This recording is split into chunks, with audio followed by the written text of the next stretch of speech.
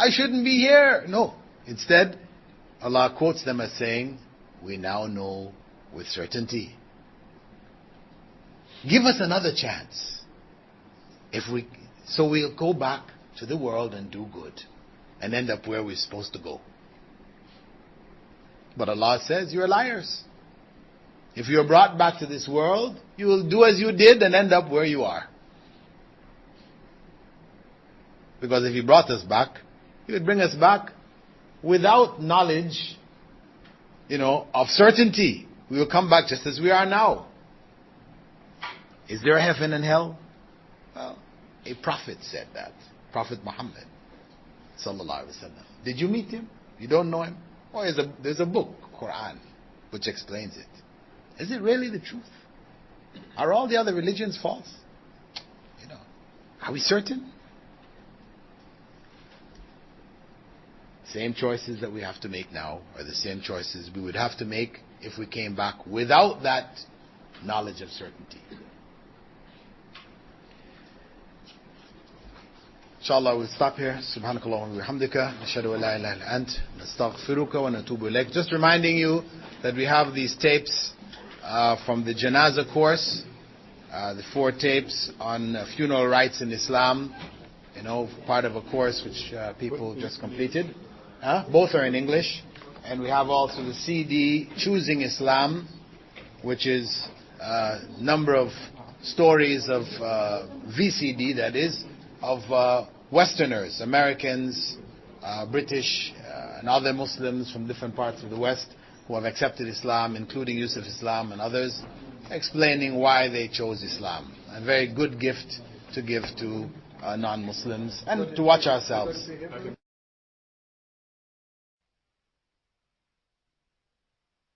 رب العالمين والصلاة والسلام على رسول الكريم وعلى آله وأصحابه ومن استنى بسنة يوم الدين. All praise due to Allah, and may Allah's peace and blessings be on the last Prophet Muhammad sallallahu alaihi wasallam, and on all those who follow the path of righteousness until the last day. We completed up to verse 63 in our previous session, and we started really with 60, this next section dealing with Musa and Khidr. We began with the story of Prophet Musa and Khidr, which is in Surah Al-Kahf, beginning at verse 60. We explained that there was a background to that statement that Prophet Musa made to his servant Yusha ibn Nun, that the background had to do with him being questioned as to who was the most knowledgeable, and his response being that he was, as far as he knew, he said he was, rather than saying Allah knows best. So Allah rebuked him and told him that no, he wasn't the most knowledgeable. In fact, there was somebody else who knew more. And immediately Prophet Musa wanted to find out where this person was so he could gain from that knowledge.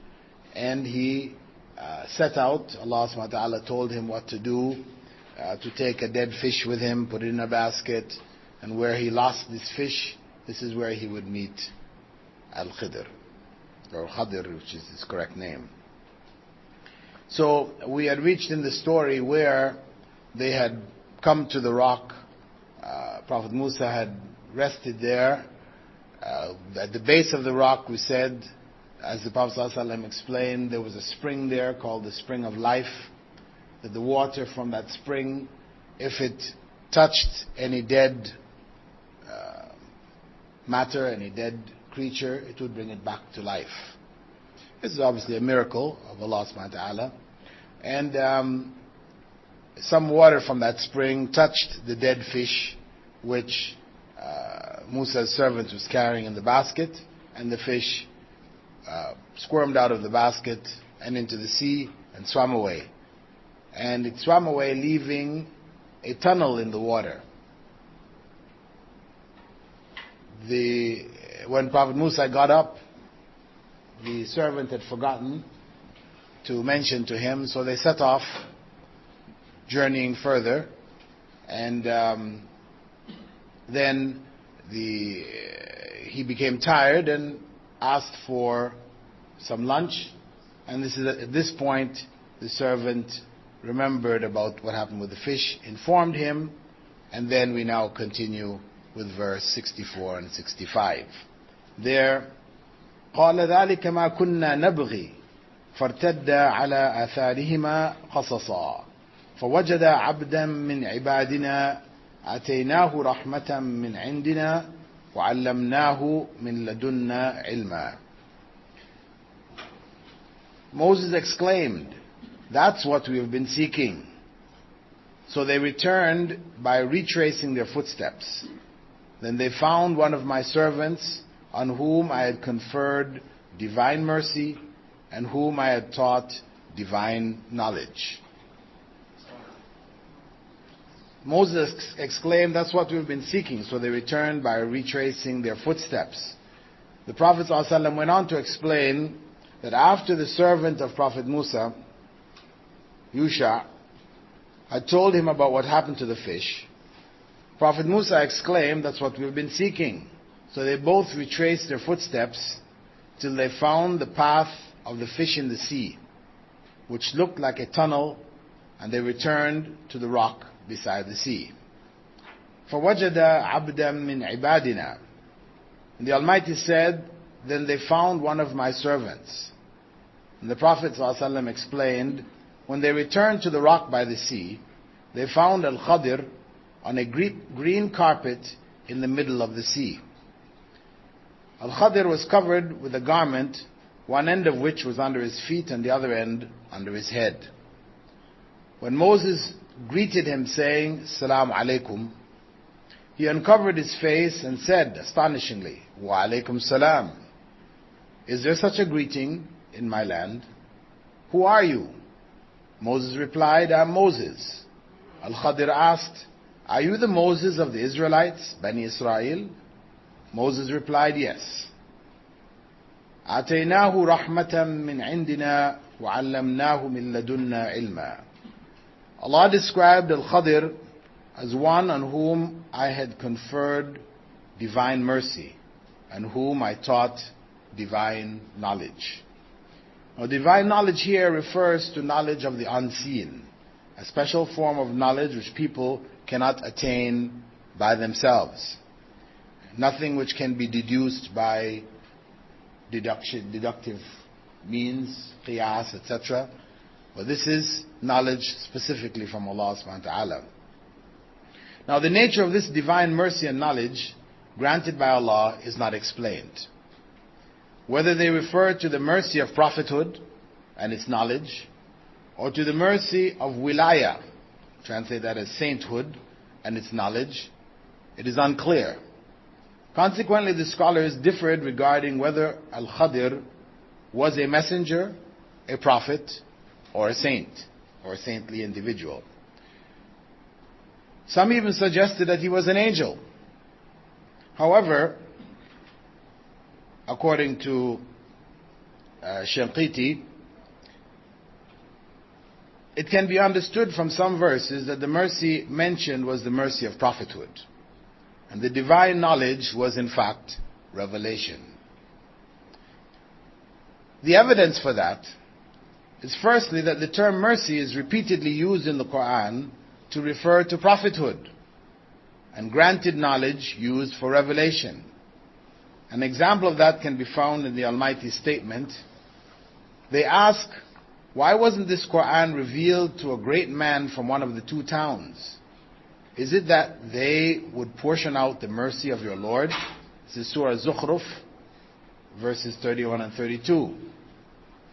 So, the mercy of your Lord referred to here, they were rejecting Prophet Muhammad ﷺ's prophethood.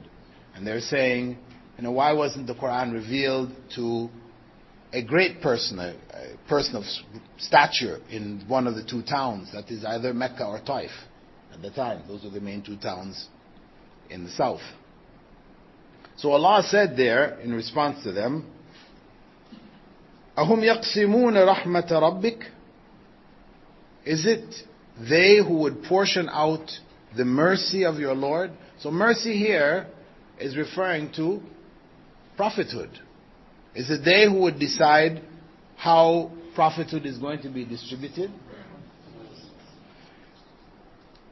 An example of knowledge can be found in the Almighty's statement, Allah has revealed to you the book and wisdom and taught you that which you knew not. And Allah's grace on you is great. وَأَنزَلَ اللَّهُ عَلَيْكَ الْكِتَابِ وَالْحِكْمَةِ وَعَلَّمَكَ مَا لَمْ تَكُنْ تَعْلَمُ وَكَانَ فَضْلُ اللَّهِ عَلَيْكَ عَظِيمًا. So here, what is it that Allah taught? This is the knowledge of prophethood. Knowledge which came through revelation. And among the clearest evidences that divine mercy and knowledge granted to Al-Khadir were by way of prophethood and revelation is Al-Khadir's statement. Later on we'll come to it. In the story after he had explained to Prophet Musa why he had done all the things he had done. What was behind it? What was the story behind it? He then said, وَمَا فَعَلْتُهُ عَنْ أَمْرِي. I didn't do any of it on my own.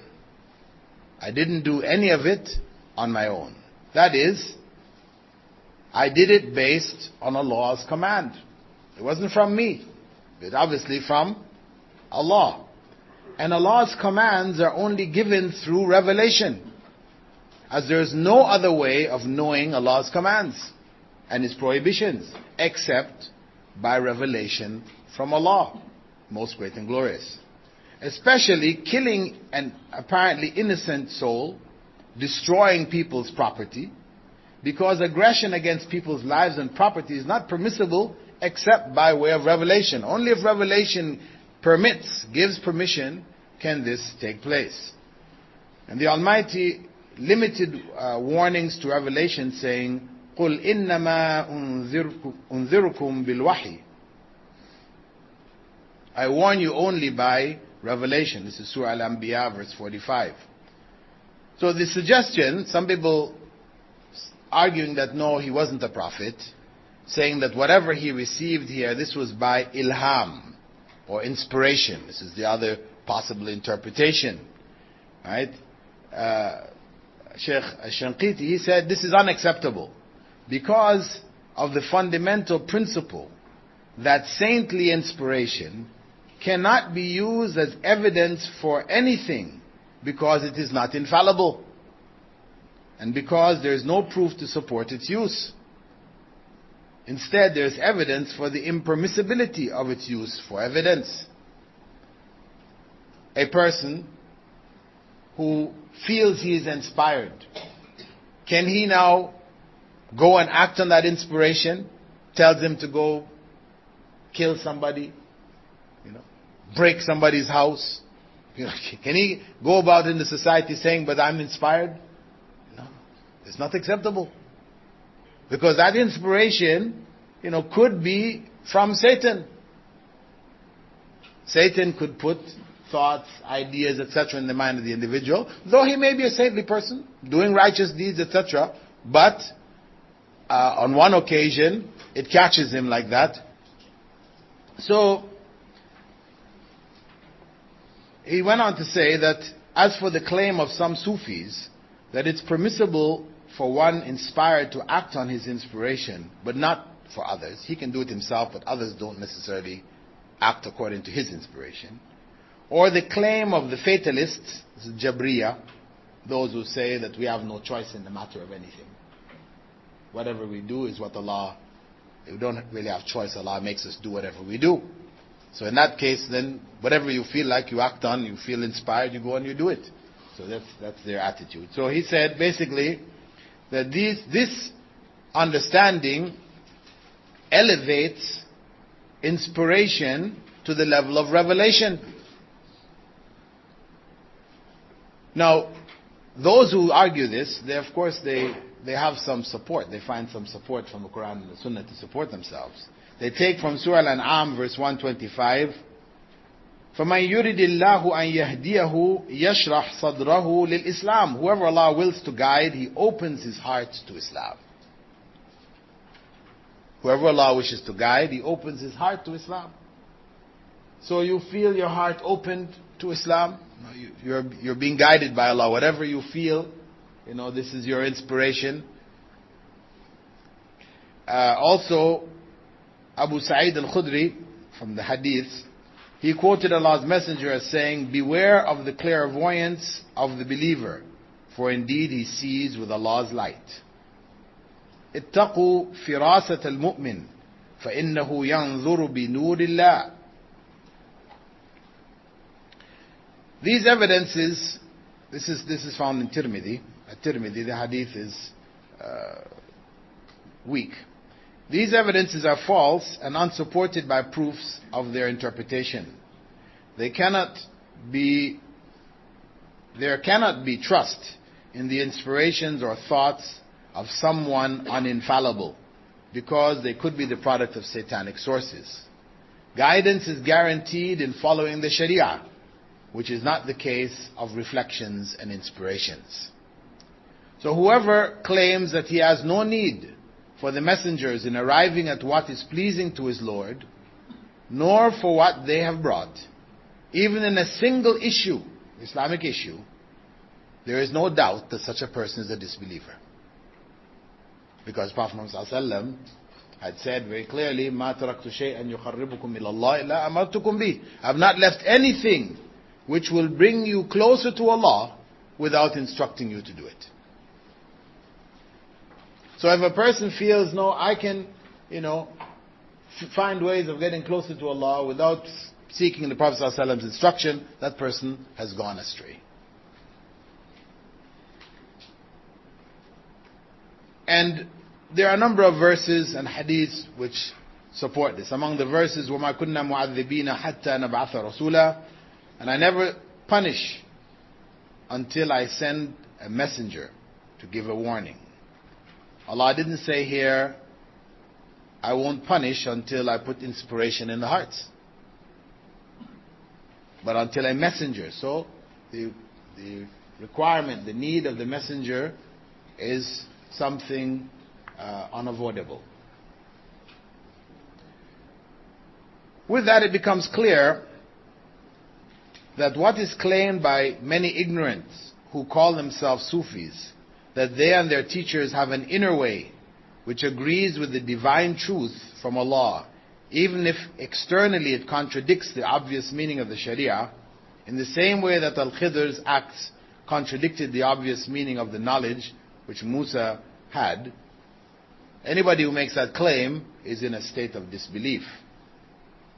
And it is a means, that claim is a means to basically slip out of the religion of Islam.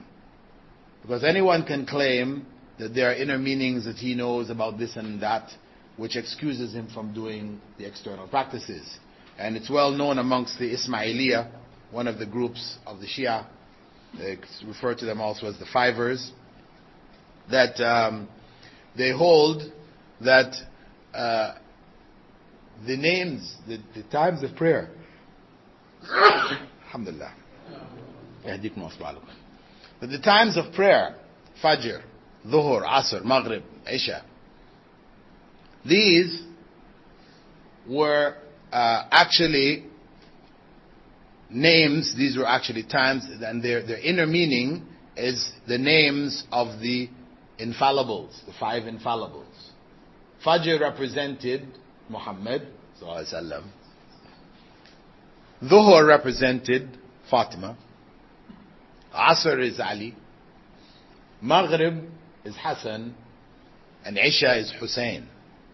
So if a person says Muhammad, Fatima, Ali, Hassan, Hussein, he has done his 5 daily prayers.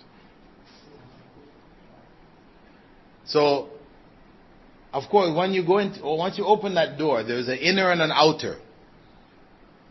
There's an inner meaning to Islam, and then there's the outer meaning. The ignorant masses, they're stuck with the outer meaning because they're just not elevated spiritually to understand the inner meanings.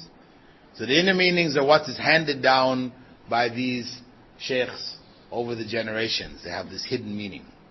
And you have to become an initiate. You have to join, and submit yourself to the sheikh. You become a murid, right? He becomes your murshid. And the murid, they say, should be like a dead body in the hands of the people washing the bodies, right? And as the dead bodies turn this way, that way, washed, it's completely no control. That's the way you should be with your sheikh. Of course, as Shanqiti points out, that this is false. In any case, to compare the sheikh to Khidr, can you compare yourself to Musa? No. So it is a false comparison. Neither is the sheikh having the knowledge that Khidr had, nor do you have the knowledge which Musa had. Verses 67 to 70. قال له موسى هل أتبعك على أن تعلمني مما علمت رشدا قال إنك لن تستطيع معي صبرا وكيف تصبر على ما لم تحط به خبرا قال ستجدني إن شاء الله صابرا ولا أعصي لك أمرا. Moses asked him, may I accompany you so that you can teach me some of what guidance you have been taught? He replied, certainly, you won't be able to have patience with me. For how can you have patience with something you don't understand? Moses said, you will find me patient if Allah wills, and I won't disobey any of your instructions. He said, in that case, if you accompany me, don't ask me about anything until I mention it to you myself. So Prophet Muhammad ﷺ went on to explain that after Moses confirmed that he was the Moses of the Israelites, Al-Khadir asked, what do you want? Moses replied, I came to you so that you could teach me some of the truth which you were taught. Al-Khadir said, O Moses, isn't it sufficient for you that the Torah is in your hands and divine inspiration comes to you? Al-Khadir went on to say, O Moses, you have some of Allah's knowledge which Allah has taught you, which I don't know. And I have some of Allah's knowledge which He has taught me, which you don't know. Moses asked him, may I accompany you so that you can teach me some of what guidance you have been taught? The Prophet ﷺ explained, Moses then asked him, may I follow you so that you may teach me with some of that with which you have been taught in righteousness? This request of Moses was a very humble and gentle request. Moses' manner is worth reflecting on. Even though he was more noble than Al-Khidr. This is assuming that he was a prophet and a messenger of Allah. Because if we considered on one hand that he was a saintly individual, then of course Prophet Musa was a prophet, so it made him more noble. The prophets are more noble than the common people. If Al-Khidr was a prophet, then Musa was a messenger. So that again put him on a level above Al-Khidr or Al-Khadir. But in his dealing with Al-Khadir, he speaks to him in this very gentle and humble manner. And he was involved in a process of gaining knowledge from him. And this is very important. This contains evidence that one seeking knowledge should be gentle and respectful with his or her teacher. And he or she should treat the teacher kindly. This was the way. This is a lesson to be taken from how Prophet Moses dealt with Al-Khadir. Moses then clarified that he did not seek to follow him to share in his food or drink, but to learn guidance from him. No doubt Al-Khadir would have been happy with someone who wanted to take knowledge from him, because knowledge taken from a person during his lifetime will benefit him after his death. As the Prophet ﷺ was reported by Abu Hurairah to have said, when a man dies, his acts come to an end, except in 3 cases: an ongoing charity, knowledge from which people continue to benefit, and a righteous child who prays for him. Right? Knowledge from which people continue to benefit. This verse is evidence that the student should follow the teacher even if he is equal or superior to him in some or most respects. A student who feels himself superior to the teacher, in most areas he has more knowledge than the teacher, but he looks at the teacher as his inferior, he will not be able to learn. He will not be able to learn properly. If he cannot humble himself to the teacher regardless, he won't be able to learn properly. He may pick up information, but he will not learn properly from that teacher. The skills and whatever the teacher has will not be properly conveyed. Among the benefits one may gain also from this verse here is that it contains a lesson that beneficial knowledge is knowledge which leads to good. Because this is what Prophet Musa asked him. He didn't ask him, just give me some of your knowledge. He said, the knowledge which is knowledge in righteousness, which leads to righteousness. Guidance, knowledge which contains in it guidance. So, from that, we can conclude that every type of knowledge which contains guidance to righteousness and warnings against the evil path or that which leads to it is beneficial knowledge. All other knowledge besides this is either harmful or useless. Either harmful or useless. Prophet Muhammad ﷺ used to seek refuge from useless knowledge, saying, Allahumma inni a'udhu bika min ilmin la yanfa' wa min qalbin la yakhsha' wa min nafsin la tashba' wa min da'watin la yustajabu laha. O Allah, I seek refuge in you from knowledge of no benefit, from a heart without fear, from an insatiable soul, and from unanswered supplications. قال إنك لن تستطيع معي صبرا وكيف تصبر على ما لم تحط به خبرا. He replied, certainly you won't be able to have patience with me, for how can you have patience with something you don't understand? The Prophet ﷺ went on to explain, Al-Khadir said, you will have to bear with me, but how can you have patience about something of which you have no comprehensive knowledge? You will not have patience when you see me doing things I've been ordered to do.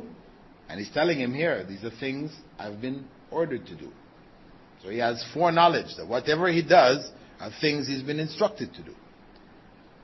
How could he be patient about what is obviously corrupt without knowing the hidden factors behind it? Prophet Musa is a prophet. If corruption takes place in front of him, he cannot be silent. He must speak out against it.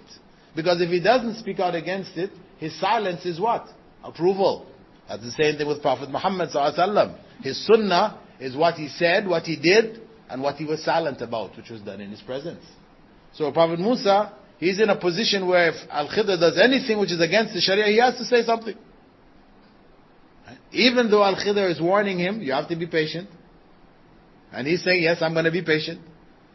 But he's telling him, really, I know you're not going to be able to be patient. Because you are going to see things which you must respond to. Right? So, although Moses had the Sharia, he could not be silent or express approval in the face of apparent evil. In this narration, Al-Khadir informs Moses ahead of time that there are things he will do which he was ordered to do, but Moses will not be able to handle them. Among the benefits you can take from this particular verse, that the main factor in achieving patience is for a person to have comprehensive knowledge and experience of an issue for which patience is required. If we don't have knowledge about this issue, then it's very difficult to be patient. You have a tragedy, a calamity in your life. If you don't have knowledge of the purpose of tragedy and calamity, then you can't be patient with it. You fall apart. But if you understand that Allah uses calamity and tragedy to raise your station spiritually, to purify you of sin, to remind you of deviation, and to punish you. If you are aware of the purpose of calamity, then you are able to be patient with it. But if you don't understand the purpose behind it, then you blame everybody around you. It's their fault. It's not my fault. I'm innocent. Why is this happening to me? And you can't bear it.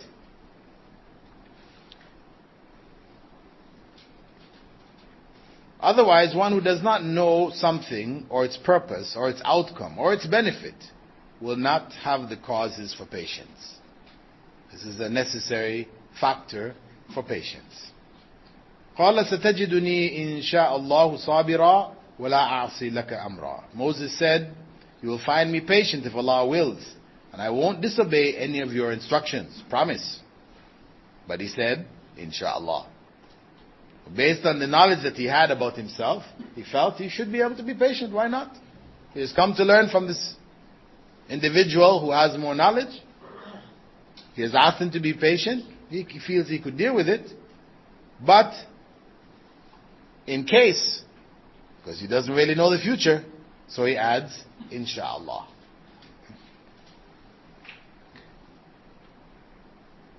So Al-Khadir says to him, قال فإن اتبعتني فلا تسألني عن شيء حتى أحدث لك منه ذكرا. He said, in that case, if you accompany me, do not ask me about anything until I mention it to you myself. Al-Khadir's statement, until I mention it to you myself, contains guidance, or contains the guidance of a teacher to his student, to not be impatient and to not be hasty in refuting his teacher. Instead, he should wait until the issues become completely clear. In the course of teaching, a teacher may say something which appears to go against the knowledge of the student, what he has gained so far. But reality is that many times when somebody is being taught, you're taught at different stages. You're given one level of knowledge, and as you establish yourself on that level, then further knowledge is given. Sometimes that further knowledge contradicts something of what you got earlier, because you're given some general principles, and now you're dealing with some specific issues. So the tendency for students is that as soon as they hear something which seems to go against what they do, say, but sir, you said. No, hold on. Give the teacher a chance to give the explanation. If at the end of it there remains this doubt, then you get your clarification. But patience is very, very important in learning. So among the benefits of Al-Khadir's instructions is that whoever does not have strong patience and steadfastness to accompany a scholar and to seek knowledge, such a person will lose the opportunity for gaining much knowledge depending on the level of his or her lack of patience. The less patience you have, the less knowledge you will gain. The more you have, the more you gain. Verses 71 to 73. فانطلقا حتى إذا ركب في السفينة خرقها قال أخرقتها لتغرق أهلها قال لتغرق أهلها لقد جئت شيئا إمرا قال ألم أقل إنك لن تستطيع معي صبرا قال لا تؤاخذني بما نسيت ولا ترهقني من أمري عسرا. So they set out together until while they were riding a ship, Khadir made a hole in it. Moses exclaimed, "Did you make a hole in it to drown its passengers? Surely you have done something dreadful." Al-Khadir replied, "Didn't I tell you that you wouldn't be able to have patience with me?" Al-Khadir replied, "Didn't I tell you that you wouldn't be able to have patience with me?" Moses pleaded, "Please do not hold me accountable for my forgetfulness, and please don't be hard on me in this matter."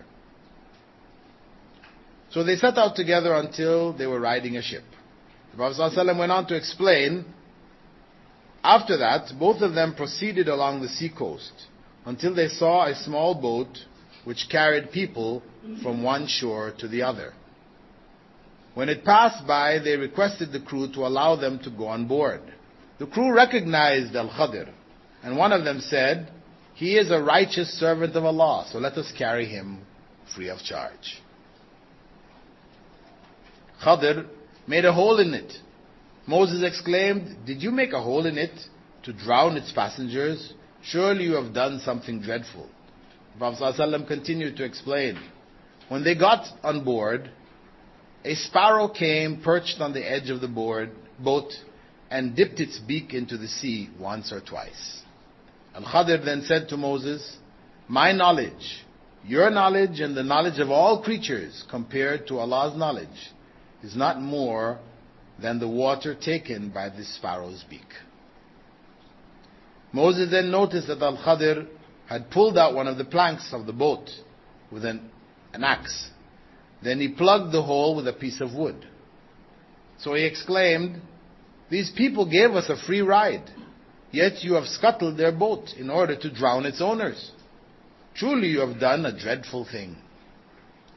Although Al-Khadir had warned Moses that he would do certain acts on Allah's command, which Moses would have difficulty accepting, Moses did not expect this obviously treacherous act to be among the things Allah would have commanded Al-Khadir to do. Consequently, he reacted to evil as any righteous servant of Allah should react under normal circumstances. He rebuked Al-Khadir and pointed out the harmful consequences of his act. Khadir replied, "Didn't I tell you you wouldn't be able to have patience with me?" Moses pleaded, "Please don't hold me accountable for my forgetfulness, and please don't be hard on me in this matter." The Prophet ﷺ went on to add here, so the first excuse of Moses was that he had forgotten. The second caused him to be bound with a stipulation, and the third was done intentionally. فانطلقا حتى إذا لقيا غلاما فقتله قال أقتلت نفسا زكية بغير نفس لقد جئت شيئا نكرا قال ألم أقل لك إنك لن تستطيع معي صبرا قال إن سألتك عن شيء بعدها فلا تصاحبني قد بلغت من لدني عذرا. So they both proceeded until when they met a boy. Al-Khadir killed him. Moses exclaimed, "Have you killed an innocent person who killed no one? You have really done something prohibited." Al-Khadir replied, "Didn't I tell you that you wouldn't be able to have patience with me?" Moses replied, "If I ask you about anything after this, don't keep me in your company, for you have heard enough excuses from me." So they both proceeded until they met a boy. Al-Khadir killed him. Moses exclaimed, "Have you killed an innocent person who killed no one? You have really done something prohibited." Prophet Muhammad ﷺ went on to explain this verse. When they had left the sea, they passed by a handsome, disbelieving boy playing with other boys. Al-Khadir took hold of the boy's head and plucked it with his hand like he was plucking some fruit. Popped it off. Moses was shocked. He exclaimed, "Have you killed an innocent person who has not killed any person? You have really done a horrible thing." Moses exclaimed, "Have you killed an innocent person who has killed no one?" In the final Sharia, even if he had killed someone, he would not have been executed, because a child prior to puberty is not held responsible. The other possibility is that the consequence for murder was implied because the child was near puberty, as the term ghulam was used in the verse to refer to him, ghulam, which means a young boy around the age of puberty. You have really done something prohibited. This statement, لَقَدْ جِئْتَ شَيْئًا نُكْرًا, this statement contains a stronger rebuke than the earlier statement. The earlier statement of Prophet Musa, when Khidr broke the hole, he said, لَقَدْ جِئْتَ شَيْئًا إِمْرًا. Right? You've done something dreadful. But this one, nukra, is far stronger. Why? Because scuttling the boat, the consequence of scuttling the boat, putting a hole in the boat, is that people might have drowned, but then they might not have. Whereas in the case of the boy, he has killed him. This is outright murder. So his response to it was stronger. And this response was deliberate. In the first case, he caught him off guard. Right? He had forgotten. But in this case, this was a deliberate response because it's a clear act of murder. Al-Khadir said, didn't I tell you you wouldn't be able to have patience with me? Al-Khadir said, didn't I tell you that you could not remain patient? Moses said, but this act was more grievous than the first one. You know. The Prophet ﷺ had added here, may Allah have mercy upon us and upon Moses. Had he shown patience, he would have seen wonderful things. But fear of blame and respect to his companion seized him. Allah goes on to say, Moses replied, if I ask you about anything after this, don't keep me in your company, for you have heard enough excuses from me. The Prophet ﷺ quoted Moses' response, as mentioned in the Quran. If I ask you about anything after this, don't accompany me. I've given you sufficient excuse. But in Musa's statement, don't keep me in your company, it indicates that he considered Al-Khadir to be on a higher level than himself. At least with regards to knowledge of the unseen, he was on a higher level. Because he didn't say to him, if I ask you about anything after this, I won't accompany you any further. He said, you don't accompany me any further. Right?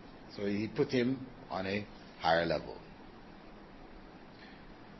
فانطلقا حتى إذا أتيا أهل قرية استطعما أهلها فأبوا أن يضيفوهما فوجدا فيها جدارا يريد أن ينقض فأقامه قال لو شئت لاتخذت عليه أجرا قال هذا فراق بيني وبينك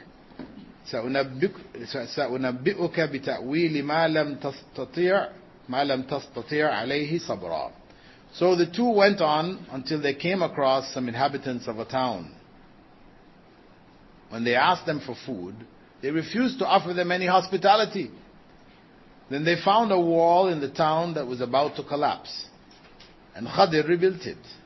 Moses suggested, if you wished, you could surely have taken some payment for it. Khadir replied, this is where our ways must part. Now I will let you know the meaning of those things that you are unable to patiently bear. So the Prophet ﷺ went on to explain that both of them went on until they came to some people of a village.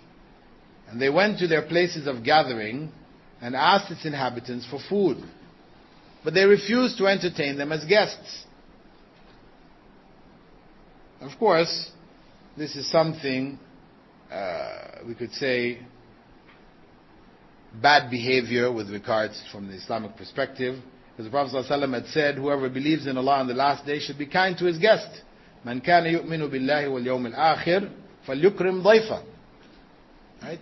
So this kind of behavior was really unacceptable behavior. And this is why Prophet Musa said, why do anything for them? You fix the wall, let's get some money and get us some food. Right? Why do it for free? But that was the last straw. Right? Now some people use this part of the verse to justify begging. Right? Because Prophet Musa and Khidr came into town and was asking for some food. So they said, if Musa and Khidr can go and beg, then this obviously is an acceptable way. However, there are plenty of hadiths from the Prophet ﷺ, concerning beggars. Among them he said, one who begs without need will come before Allah without any skin on his face on the Day of Judgment. When a young man came to him and wanted to get permission to go and beg, he gave him an axe and told him, go chop wood and sell it. So begging is not acceptable Islamically unless a person is in dire need. You have no other way out, that's your last resort. Then they found a wall in the town that was about to collapse, and Khadir rebuilt it. Moses suggested, if you wished, you could surely have taken some payment for it. The Prophet went on to say, then they saw in the town a wall which was going to collapse. And Al-Khadir repaired it by wiping his hands on it. He just wiped his hands on it from the bottom up, and it straightened up. Moses said, these are people whom we have called on, but they neither gave us food nor drink, nor entertained us as guests. Yet you have repaired their wall. If you wished, you could have taken some wages for it. Wages that we might have eaten with. Moses did not rebuke Al-Khadir for repairing the wall, nor did he question why he did it, in spite of their lack of hospitality. He merely gently suggested that they take some compensation for repairing the wall. But that was the straw which broke the camel's back. So, Khadir replied, this is where our ways must part. Now I will tell you the meaning of those things you are unable to patiently bear.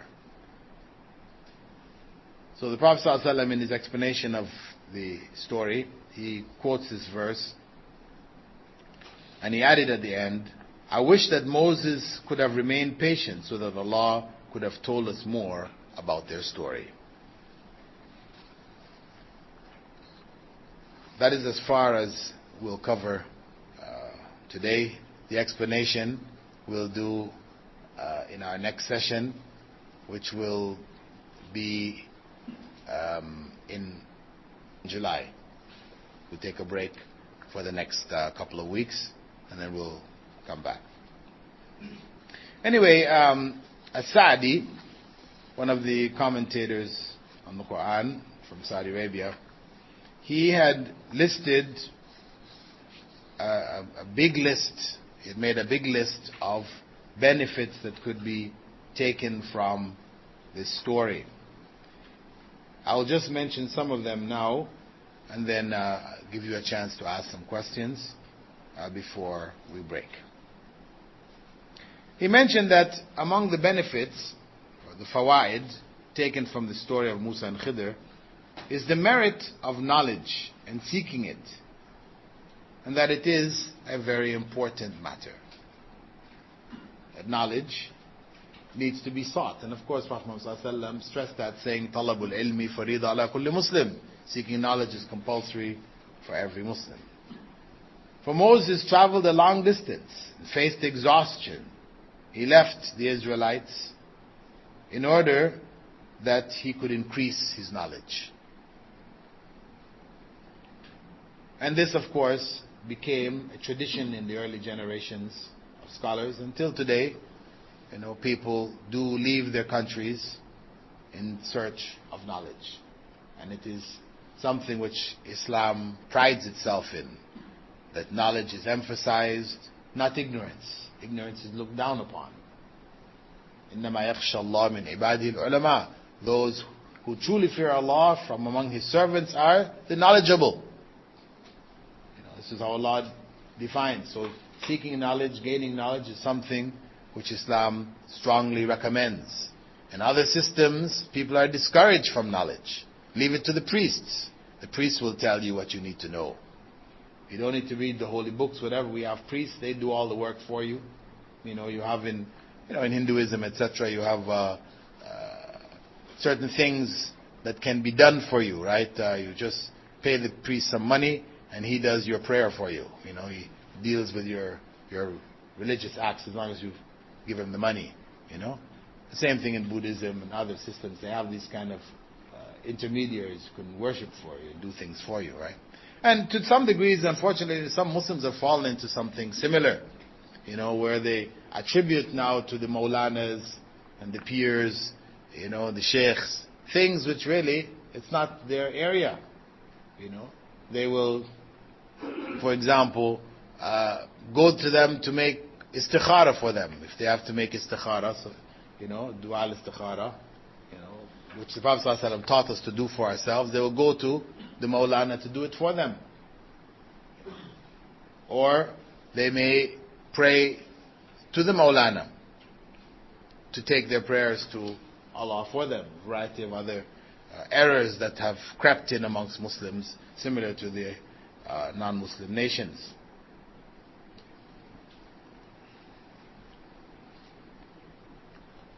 Among the benefits is that,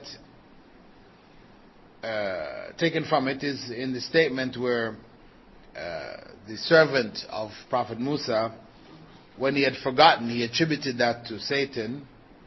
This is among the benefits here, is to know that such forgetfulness, when one forgets Allah, forgets the commandments of Allah, etc., that this is a product of the tricks of Satan. Satan has distracted us, caused us to forget Allah, and in that way we fall into sin.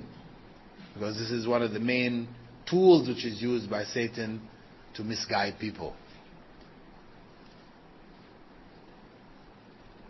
Among the benefits also taken from it is that it is recommended that one feed one's servant from one's own food.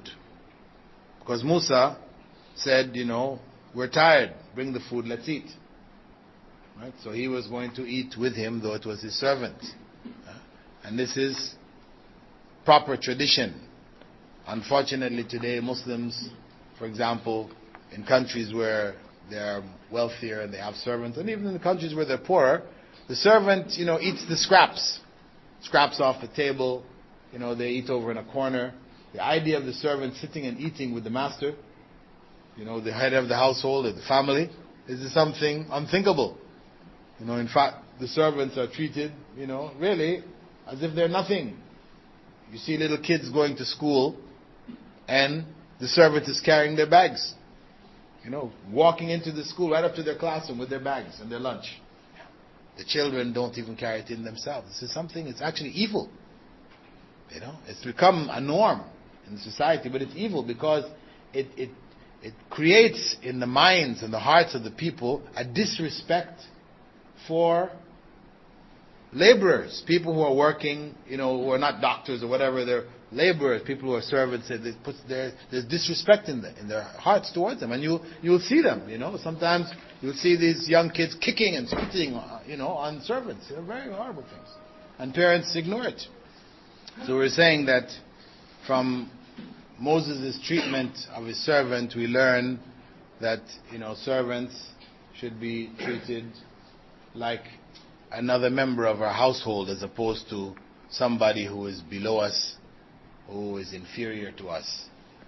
This is Allah's qadr, it's Allah's destiny, why you are the master and he is the servant. It could have been the other way around. You didn't determine whose family you're going to be born in, that you would end up to be the master and that person ended up the servant. This is Allah's qadr. So one should recognize that, be thankful to Allah for what Allah has given, and then treat others in a good way. And this is very, very important, especially with regards to da'wah, how we convey Islam to others, that the example that we show in our homes to those who work for us in our homes, this can be, and this has been, one of the most powerful tools for da'wah, to invite people to Islam. The greater proportion of those in this country, for example, who accept Islam, are from those who were servants, drivers, etc., but who were treated well by the owner of the homes, etc. They treated them well, treated them fairly and honestly, etc.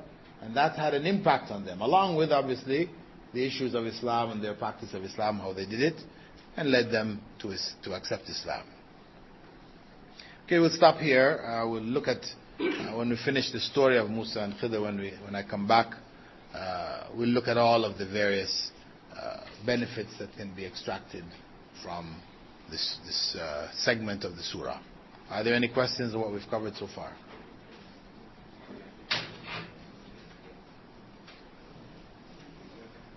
Can you comment for us on how the Sufis cannot justify what their sheikhs are doing in terms of Khidr? I mean, so few words on that. Because they are saying that what our sheikhs are doing is, part of Islam because of what they do as Muslims. Well, okay, brother is just asking for a recap. I don't know whether he was maybe absent when we talked about it earlier. On the issue of using Al-Khadir and Musa as an example of the Sheikh who is a Murshid and the Murid who follows him blindly.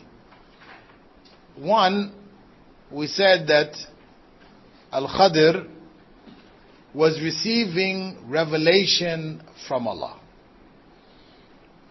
He was guided by revelation. He didn't do what he did from himself.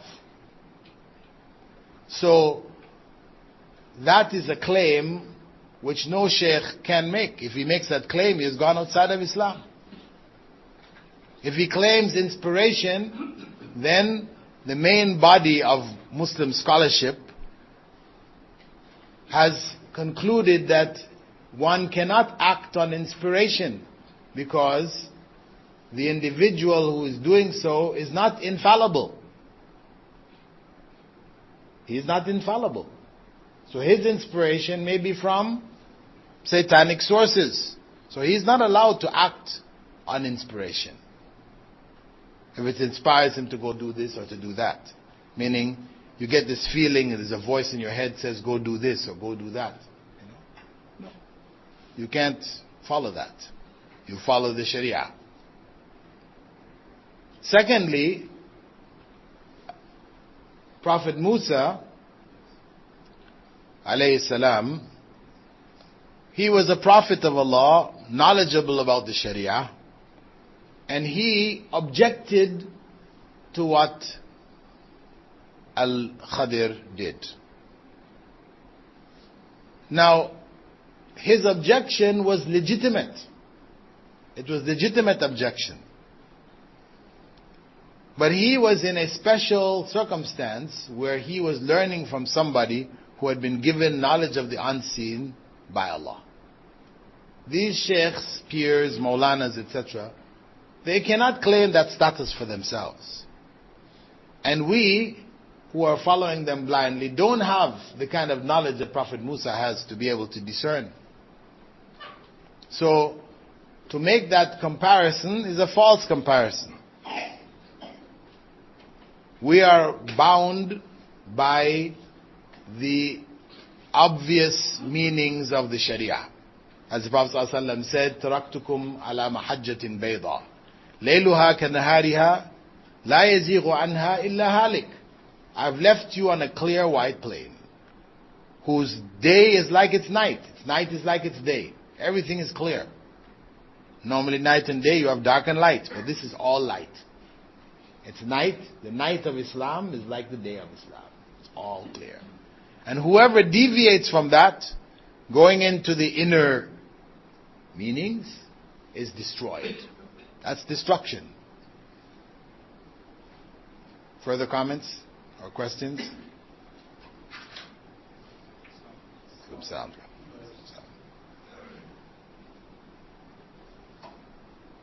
Okay, just to mention that we still have a few sets of the funeral rites cassettes available for tape set for the course we did on funeral rites, explaining from A to Z what to do when somebody's dying to the point of burying them, and what the family should do and all the things related to it. We also have some CDs on Da'wah in Hyde Park.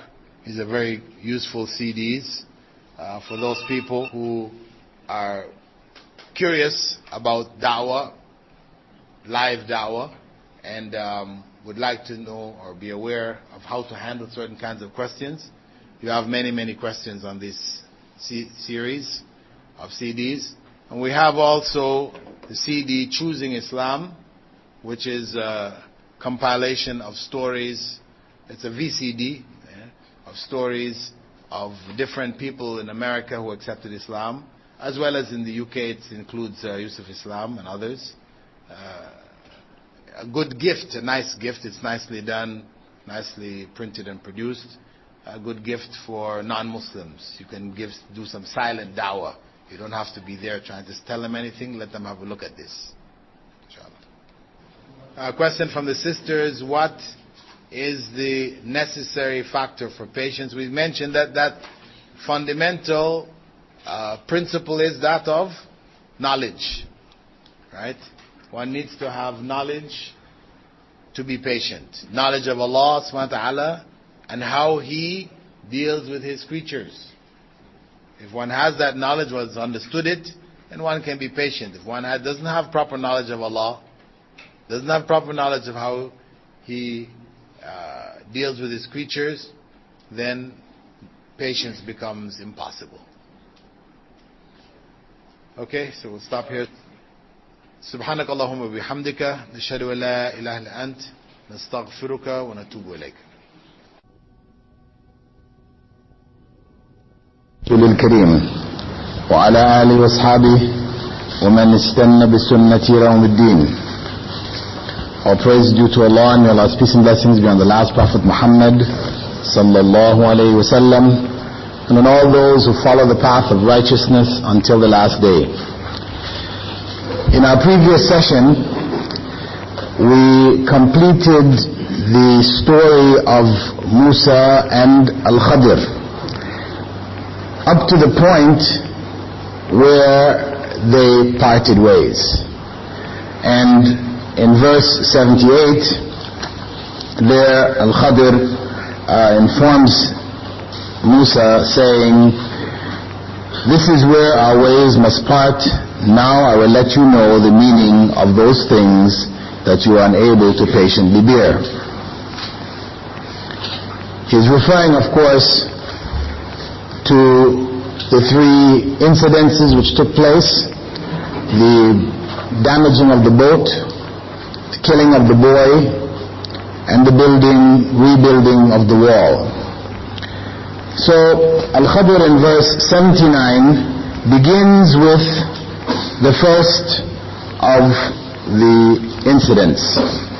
He says there, or Allah quotes him as saying, أما السفينة فكانت لمساكين يعملون في البحر فأردت أن أعيبها وكان وراءهم ملك يأخذ كل سفينة غصبا. As for the boat, it belonged to some poor people working at sea.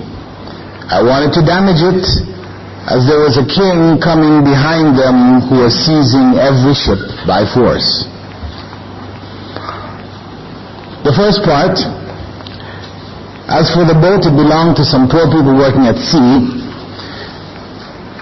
This part of the verse actually is used by some scholars, among them Imam al-Shafi'i, as proof that the term faqir is in relationship to miskeen, both of which are translated as poor. That faqir is actually a person in a more difficult situation. We could say somebody, I suppose, as opposed to translating it just as poor, we translate it as destitute. Because here Allah describes the individuals as being miskeen, but they were working on a ship. They had a ship on which they were working. So a person can be considered poor while still having some property, but they're still, in a level of poverty. Whereas the faqir refers to somebody whose situation is without any kind of owning any property. He doesn't have even the meal for a day. And this becomes significant where in Surah Tawbah, where Allah defines there in verse 60 the heads of zakah, where Allah says, إِنَّمَا الصَّدَقَاتُ لِلْفُقَرَاءِ وَالْمَسَاكِينَ. That indeed zakat is for the fuqara, that's plural of faqir, and masakeen is the plural of miskeen. So if you translated them both as poor, it would seem redundant. Why? For the poor and the poor. So knowing that there had to be a difference, different scholars looked for evidence to indicate what was the difference between the two. What was the difference between the two?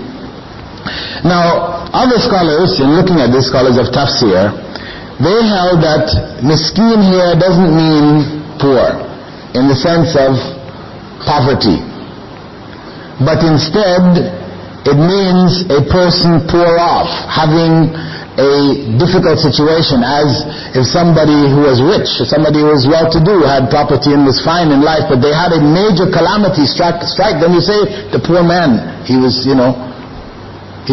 such and such, and look what happened to him. You say the poor man. You don't mean literally poor meaning he hasn't got no money, he has no money, but you mean poor meaning the unfortunate. So miskeen here carries in Arabic a similar implication, so it could mean the unfortunate individual. So this is where, even though Imam Shafi'i used this as an argument, others held no, this is not actually the case. Then Al-Khidr goes on to say, فَأَرَدْتُ أَنْ أَعِيبَهَا, I wanted to damage it, as there was a king coming behind them who was seizing every ship by force.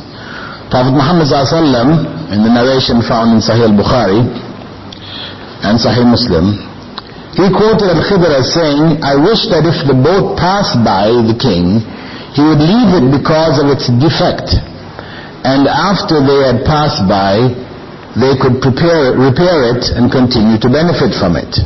And he further explained, when the king came to take the boat, he found it damaged, so he spared it, and later on it was repaired with wood. Now, what may be deduced from this incident and its explanation by Al-Khidr is that there is a need for patience in times of difficulty, as there was great benefit in what was an apparent misfortune. This is the meaning of Allah Almighty's statement, وَعَسَىٰ أَن تَكْرَهُ شَيْئًا وَهُوَ خَيْرٌ لَكُمْ. It may be that you dislike something which is good for you. The same principle is expressed in the Western saying, every cloud has a silver lining. It's the same basic expression. Of course, this one attributes it directly to God. It's more rather than nature. You're looking really at where's the source of it all, right? It also serves as the foundation for explaining the purpose of evil in a world created by a good God. Right? This is the big question. The Almighty did not create evil or permit evil to take place for the evil itself. For if He did, He would be an evil God, not a good God.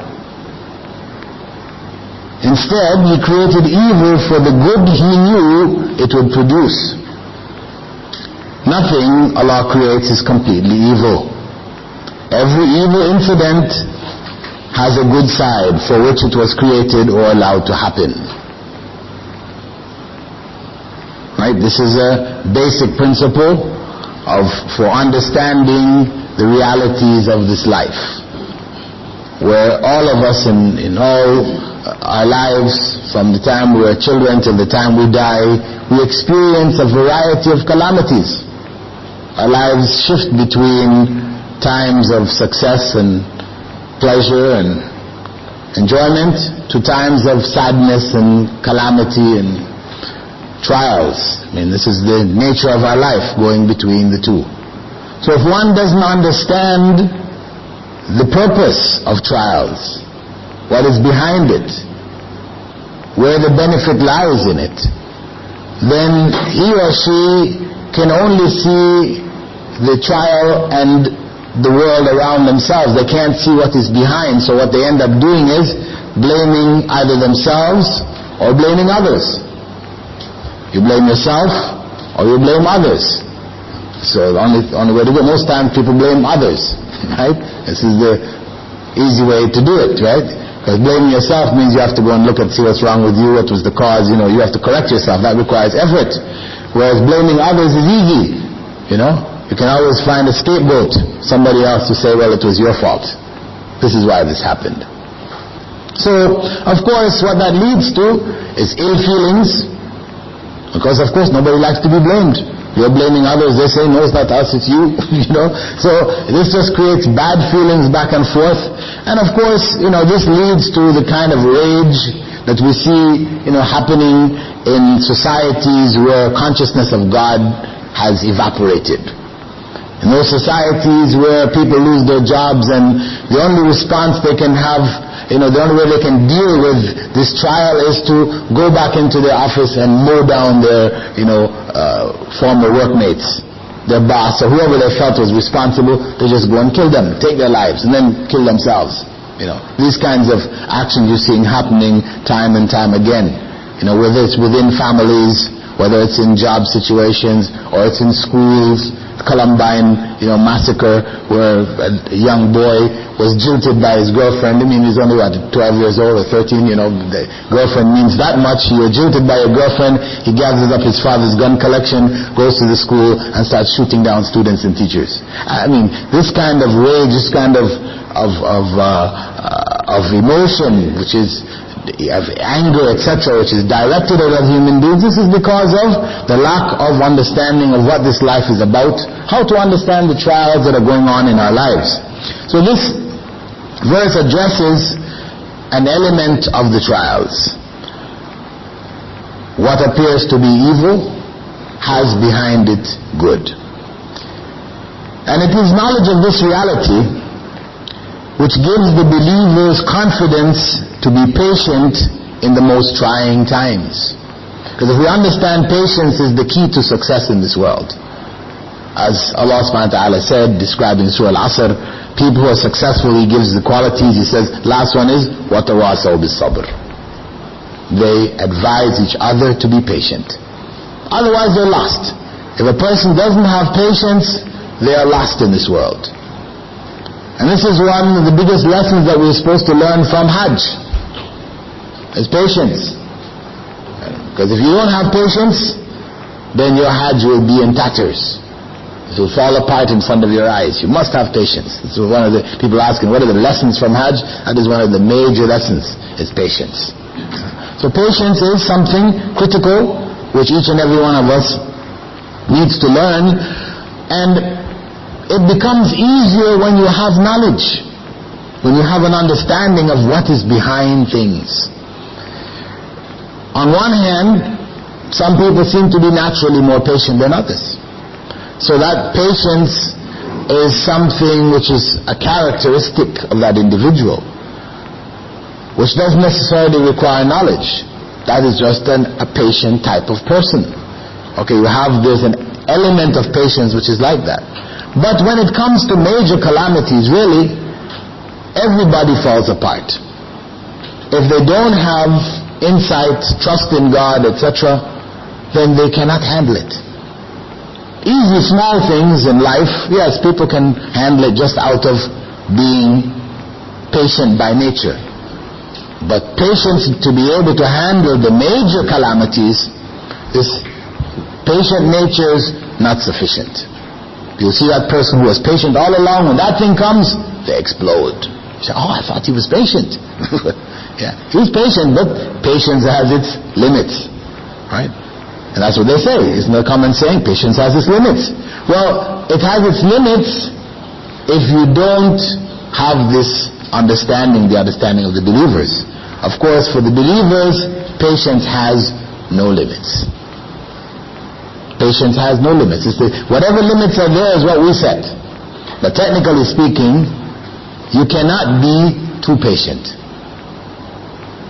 We cannot be too patient. Unless you're dealing with patience in front of corruption. This is a different situation.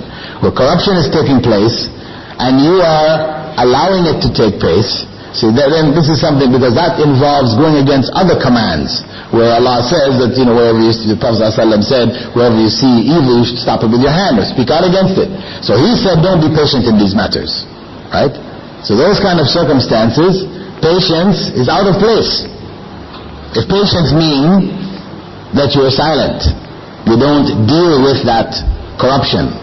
But if patience means that you deal with it, patiently, meaning you don't just explode. You see something wrong and you're just exploding. No, but you deal with it systematically. You understand this thing is wrong, let me correct this, so on, so on. So you deal with it in a systematic way which will bring about, useful results.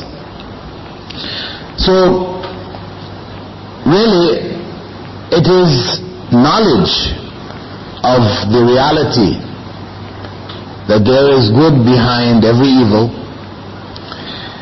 that gives the believers the ability to remain patient at the most trying of times.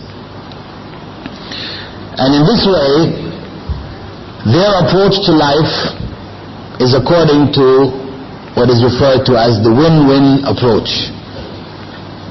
In every circumstance, they're winners. It's not a win-lose situation. Because things didn't go my way, I lost. No. Even if things don't go my way, I'm still a winner.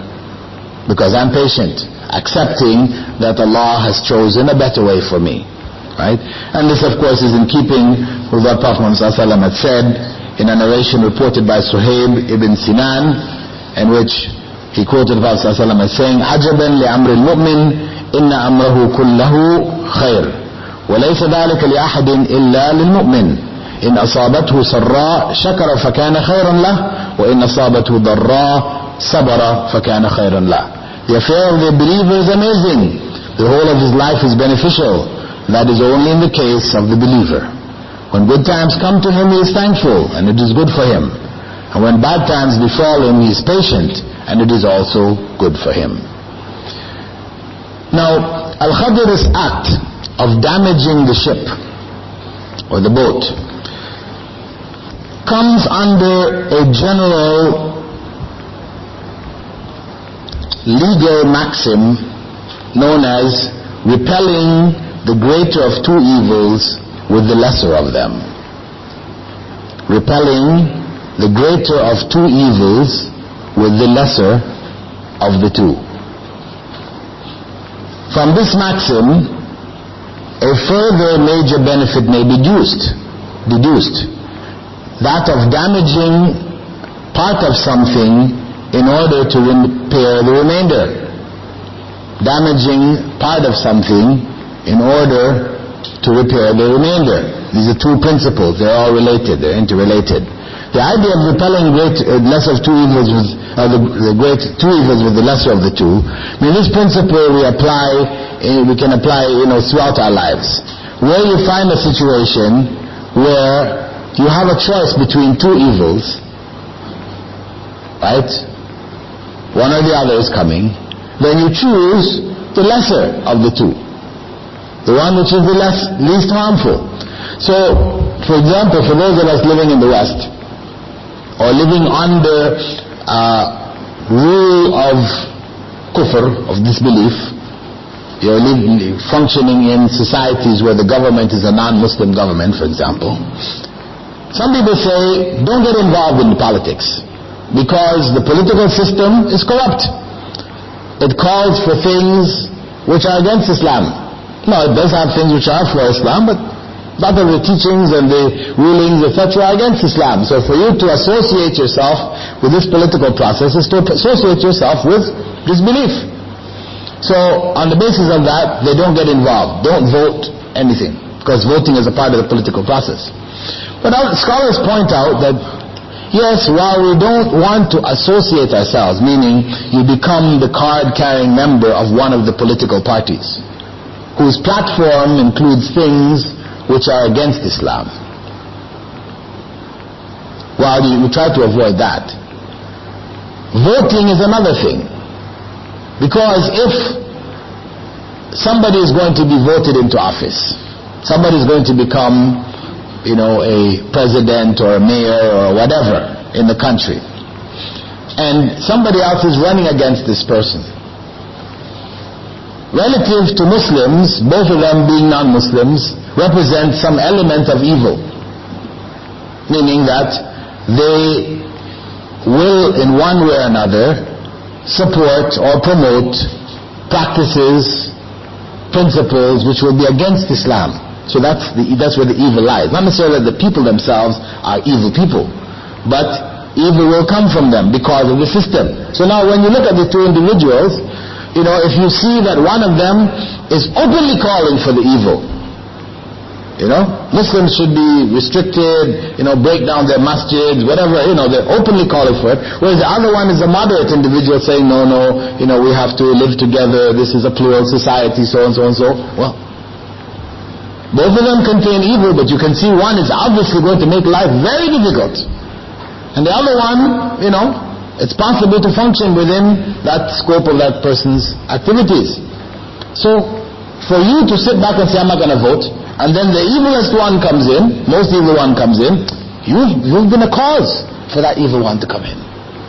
So, you are obliged in that circumstance to cast your vote in order to prevent the greater evil from coming.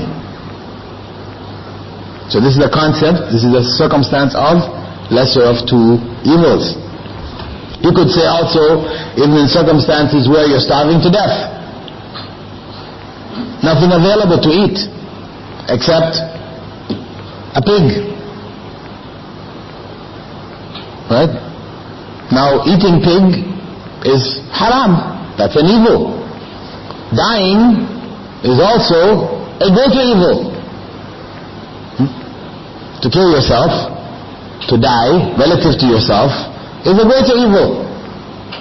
So you choose the lesser of the two, eating the pig, to prevent the greater of the two, you're dying.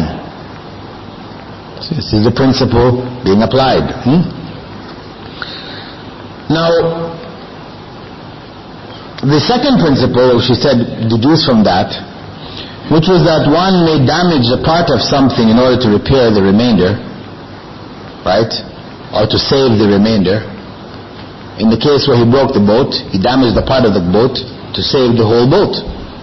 That principle is applied by medical doctors, for example, where you get burnt in your face. Skin has been burnt off. What do? They will take skin from your thigh and put it on your face. Now, cutting skin and flesh from your thigh, this is an evil. Right? You are damaging a part of your body when you cut it off. But you're doing so to repair the rest of the body. The face, which the skin is not going to grow back, whatever, it will cause maybe ultimate infection and things like this, where you might end up dying. To save the body as a whole, you remove some skin from the thigh. The doctors are applying this principle in order to save the rest of the body. Now, one may, and what can be deduced from this also, and from a legal perspective within Islamic law, where you have property, which is what they call waqf. Waqf meaning an Islamic trust. Somebody dies, leaves behind money, and they say, this is for the benefit of the community. They've not left it to any individual, it is left to benefit the community. It's a trust for the community. Now, if that property, for example, went into disrepair, started to break down, whatever, is going into ruination, you are allowed, though normally waqf is not for sale, you cannot sell waqf. What has been given to the community, you cannot go and sell it and say, I want to take the money and do something else with it. No. If a person has left behind a trust, it has to function as he left it behind. But now if there is ruination taking place, it's breaking down, some element of it is being damaged.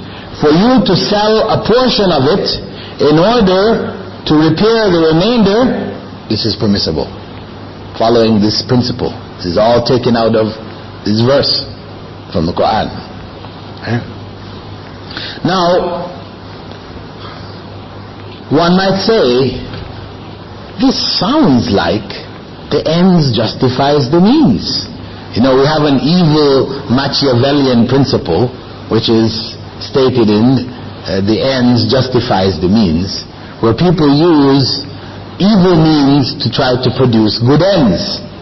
Right? It's a well-known principle used in Western circles.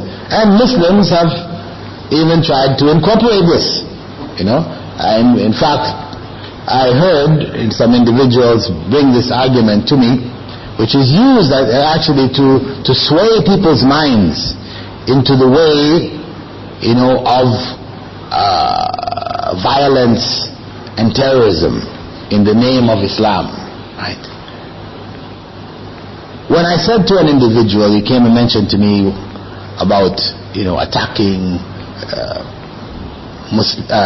non-Muslim properties and these kind of things, in the West and things. I said to them that this is evil. This is not allowed. Islam does not permit this. He said to me, what if our attacks caused America to fall and an Islamic state was set up in its place? Would that be a good thing? You see, this is catch-22. Because if you say yes, it would be a good thing, then you are saying it's okay for you to go and do what you're doing, right? If you say no, it wouldn't be a good thing, then you'll be opposing Islamic order, Islamic state, etc., which is of course evil, wrong. So where do you go from here? You see, this line of argument, as I said, it's being used on the minds of young people who are not mature enough to see the fallacy in it. So they use that to win over people into violence and to doing violent things, in spite of the fact that it's against Islamic teachings. So we can say then, where do we make the distinction between the two? If we're preventing the greater evil by a lesser evil, isn't that sounding like the ends, which is preventing the greater evil, is used to justify the means, which is using the lesser evil? Doesn't it sound the same? Does it or doesn't it? It sounds the same. It sounds very much similar. However, there is a fundamental difference between the two. In the case of the ends justifying the means, a woman was mentioned to the Prophet ﷺ. Some of the companions mentioned that there was a woman in Mecca who used to prostitute herself and take the money and give sadaqah. She used to sell herself, and the money she raised from it, she used to give in sadaqah to the poor. So they asked the Prophet ﷺ, what is this woman? What she's doing? Is this okay? He said, better she didn't prostitute herself and didn't give any sadaqah. Better she didn't prostitute herself and didn't give any sadaqah. So he refused, he rejected this Machiavellian principle of the ends justifying the means, because the ends was a good thing, sadaqah, giving sadaqah to the poor. But the means, prostitution, this is evil. So where do we draw the line? Can anybody see where is the point of difference between Khidr breaking the boat and the prostitute, or the woman prostituting herself for sadaqah? Can we see the difference between the two? Khidr was divinely guided? No. That's a different issue. The fact that Khidr was divinely guided is a different issue. I mean, the principle which Khidr established is an acceptable principle. Cutting off some skin from your thigh to save your face, eating pork to save your life, all of these things are established principles. This doesn't require special revelation. It's an established principle. What is the difference between the two? Sometimes not absolutely necessary. Save your face and save your health is not harmful. Yeah, the issue is that when you're dealing with preventing the greater of two evils, this is something going to happen. Either it has happened already, an evil like you got burnt, or it's going to happen, one person is going to be elected who is evil. So this is something which is on you, it's inescapable, right? Whereas in the case of prostituting yourself, it's not something inescapable. You're not forced to do it. There's no pressure on you. This is something you're choosing to do. So this is the difference. This is the fundamental difference between the two. In the end, as I said, if you just list them up, it appears like they're similar. But the difference is, one is an evil coming at you which is inescapable. Ammar ibn Yasir, tortured by his people, to the point of death. They wanted him to renounce Muhammad ﷺ, renounce Allah, and to accept the gods of the Quraysh, Al-Lat, Al-Uzza, Al-Manat. So he renounced the Prophet ﷺ. He said he accepted Manat and Uzza. He did so, his life was threatened. Prophet Muhammad ﷺ affirmed his choice and said, if they do it to you again, do it again. Say what you have to say. Save your life. It's a different situation, right? Whereas in the case of the woman, it was not a necessity. She didn't have to do that. So similarly, when we're looking at issues where the ends are good ends, we have to look at what is now in front of us. Are we forced? Are our lives threatened, our limbs threatened, unless we do that? If that's not the case, then we cannot justify using evil means to bring about good ends.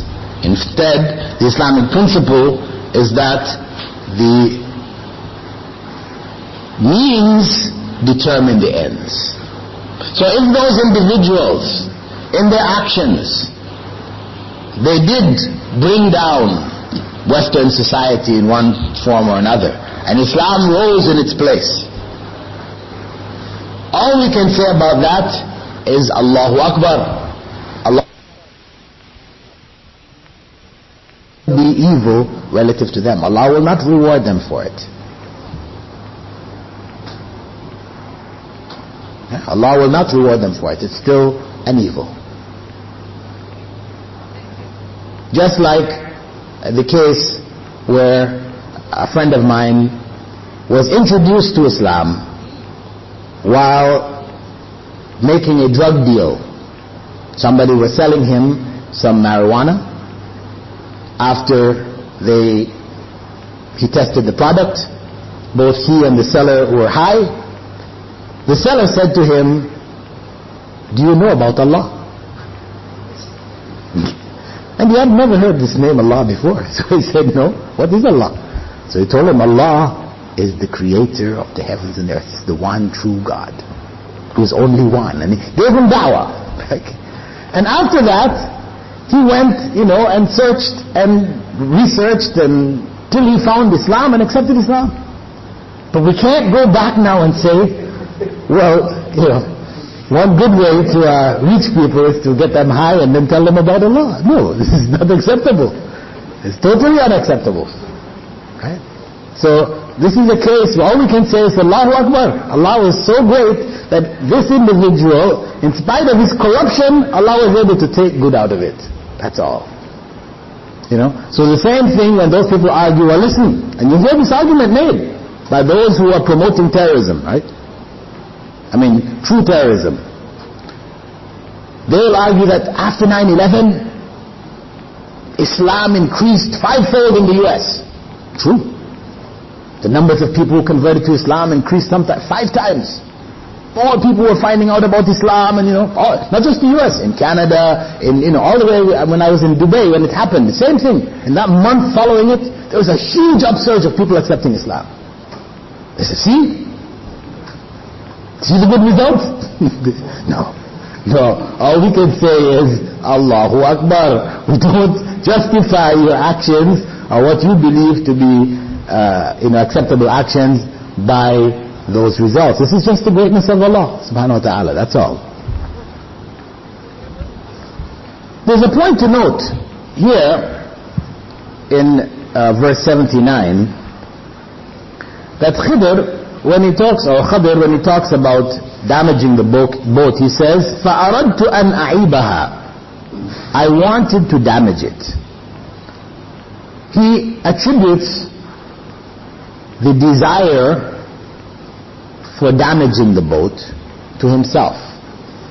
Though, where did it come from? Where did it come from? It came from Allah. Allah subhanahu wa ta'ala instructed him to do it. This is why he was doing it. He explained in the end, I didn't do anything of this for myself. Right? So this is from Allah. But he attributes this act and the desire to the act to himself. And this is part of the etiquette that we use when we deal with evil in relationship to Allah as a norm. That we don't ascribe evil directly to Allah. So you find, for example, in the Quran where Allah says, قُلْ أَعُوذُ بِرَبِّ الْفَلَقِ مِنْ شَرِّ مَا خَلَقِ. Say, I seek refuge in the Lord of the Dawn from the evil of what He has created. He didn't say from the evil He created, but He said from the evil of what He has created. The evil coming from what He created. Though in the end He says elsewhere, وَهُوَ خَالِقُ كُلِّ شَيْءٍ. He is the creator of all things, and that includes the evil. But we don't refer to Allah as the creator of evil. It's not one of His descriptions. Though it is included in the general thing of Him being the creator. Just this is out of proper etiquette when conceptualizing, when referring to Allah, we don't refer to Him in that way. But though it is fact. And we find actually in the Sunnah of the Prophet ﷺ that he taught, for example, when you wear a new garment, that there's a dua to make. Allahumma lakal hamd, anta kasawtani, as'aluka min khayrihi wa khayri ma sumi'a lah, wa a'udhu bika min sharrihi wa sharri ma sumi'a lah. O Allah, thanks is due to you, for it is you who has clothed me. I ask you for its benefit and the benefit for which it was made. And I seek refuge in you from its evil and the evil for which it was made. Without ascribing it directly to Allah.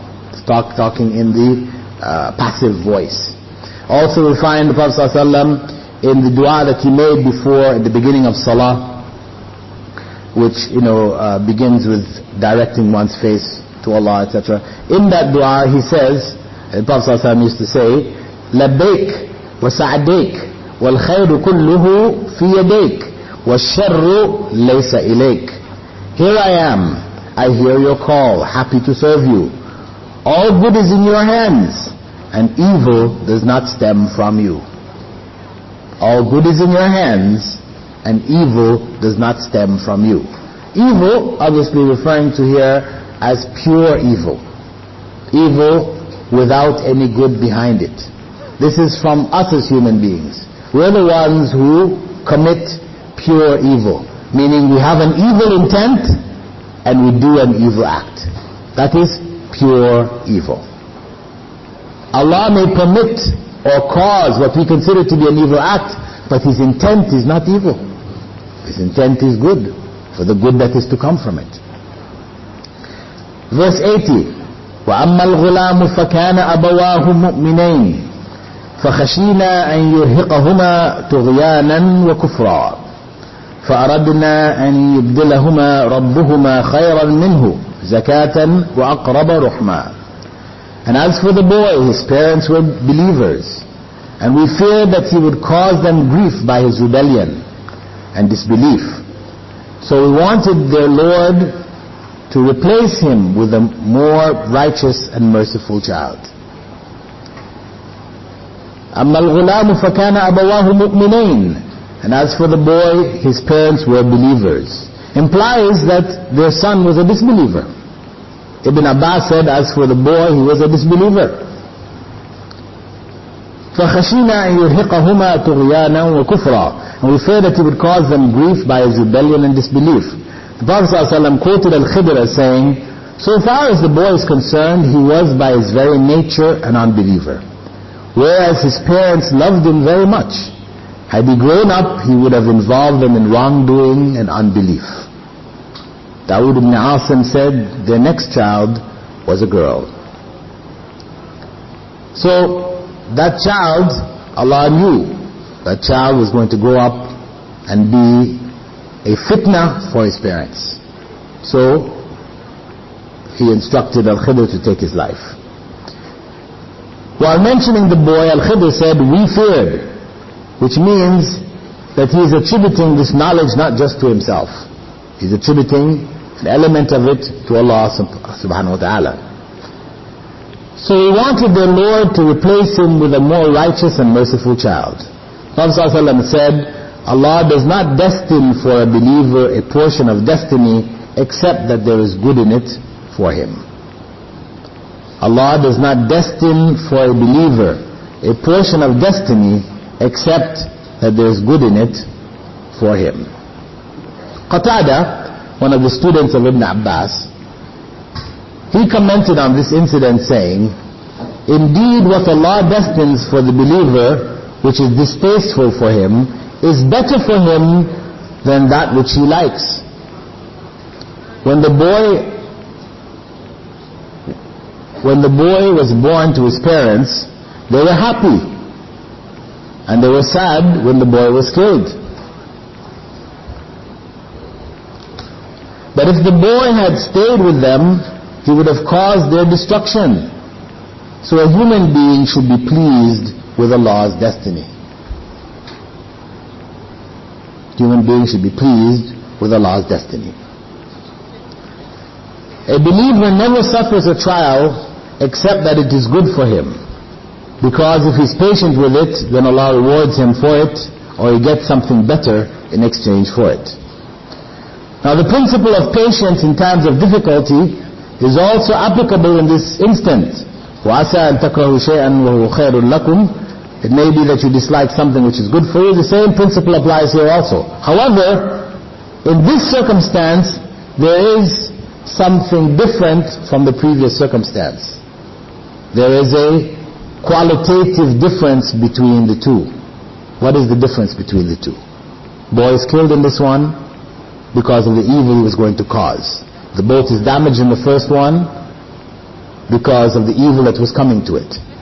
What's the qualitative difference between the two?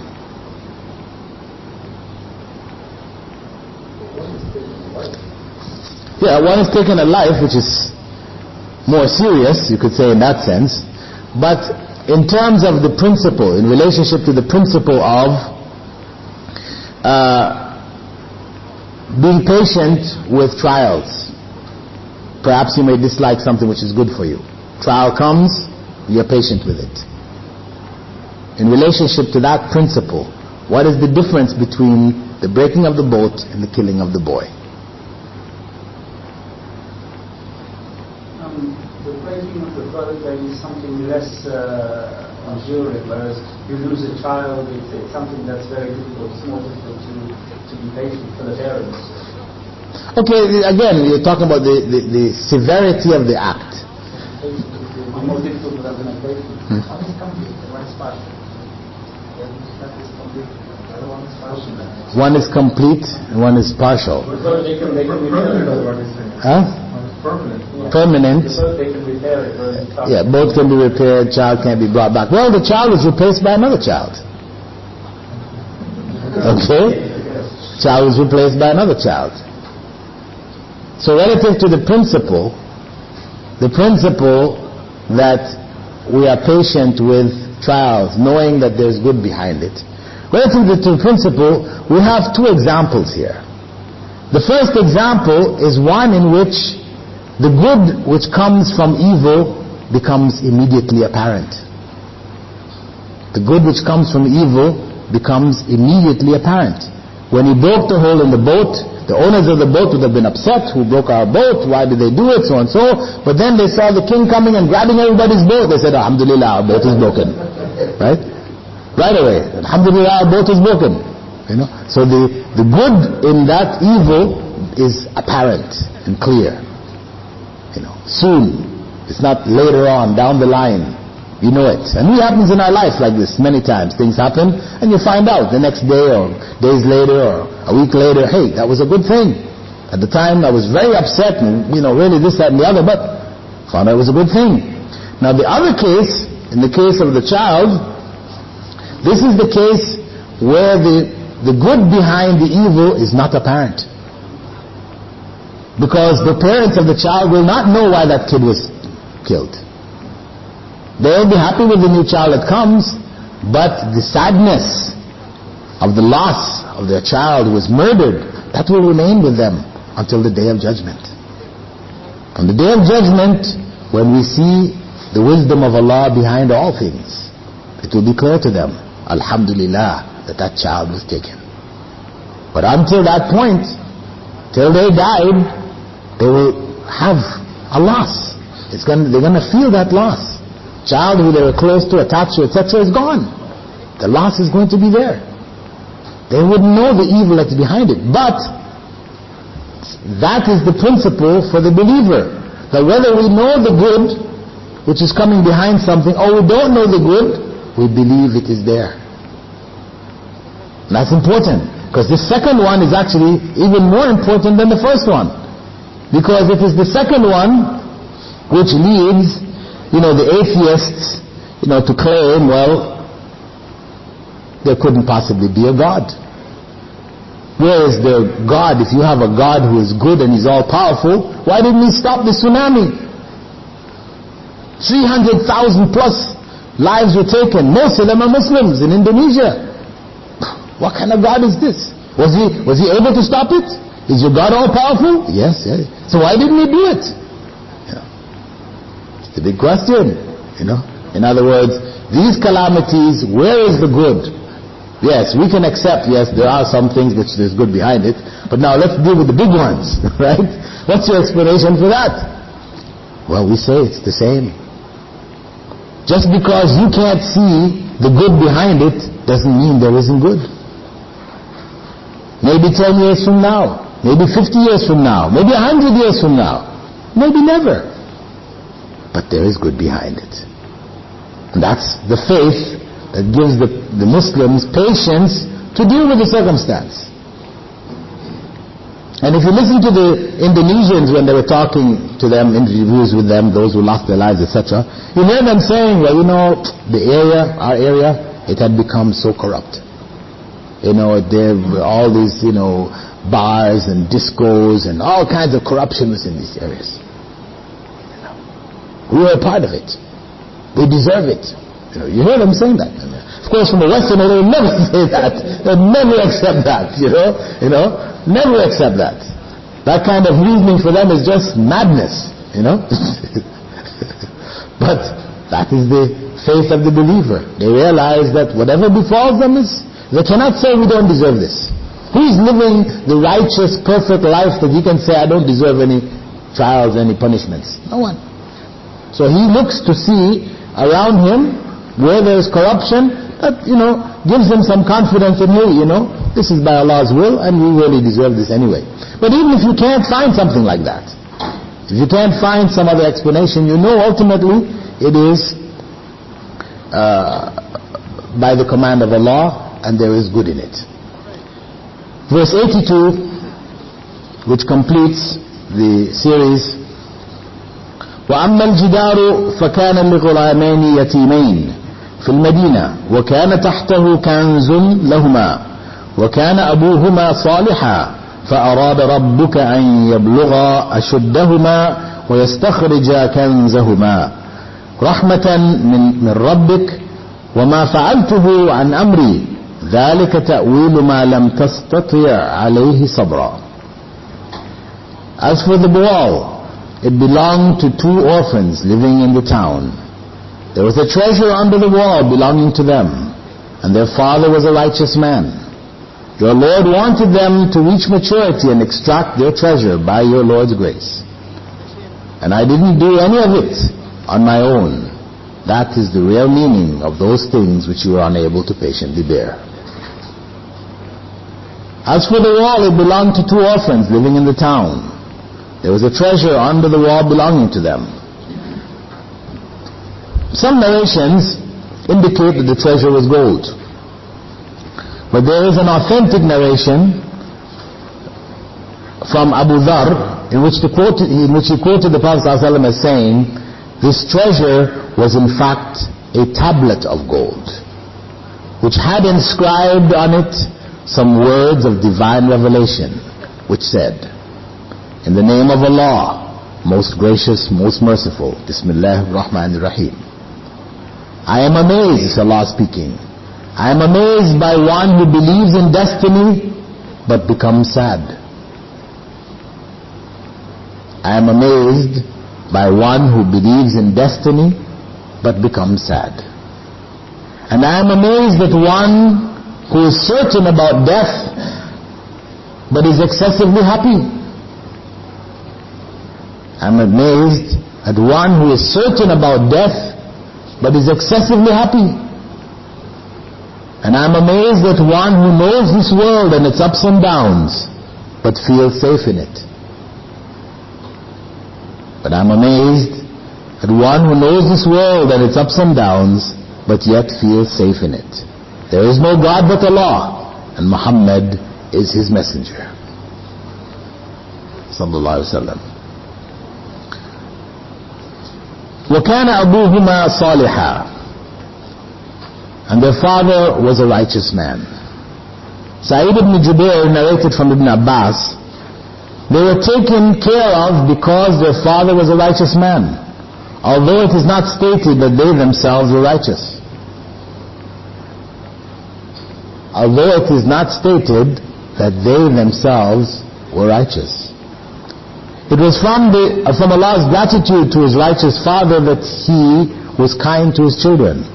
So this is among the blessings of righteous parents, that Allah will protect their children. Some of the scholars said that when it said their father was a righteous man, they said it was actually not because they used the term father when referring even to grandfather. They said really it was the grandfather who was 10th removed from them.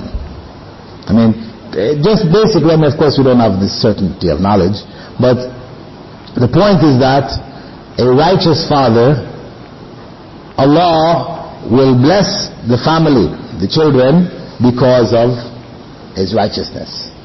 Even if they may be unrighteous. They may go astray and come back. They may go astray for some time, but Allah's protection is there that they eventually will come back. They will not be lost. They will be protected. But of course it's not absolute, because you had the son of Prophet Noah who took his own path. Right? Prophet Noah's son took his own path. But in general, righteous parents produce righteous children. Where children are unrighteous in the majority, then you have to look back at the parents. That the parents are at fault. The parents have gone astray. The parents are misguided. The parents' errors are involved here.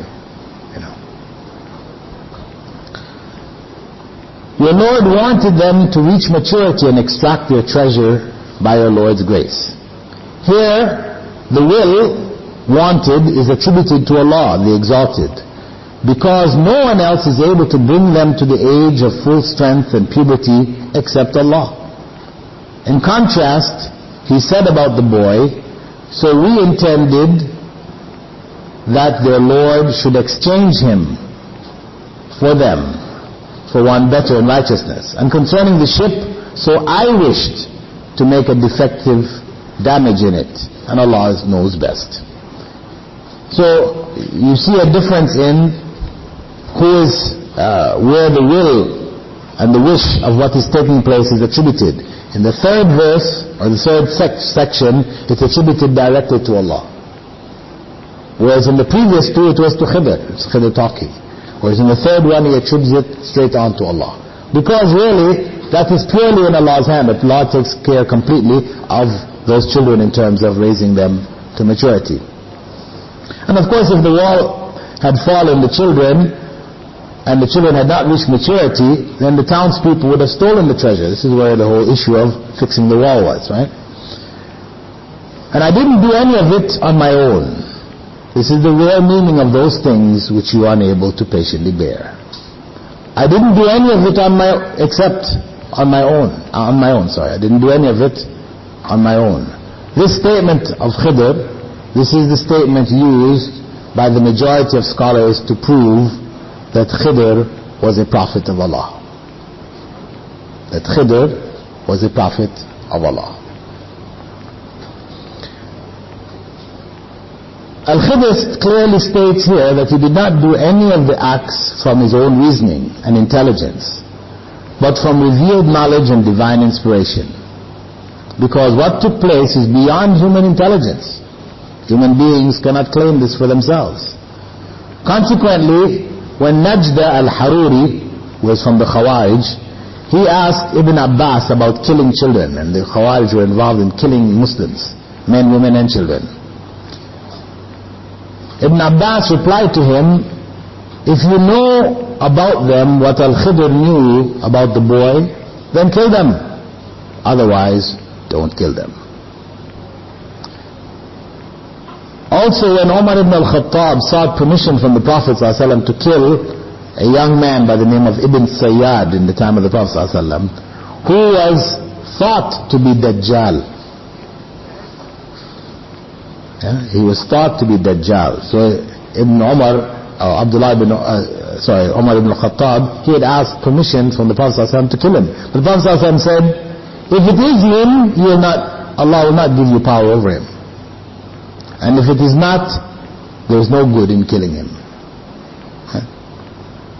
So of course killing of children is not permissible except in exceptional circumstances. So the verse is rounded off with Al-Khidr confirming that what he did was by Allah's command. He had been assigned to teach Prophet Musa something.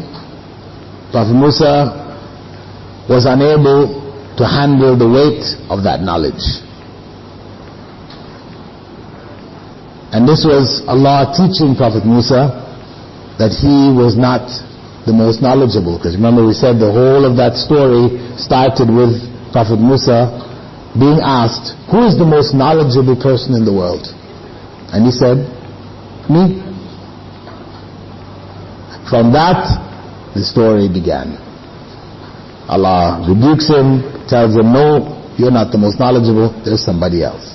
And then he went off to gain that knowledge. So, this story, of course, as we mentioned earlier, has been used by some people to justify the actions of individuals who they have elevated to the status of sainthood. People who they call the awliya, the abdal, the qutub, all kinds of names they give them. Basically they're talking about people who have special knowledge. They have a special connection to Allah. And these people are above the Sharia, as Khidr was functioning above the Sharia. Right? Musa was sticking with the Sharia. That's the rest of us. But there are people who have been elevated with this special knowledge above the Sharia to act in this way. However, this is lies. These are lies. As we said, Al-Khidr received revelation. And none of these people who they're calling saints, etc., can make this claim. Those of them that claim it are clearly fallen into disbelief. So this incident here can in no way be used to defend these people's practices. And as a result of this mode of argument, you find, if you read about these individuals of the past, some of the most gruesome corruptions amongst them. They will sit and watch, their followers will sit and watch the leader, the peer or the sheikh drink alcohol, fornicate, commit adultery, all kinds of corruption in front of them. And they will say, when people say, what is this? They say, it's not as it seems. Right? It's not as it seems. It just appears that way to you. So this is delusion, because once you open that door, then the Sharia is destroyed. The Sharia is destroyed. So this basically concludes the story of Musa and Khidr. There is a list of benefits which can be deduced from the story, which we don't have enough time to cover. Perhaps next session, next Friday, I will take out the main ones and we'll go through them as a review of the lessons to learn from the story. But there is also a narration. This is just added information. authentically narrated about Al-Khadr. On one occasion, the companion by the name of Abu Umama Al-Bahili, he said that the Prophet ﷺ was sitting with them, he and the other companions, and he asked them, shall I tell you about Al-Khadr, tell you something about him? So they said, yes, O Messenger of Allah, please tell us. He said, one day when Al-Khadr was walking in the marketplace, in the time of the Israelites, he's from the time of Bani Israel, right, Israelites. He saw a man who was poor, and the man said to him, give me some charity, may Allah bless you. Al-Khadr told him, I believe in Allah, and I don't have anything to give you, I have nothing. So the man said to him, I ask you for the sake of Allah to be charitable to me. I looked to the heavens and to the earth for good, and I can see good in your face, and I have hope from blessing from you. So Al-Khadr said again, I believe in Allah, but I really don't have anything to give you. The only thing is that you sell me and take the price. Sell me as a slave and take the price. The poor man said, is that okay? And Al-Khadr said, yes, I'm telling you the truth, because you have asked me using a great request, because you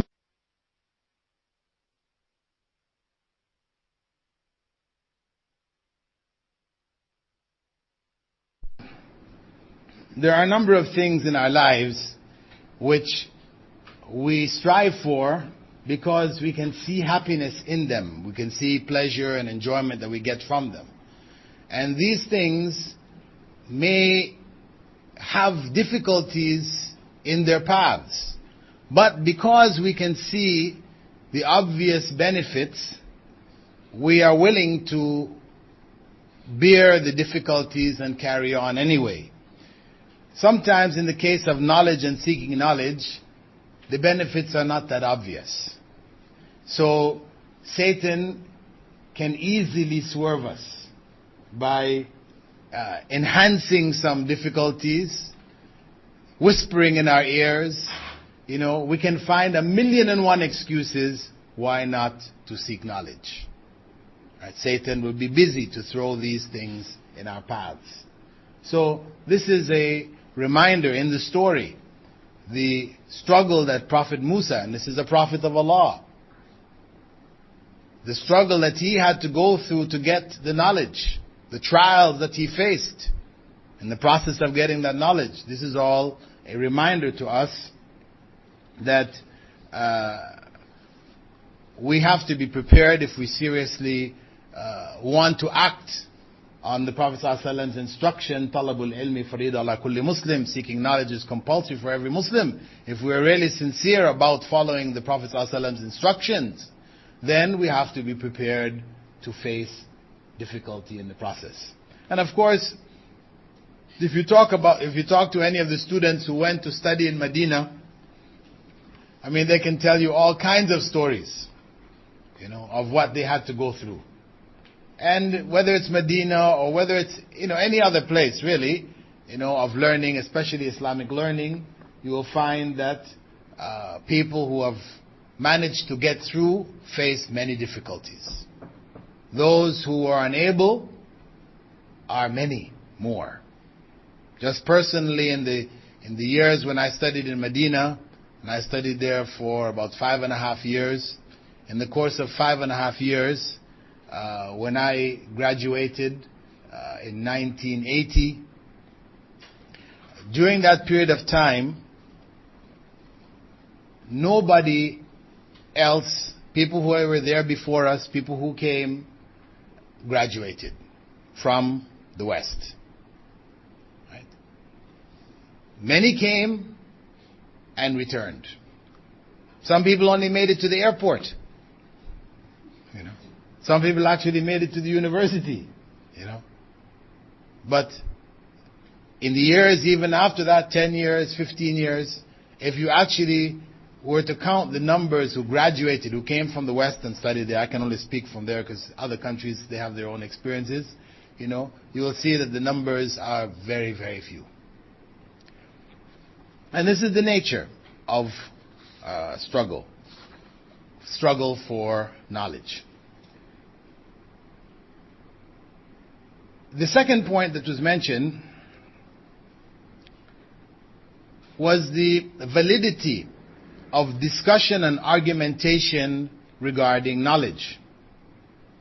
Because we mentioned that Abdullah ibn Abbas, he had narrated this hadith, the hadith about the story of Musa and Khidr, because somebody in Damascus by the name of, what's his name again now?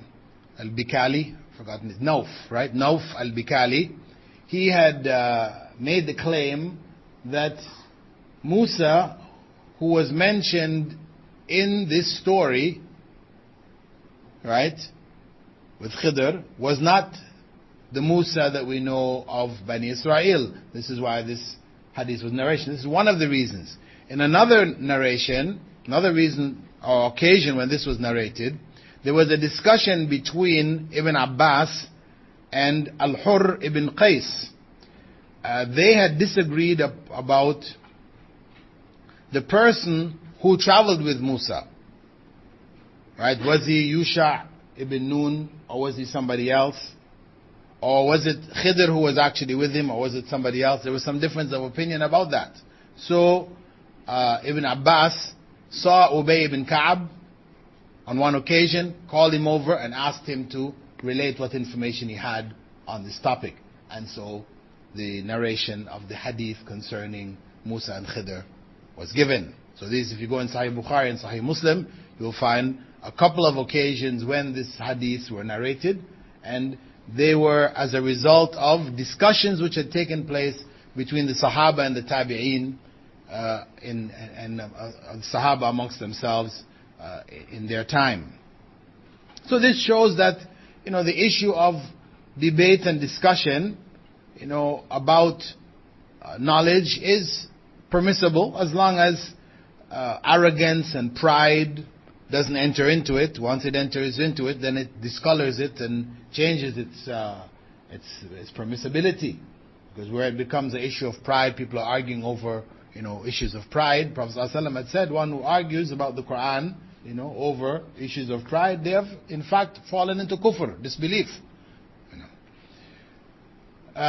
So this issue of debating, discussing about Islamic knowledge where proper etiquette is followed, this story or the stories around the narrations of the hadiths indicate that it is permissible. Because some people, if discussion develops, they don't want to hear, no, we shouldn't be discussing this. No, it is legitimate to discuss. The Sahaba did, the Tabi'een, the students of the Sahaba did. But there is proper etiquette to be followed. And also, what came out of it is that when a discussion takes place and we can't resolve it, then we take it to those who are more knowledgeable. So Ibn Abbas, he called on Ubay ibn Ka'ab. Ubay ibn Ka'ab is the one who actually narrated the hadiths around Musa and Khidr in Bukhari and Muslim. So the concept of taking it to a higher authority is of course very important, because if we reach a stalemate, to just leave it like that, of course, is not good. We should try to resolve it, get clarity, and we should call on others. On the other hand, the third point, which deals with the concept of the conveyance of knowledge, the story teaches that it is a requirement for scholars to convey what they have learned, especially if it clarifies issues about which people differ. If one has knowledge and people are differing over issue, and you have knowledge which will clarify it for them, then it becomes obligatory on you to convey that knowledge. In general, we are encouraged to convey whatever we've learned. As Prophet ﷺ had said, بَلِّغُوا عَنِّي وَلَوْ آيَةً, convey whatever you learned from me, even if it's only a single verse from the Quran. And we can find even Al-Khidr in the story, being the scholar relative to Musa, in what Musa sought, that when he was asked, he conveyed the knowledge. He didn't hesitate to convey knowledge to him, but he set certain conditions.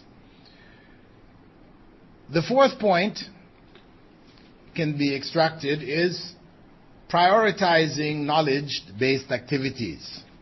That in our lives, we're told to seek knowledge in general. And there are many different ways that we may seek knowledge. Now, it's important for us to prioritize, to put this knowledge in some kind of order. Because if we don't have it in some organized way, what is priority number one? Right? And then 2, then 3. If we don't organize it, we just leave it in front of us. I'd like some of this, I'd like some of that, I'd like some of that. Then you don't come out with anything solid. You don't complete any of the areas that you're seeking. You get little bits and pieces, as they say, jack of all trades, master of none. Right? You have little bits and pieces that you really can't put it all, you can't put it together. You can't really benefit from it because you haven't learned enough. So it is important to set things in order in our quest for knowledge. We can see this in the case of Prophet Musa, where he chose seeking additional knowledge over the knowledge he already had and teaching his people. Right? He was teaching his people already. He had knowledge. Allah gave him knowledge. But when he heard there was more knowledge out there, he stopped that, went to get that knowledge. He gave that priority. That seeking additional knowledge, he gave priority over being content with the knowledge he had and conveying it. Though that's good. Conveying whatever knowledge you have. But if there is additional knowledge out there, which will enhance your knowledge and make you better able to benefit your people, then it becomes priority for you to get that additional knowledge. Point number 5, that of mentioning one's intention, because we know that when Prophet Musa set out in his journey with his companion, Yusha ibn Nun, he had said that they were going to continue until they reached the meeting of the two seas, right? He openly said that. This is what his intention was. Now the idea of expressing one's intention when one goes out to seek knowledge or one goes to do some Islamic thing, generally speaking, we say don't. Keep it to yourself, because you don't want riyah, or the desire to show off and seek the praise of others to come into what you're doing. So in general, we don't do this. You have a good thing to do, just go and do it. So that the idea of people admiring you doesn't come in and ruin what you're trying to do. But there are times when expressing what you are going to do encourages others also to do. Right? And also to get help in terms of preparing yourself to do it. So though you may not announce it to everybody, it may be good for you to announce it or inform certain people who can help you. Because maybe you're going to go about this thing in the wrong way. You have a very good intention, but the way in which you're planning to do it is not the best way. So better you share what you have with somebody of knowledge who can help you. So you do it with that intention, then it has a place. The idea of expressing one's intentions, there is a place for it.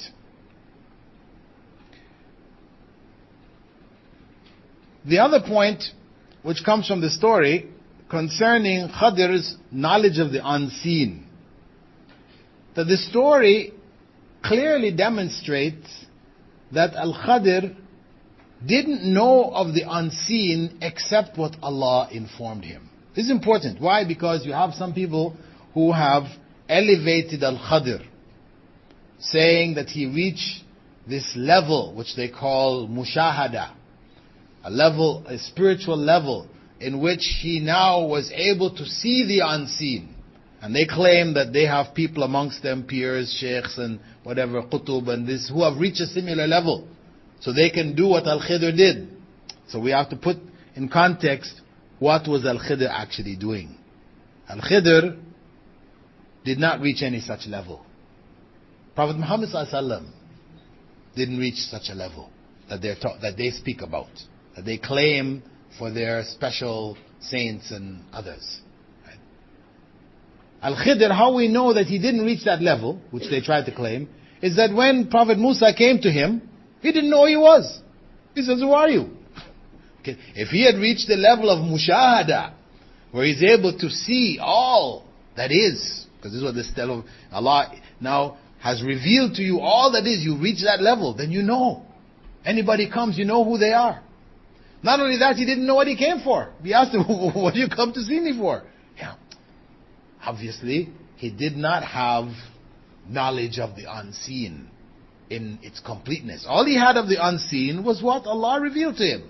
Just as Allah revealed to Prophet Musa something of the unseen, Prophet Muhammad ﷺ, to Prophet Isa alayhi salam, to all of the prophets were given some knowledge of the unseen. But open knowledge, complete knowledge as Allah has, no. No. And this level which, as we said, those who make this claim, this level is a false level, not achievable by any human being. And so, anyone who now is going to claim, well, I'm like Khidr because I've reached this level, I can now, do corruption. Right? And it's not really corruption. It only appears that way to you. This is falsehood. This is deception.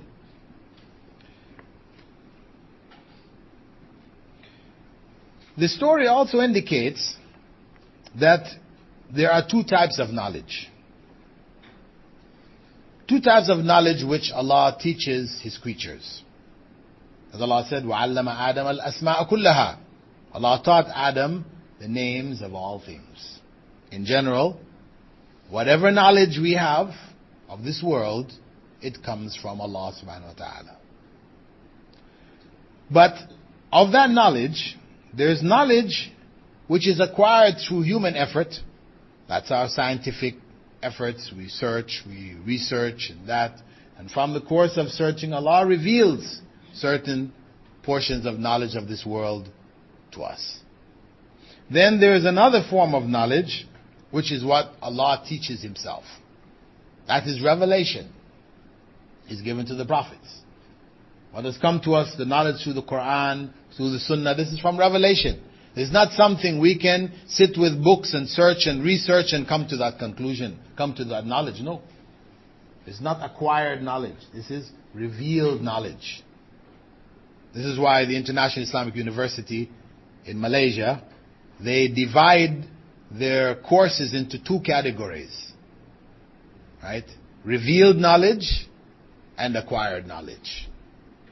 So they teach their courses and they refer to different departments accordingly.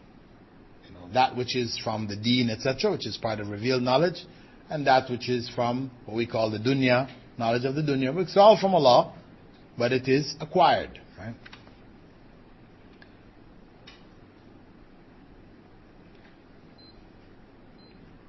And the area of the issue of there being a separate knowledge is, we deduce this from Allah's statement when He described Al-Khidr, described him as one whom I taught knowledge from myself.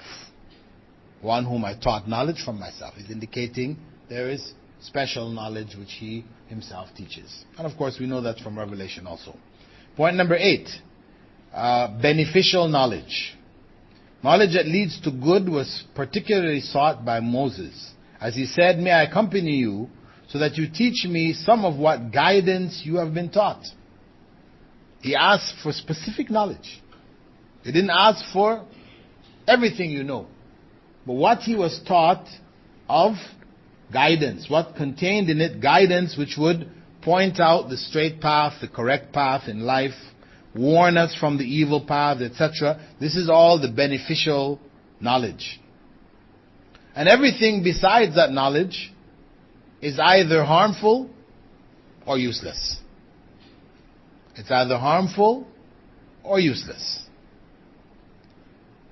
So that should be our primary concern. That should be our primary concern. Useful knowledge. Beneficial knowledge. So in general, our approach to knowledge is knowledge for its benefit, not knowledge for the sake of knowledge. This is a Western concept. They talk about knowledge for the sake of knowledge. You go and you research, ask, why are you researching that? Because I just want to know. No. This is not the Islamic approach. We don't go researching things just because we want to know the composition of dirt on Mars. Just because we want to know what the composition of dirt on Mars is. No. What is the benefit of knowledge of the composition of dirt on Mars? Can we grow anything on Mars now that will benefit us on the earth? No. So why? More important is to use the technology, etc. we have to get more benefit out of what exists on the earth that can benefit human beings. So this is the difference between the Islamic approach to knowledge, which is very practical, and the Western approach of knowledge for the sake of knowledge. It's not to say the West doesn't take practical knowledge also, but they have this other element that is there along with it, right? Also, in the story, we see manifest Allah's attribute of being Al-Muhyi, the life giver, in Allah's ability to give life to the salted dead fish. A dead fish, salted, prepared for eating, comes alive and miraculously swims away in the sea. This is Allah, Al-Muhyi, wa Mumit, Al-Mumit. He gives life and He takes life. In the story, we also can find the permissibility of serving those who are knowledgeable, and of hiring or adopting a servant when residing and when traveling to help fulfill needs and for comfort. It's permissible.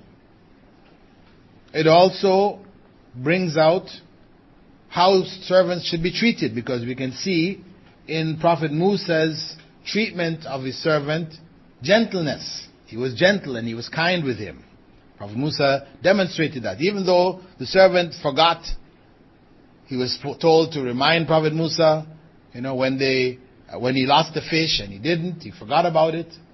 Prophet Musa didn't start blaming him, as what we would do. Why did you forget?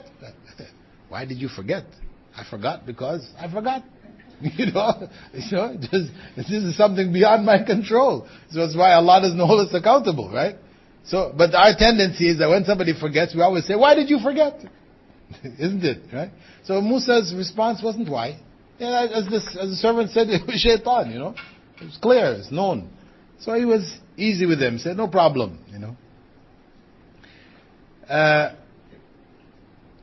We also see in it the issue of eating with servants, right?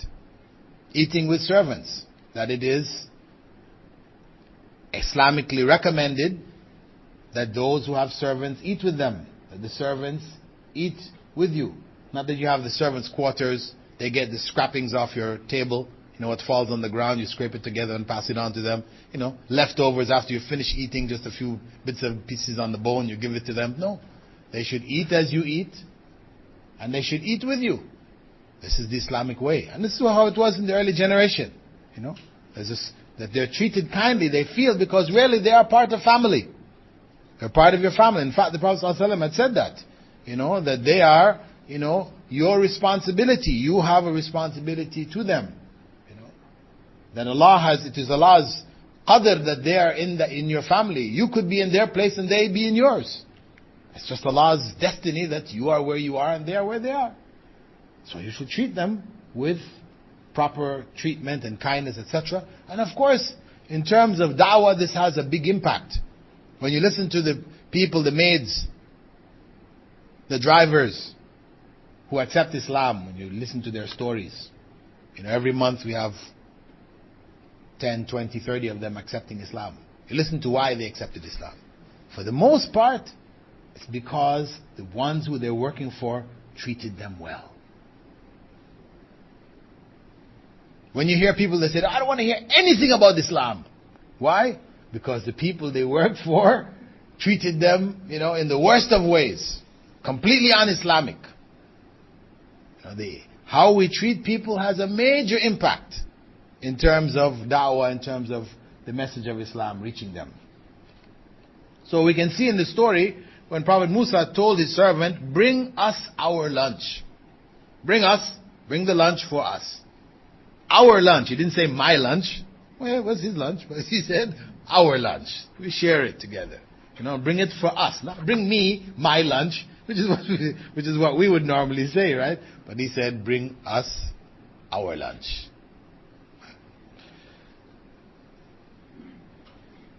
We can find also in the story the concept of obedience to divine law. If we look at Al-Khidr's scuttling of the boat, killing the child, that this was by Allah's command. This is not permissible for anyone who does not receive divine revelation to kill or destroy anyone or anything, claiming that there is hidden wisdom behind it. Al-Khidr is acting on Allah's command, and he is obedient to Allah's command. Similar to Prophet Abraham, when he was instructed to kill his son, Ishmael, it is a son, it's his own son, wanting to kill him, this is something which normally we would reject, but following the divine command, if Allah is instructed that it be done, you do it. You don't question, you don't ask.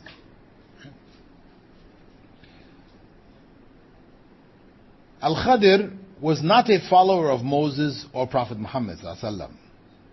If he were a follower of either of them, he would not have been allowed to go beyond the divine law which was revealed to both of them. So he was following divine instructions. But it wasn't from what was given to Prophet Musa, nor what was given to Prophet Muhammad ﷺ. Point 14. There is in the narration of the hadith concerning Musa and Khidr evidence that information conveyed by a single reliable narrator is to be accepted.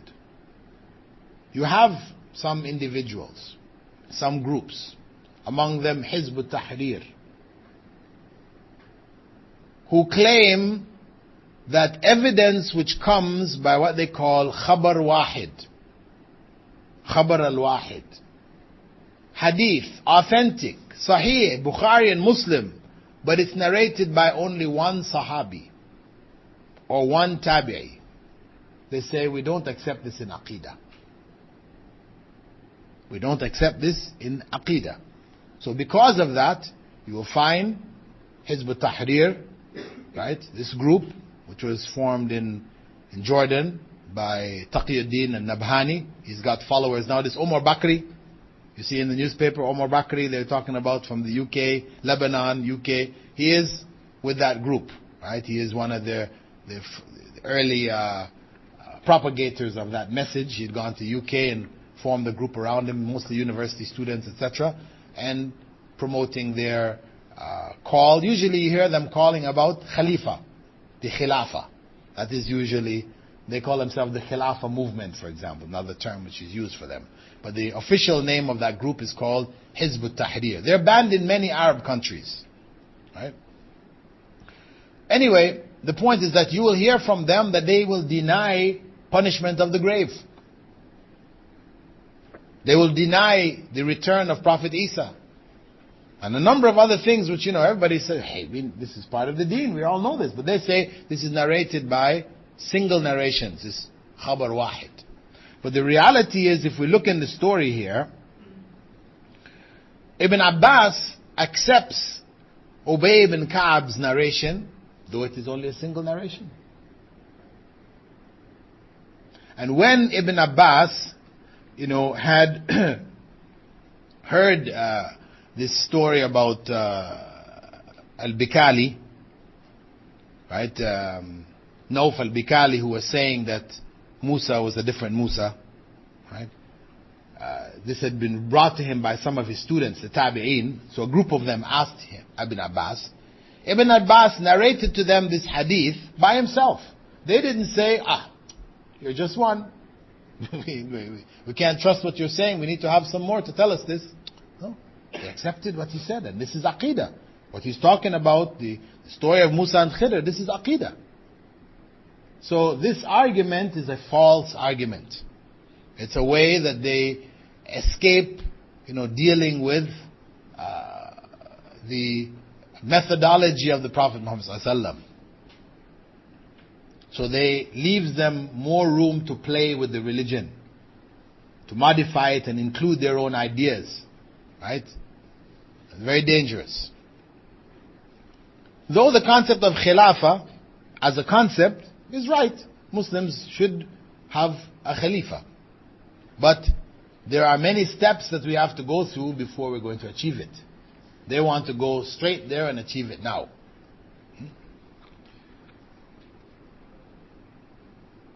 Point number 15 is that of overseas travel. Prophet Moses' journey took him overseas. He traveled in a boat. So, usually overseas means you're going some distance away from your home. That this is part of the necessary effort that one may have to make in order to get the necessary knowledge. One has to be prepared to go overseas if it takes that.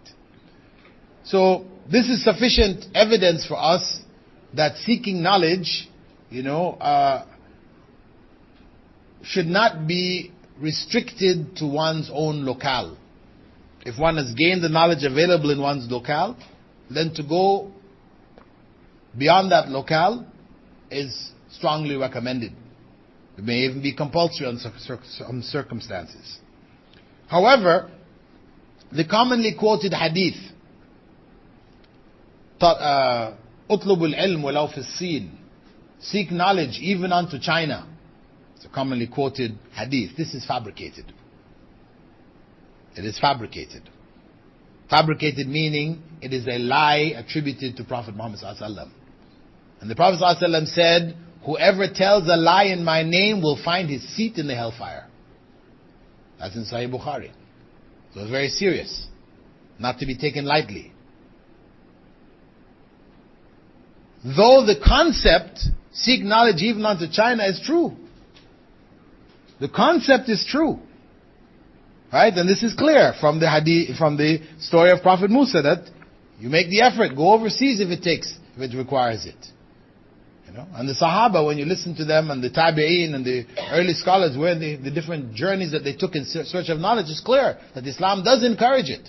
But to attribute that particular statement to Prophet Muhammad ﷺ is incorrect.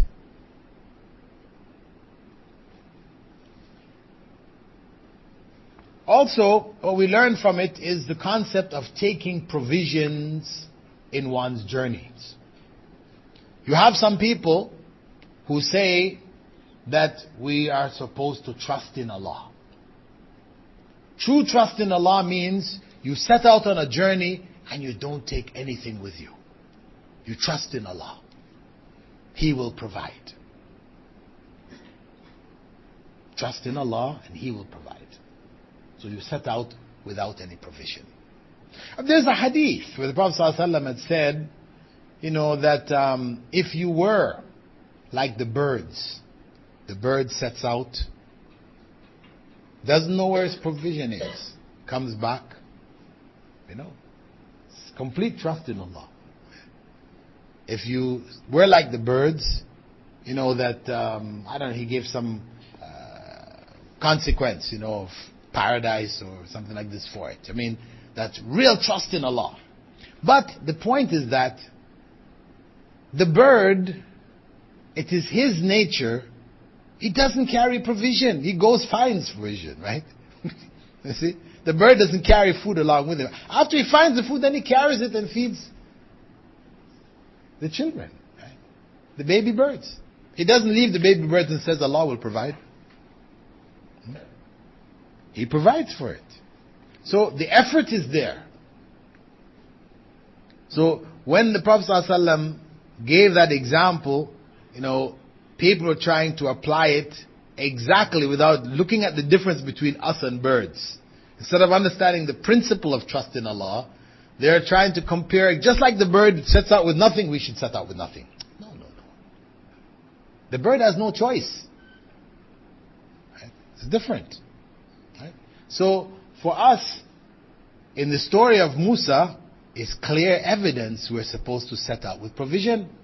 Because Prophet Musa sent out with provision. He took food with him. That's why he asked the servant, bring the food, we're hungry. Let's eat. Right? So, Prophet Musa was one of the leading messengers of Allah. So if it was a higher level of tawakkul, of trust in Allah, to set out without provision, what are you saying about Prophet Musa? You're better than him, right? You're on a higher level. You go out without provision. Prophet Musa had to take something with him. This is obviously misguidance. And it's the same thing. People do this for Hajj. They come to Hajj. People have done this in the past. And then you see them lining up begging. During Hajj. This is wrong. Because begging in Islam is only permissible to those who have no other option. Not by choice, but by destiny. Allah has caused their business to fail, some tragedy to happen to them, and they're destitute. They have to do something. So they're forced. Otherwise, Prophet ﷺ said, a person who begs, who has no need of begging, will come before Allah with no skin on his face. Just bones.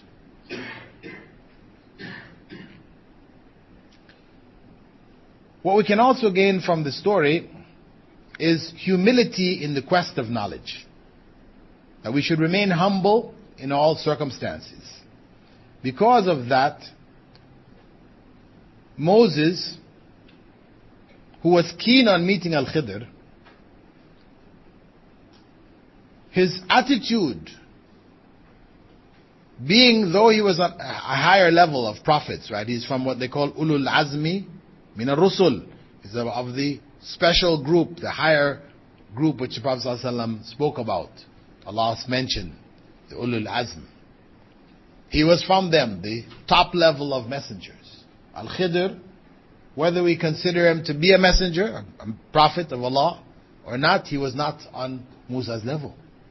But Musa humbled himself, showing his people that he was ready to go out and learn. That the element of humility is essential for one to gain knowledge properly. Also, humility to one's teacher. If you consider the way in which Musa speaks to Al-Khidr, may I follow you? Please. He's using very, gentle ways. He's speaking to somebody, though he is his superior. He's speaking to him humbly. That this is something, again, essential, because if one studies with a teacher and one does not respect that teacher and have humility towards the teacher, then you really can't learn very much. You'll not learn what the teacher really has to give. You may get some bits and pieces of knowledge, but one will not learn properly from that teacher. Humility is essential. What we find also in it is the attribution of knowledge to Allah. When Moses requested Khidr to teach him, he talked about something of that knowledge which you were taught. Knowledge which came from Allah. And also, that there should be patience in seeking knowledge. That it is from the etiquette of a student to be patient with his teacher and to obey his instructions, as Moses and his teacher Al-Khidr in the story. One who does not have patience and persistence, perseverance, will lose much knowledge, as indicated by Al-Khidr's explanation of why Prophet Musa would not be able to learn from him. Right?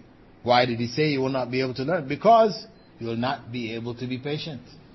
So he's saying then that patience is essential for one to be able to learn. In this case, there was some added factor. There are some added factors. But the principle of patience being necessary for gaining knowledge is identified in the story. And the foundation, point number 22, the foundation of patience is itself knowledge. Foundation of patience is knowledge, because this is what Al-Khadir said to Musa. You'll not be able to be patient with me. Why? Because how can you have patience with something you don't understand? How can you have patience with something you don't understand? Because he was going to do things which Musa could not understand. So he knew he was not going to be able to be patient. So from that we can deduce that patient knowledge gives us the ability to be patient. Knowledge gives us the ability to be patient. And of course, it is knowledge, for example, of whatever Allah destines is good for us, knowledge which the believers have, which make them or give them the ability to be patient in the times of calamity and trials in their lives. Isn't it? If we didn't have knowledge that whatever Allah destines is for our benefit, that we will benefit from it, some way, somehow, even if we don't understand it. So as we said, it is knowledge of what Allah has destined, that what Allah destines is good for us ultimately. This knowledge gives us the ability to be patient with the trials of this life. Also from it we can get the permission to disallow questions.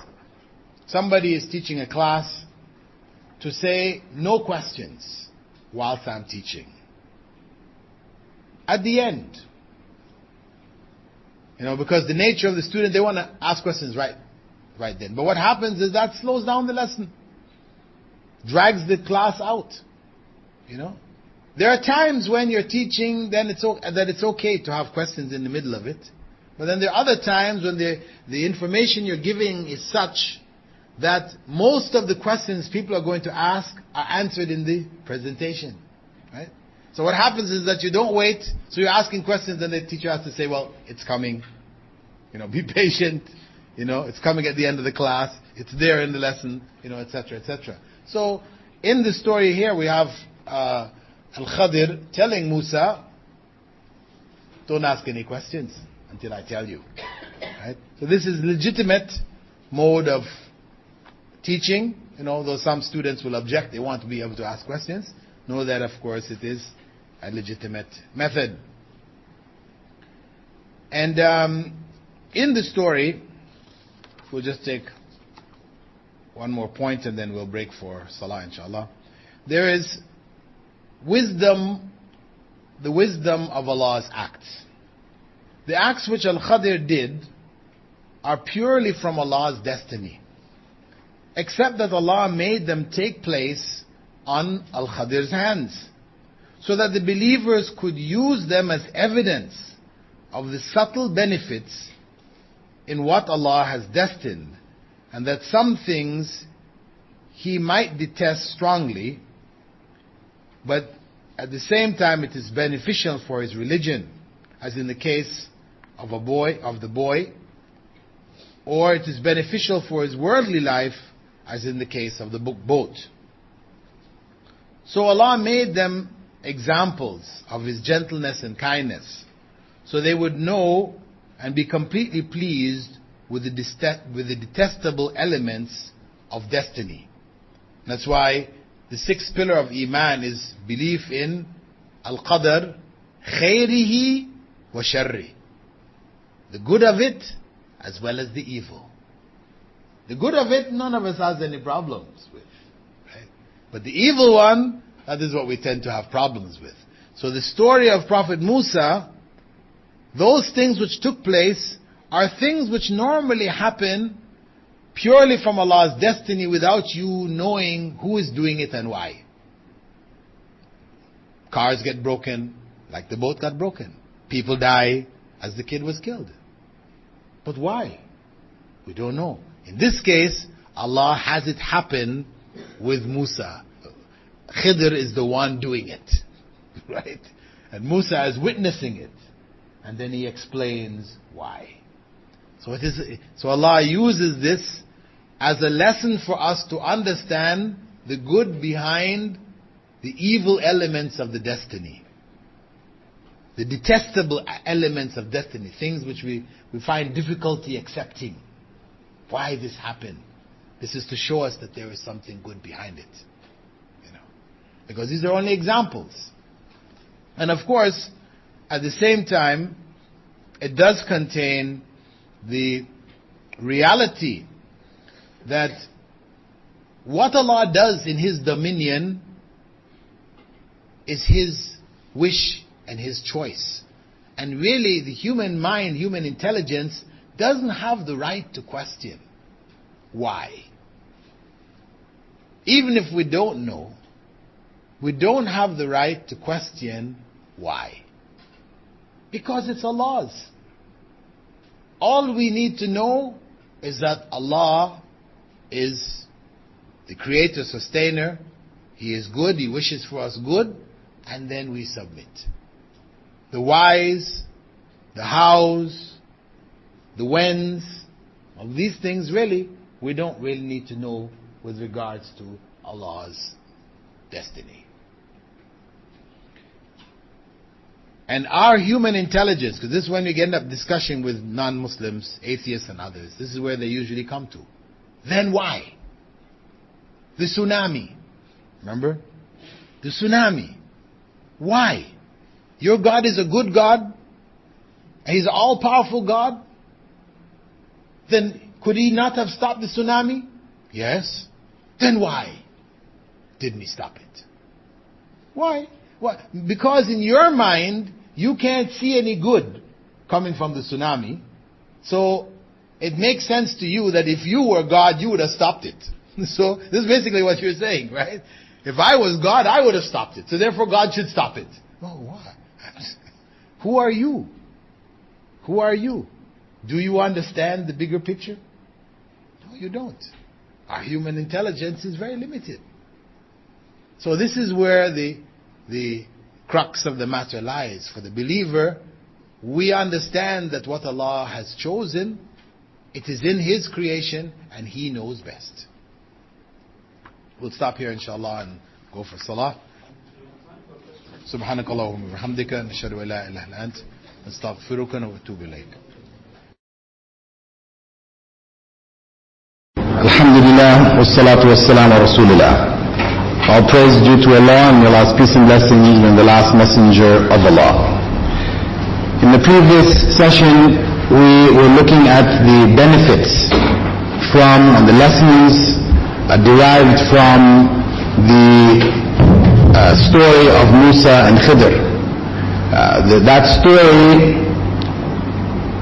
which ended with verse 82, had, as we mentioned, a number of benefits. A number of scholars have written on them. We mentioned from Sa'di, as well as Mashhur Hassan, Umar al-Ashqar, and others have written concerning the various lessons and benefits.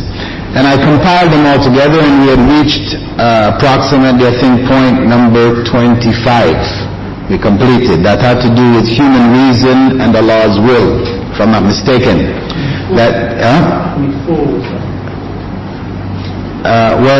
Anyway, we called it 25 now. The hidden benefits of Al-Khidr's acts, we said, indicate that Allah does whatever He wishes in His dominion and decides in His creation as He wants with regards to the benefits and harms. Thus, there is no place for human intelligence or reason with respect to Allah's acts, and no valid opposition can be raised against His laws. Instead, it is obligatory for the creation to be pleased and accepting of His choice. So this is one of the things which come out of knowing what Al-Khidr had done and what good was behind the apparent evil. That this was Allah teaching us general principles which govern our lives. We don't have somebody like Al-Khidr to come and explain to us what is behind the variety of things that are happening in our lives. But that particular example with Musa is a general principle, set of principles, like an example for us by which we now judge the rest of our lives. Also, the paradoxes of life. That there are paradoxes in life where apparent loss is in fact a gain, and what appears to be cruelty is in fact mercy. What appears to be returning good for evil is in fact justice and not generosity. We look around ourselves and we see people seemingly to gain. They seem to gain from doing evil. So it looks to us that they have succeeded. That was good coming from their evil. And we see people receiving what appears to be bad for the good that they've done. These are among the paradoxes. This is part of the test. Our belief that behind all of it is Allah's wisdom, that whatever He has destined for the believers is good, as the Prophet ﷺ said. Then these paradoxes, as they exist, will not affect us, or should not affect us. From the story, you can also derive the permissibility or the legality of hiring help, as help to do something. This is a legal issue that can be deduced from it. As when Khidr had rebuilt the wall. So point number 27, the issue of hired help. This is a legal issue. Is it permissible to hire somebody to do a job, or somebody's hired to do a job for you, pay them for doing a particular job? Of course, this is something we know. The Sharia is functioning in accordance with that. Our lives are functioning in accordance with it. However, this is among the things which could be deduced from the story. It's a minor point, but it was the suggestion of Musa or Moses to Al-Khidr that he take payment for the job that he did. Also, the issue of fulfillment of conditions. The story contains evidence that one may act according to conditions set. That if you set conditions on a person, if this happens, that happens, the other happens, then this is going to happen, and this is legitimate. Al-Khidr ended his journey with Musa after his last promise not to question was broken. It's legitimate to set those kind of conditions on people and dealing with them. The attribution of evil to Allah. From the statements of Al-Khidr regarding his acts, it may be deduced that the proper etiquette regarding Allah and evil is not to attribute it directly to him. Remember, we discussed about the issue in the first case when Al-Khidr was breaking the boat. He talked about himself doing it, explaining, when I broke the boat, right? And when he killed the boy, he referred to it as himself doing it. But when he spoke about the what was coming from what happened to the boy, he turned it back to Allah, wishing this good for the boy. So when he talked about the good elements, he would refer it back to Allah. When he spoke about the negative issues that were happening, he attributed it to himself.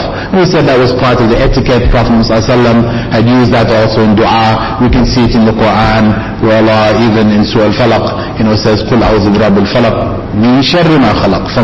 I seek refuge in the Lord of the dawn, from the evil of what He has created. مِنْ شَرِّ مَا خَلَقَ. Not the evil He created, but the evil coming from what He has created. Ultimately, it is, of course, Allah's creation. But we said, as proper etiquette with regards to Allah, we don't attribute evil directly. Also, the attribution of evil to Satan, that this is legitimate.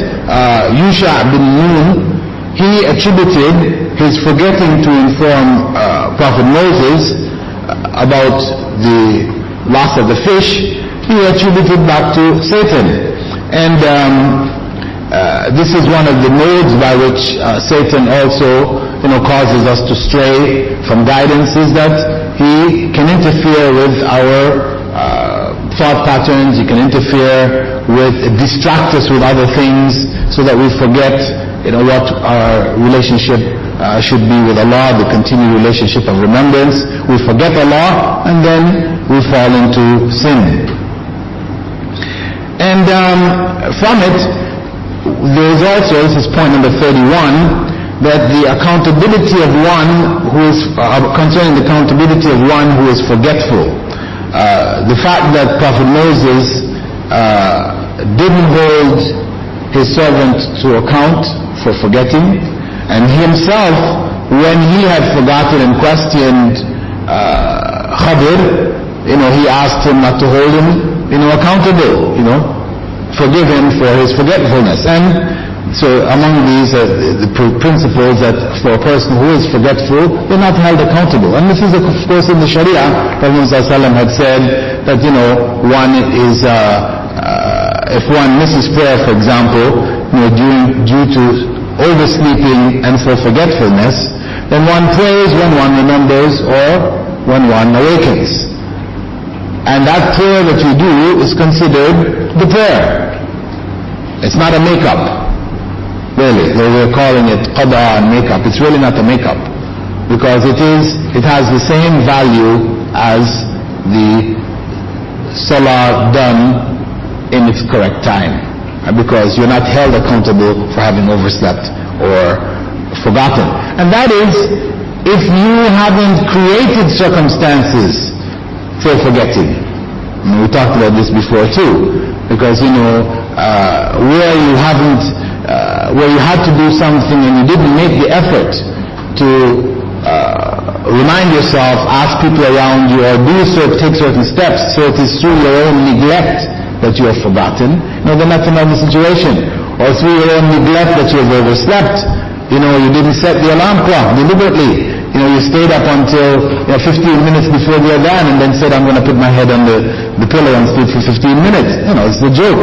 So where you deliberately make steps like that, which put yourself in a situation, then of course Allah knows what your intentions are and He will hold you accordingly. Number 32, repelling a greater evil with a lesser evil.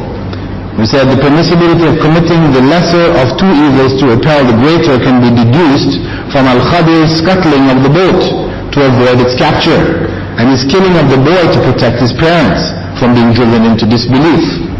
Right? This is among the principles, well-known maxims of Islamic law, where you have faced with two evils, to do the lesser of the two to prevent the greater is permissible. Number 33, the destruction of property or a portion of property in order to save the majority. This is another legal maxim deduced from this acts of Al-Khadir, that he damaged the part of the boat to save the whole boat. And this is what we said before that the doctors do. They cut off your arm to save the rest of your body. And they cut off body parts to save the rest from being infected by, some disease or whatever.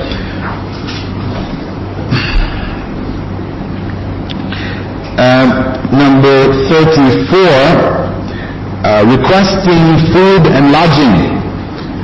That it is permissible to request food and lodging. You're in a foreign country, you don't know where the places to get food, etc. It is permissible to request, because we have this whole issue of begging in Islam, where begging is forbidden, where a person is not justified. But where you are a foreigner, you don't know where to go, what to do, to request others to help you is Islamically legitimate. I mean, of course, not abusing their generosity and their kindness, but taking from them whatever help is necessary to get you by. Point number 35, the question of the eternity or the eternal nature of Al-Khadir. Some people hold that he is alive till today, and this belief is in fact false, because there are no authentic narrations to support it. There are a number of narrations, from the Tabi'een and others, where they've made these kind of references. There's even, claims that, later individuals, Hasan al-Basri and others, met Khadir. And we mentioned also that the Sufis use Al-Khadir in their chain, their chain of narration to claim the secret knowledge back from the Prophet ﷺ. They will put in the chain Al-Khadir. And of course, to the scholars of Hadith, this is a joke. This is not acceptable at all. This is why we don't have any authentic chains of narrations for the secret knowledge that they claim to possess. Point number 36, the issue of refutation of scholars. Was Al-Khadir, he was like a scholar relative to Musa. Musa was studying under him. And, Musa condemned him for the act that he did. But he was told, and he realized after, that he should have been patient and hold himself back. So from that, scholars deduced that one should refrain from refuting leading scholars and instead seek to find out from them their positions regarding the issues that we feel them to be wrong in. If we hear of a leading scholar supposedly saying something, and you have access to find out directly from the scholar, then you should do so, rather than be quick to say, well, he has deviated, he is this and he is that. It's really a dangerous pattern which has become also prevalent today, where anybody's mistake, whether it's major scholar or minor scholar or student of knowledge, becomes a basis for people to attack that individual and to make him, no longer a source of knowledge, etc., etc., that people may gain from. Of course, in point number 37, judging by the apparent, matters are normally judged by what is apparent regarding rulings concerning the things of this life. Consequently, Moses condemned Al-Khadir for scuttling the ship, killing the boy, and killing the boy. And that's what we are required to do. If we see that, even from the greatest of scholars, something which is a clear and apparent evil, then we should condemn it. On one hand, we learn from Al-Khadir's situation with Moses that this was a unique situation. Al-Khadir knew that he had special knowledge, and he was sent to learn from this man, and he was supposed to be patient. So from that we can draw the general principle of being patient with those we are learning from, not be quick to say, oh, you made a mistake here, you made a mistake there, because maybe later on down the line they will clarify and you thought what you thought was a mistake wasn't, because what Al-Khadir did, which Musa thought were mistakes, in fact were not. Right? That's a general principle. But in terms of practically, when we see a such circumstance where open sin, open error is committed, we're not talking about something more theoretical on the level of scholars made a statement which is, has certain fiqh implications, and we're talking about something very practical, murder, breaking property, taking alcohol, committing fornication, these kind of things We don't accept that from anybody, no matter how great a scholar he may be. And we talked about the dangers of the Sufi movement, which claims for the mystics, special rights to do certain things which nobody can question. And this is common, even amongst the non-Muslims. We were just discussing a few nights back about another individual in India called Sai Baba, right, who has his followers, and he's committing all kinds of, gross and corrupt acts, but his followers, explain it away.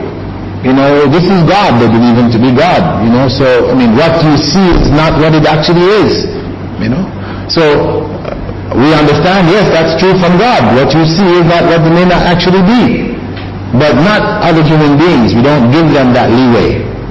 They are like us. We judge them according to what is apparent and obvious. Point number 38, the wealth of a poor person. That a poor person may have wealth. And simply because a person has wealth doesn't mean that he's outside of the category of poor. Because we said that the people who owned the boat, they were referred to by Allah subhanahu wa ta'ala as being poor, miskin. So it is acceptable to give in terms of charity, etc., to somebody who may have property. You don't have to have somebody who is down and out, so far out, they have nothing, they're absolutely finished. No. Generosity and, charity can go for people who do have some property, but obviously they're just getting by. Admonition of companions, number 39. It may be deduced from the story that one should not abandon his companion without admonishing him and ensuring that he does not have an excuse or a justification for his actions. That's from the acts of Prophet Moses. Number 40, Allah's protection of the righteous. We spoke about the fact that those individuals, the child, the righteous parents whose child was going to drive them into corruption, into disbelief, Allah took the life of that child to protect them. They were righteous, Allah protected them.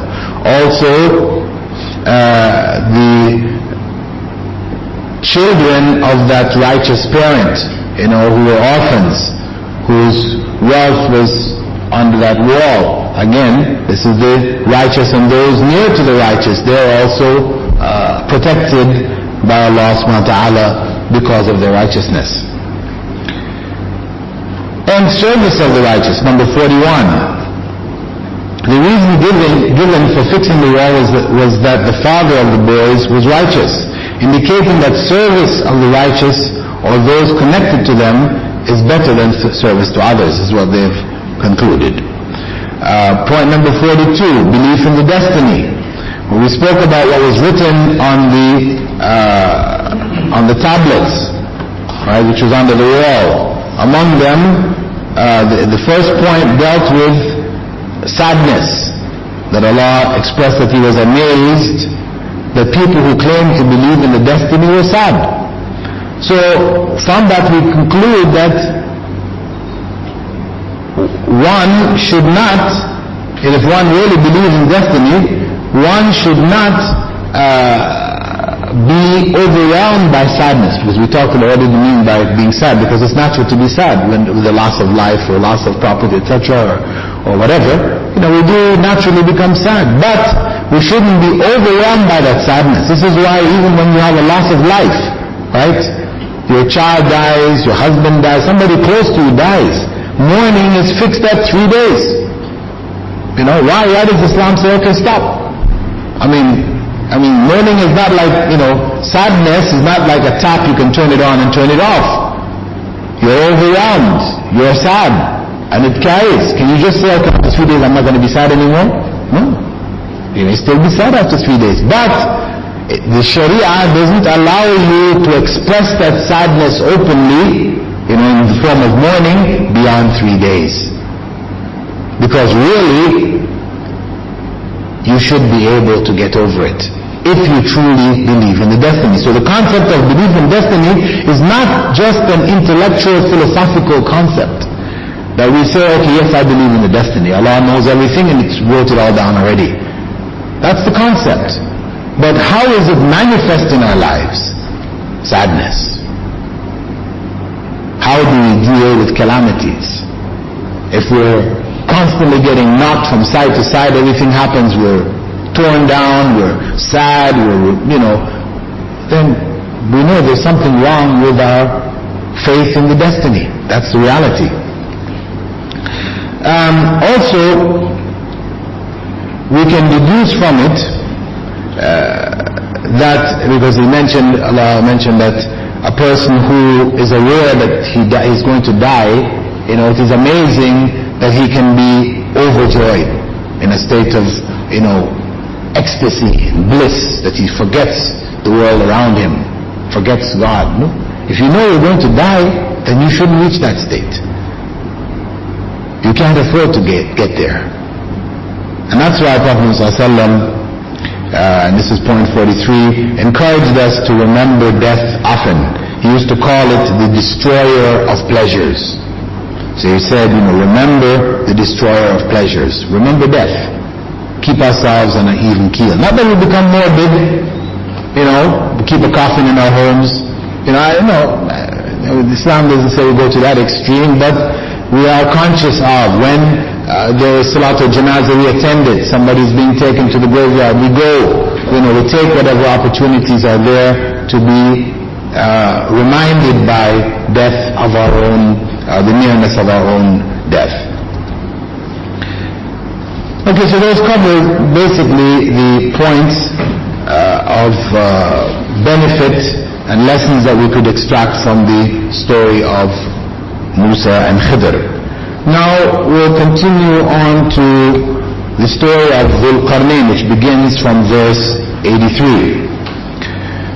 وَيَسْأَلُونَكَ عَنْ ذِي الْقَرْنَيْنِ قُلْ سَأَتْلُو عَلَيْكُمْ مِنْهُ ذِكْرًا. They will ask you about Dhul Qarnayn. Tell them, I will recite something of his story to you. So from verses 83 to 99, Allah mentions the story of Dhul Qarnayn. وَيَسْأَلُونَكَ عَنْ ذِي الْقَرْنَيْنِ. They ask you about Dhul Qarnayn. The narration that the story of the people of the cave and Dhul Qarnayn were revealed to the Prophet ﷺ because the Meccans had questioned him about them and about the soul. And we said already that this story was not authentic. Though it's found in all of the books of Tafseer, it's virtually everybody works with it as being the reason for these questions. Right? We said it's not authentic. However, the verse does say, وَيَسْأَلُونَكَ عَنْ ذِي الْقَرْنَيْنِ. They ask you about Dhul Qarnayn. So obviously, the people of Mecca did ask. But the incident, what was actually behind it, why they asked, we say that the story that they had gone to Medina and they had asked the Jews, what should we do, to ask the Prophet ﷺ, Prophet Muhammad ﷺ to expose him as a false prophet or whatever, and they got these questions from the Jews. That narration is not authentic. But however it was, whether it was from Christians or from Jews or whoever it was who asked, the Prophet ﷺ was asked about Dhul Qarnayn in Mecca. So the story begins from the question. Now, who was Dhul Qarnayn? Fakhruddin al-Razi, who is a scholar of Tafseer from the 12th century, he had concluded that he was Alexander the Great. Alexander the Great, who is from the 4th century BC. And he concluded that we have to accept that because he is the only figure in the history books which fit the description of Dhul Qarnayn, going to the farthest point to the east, farthest point to the west. This was what Alexander the Great had done. So he felt that there is enough evidence there to indicate that it must have been Alexander the Great. So there's nobody else to choose, so why make up fictitious individuals saying that maybe it was some king from here or there or wherever? No, he said, we have this in the history books, that's who it is.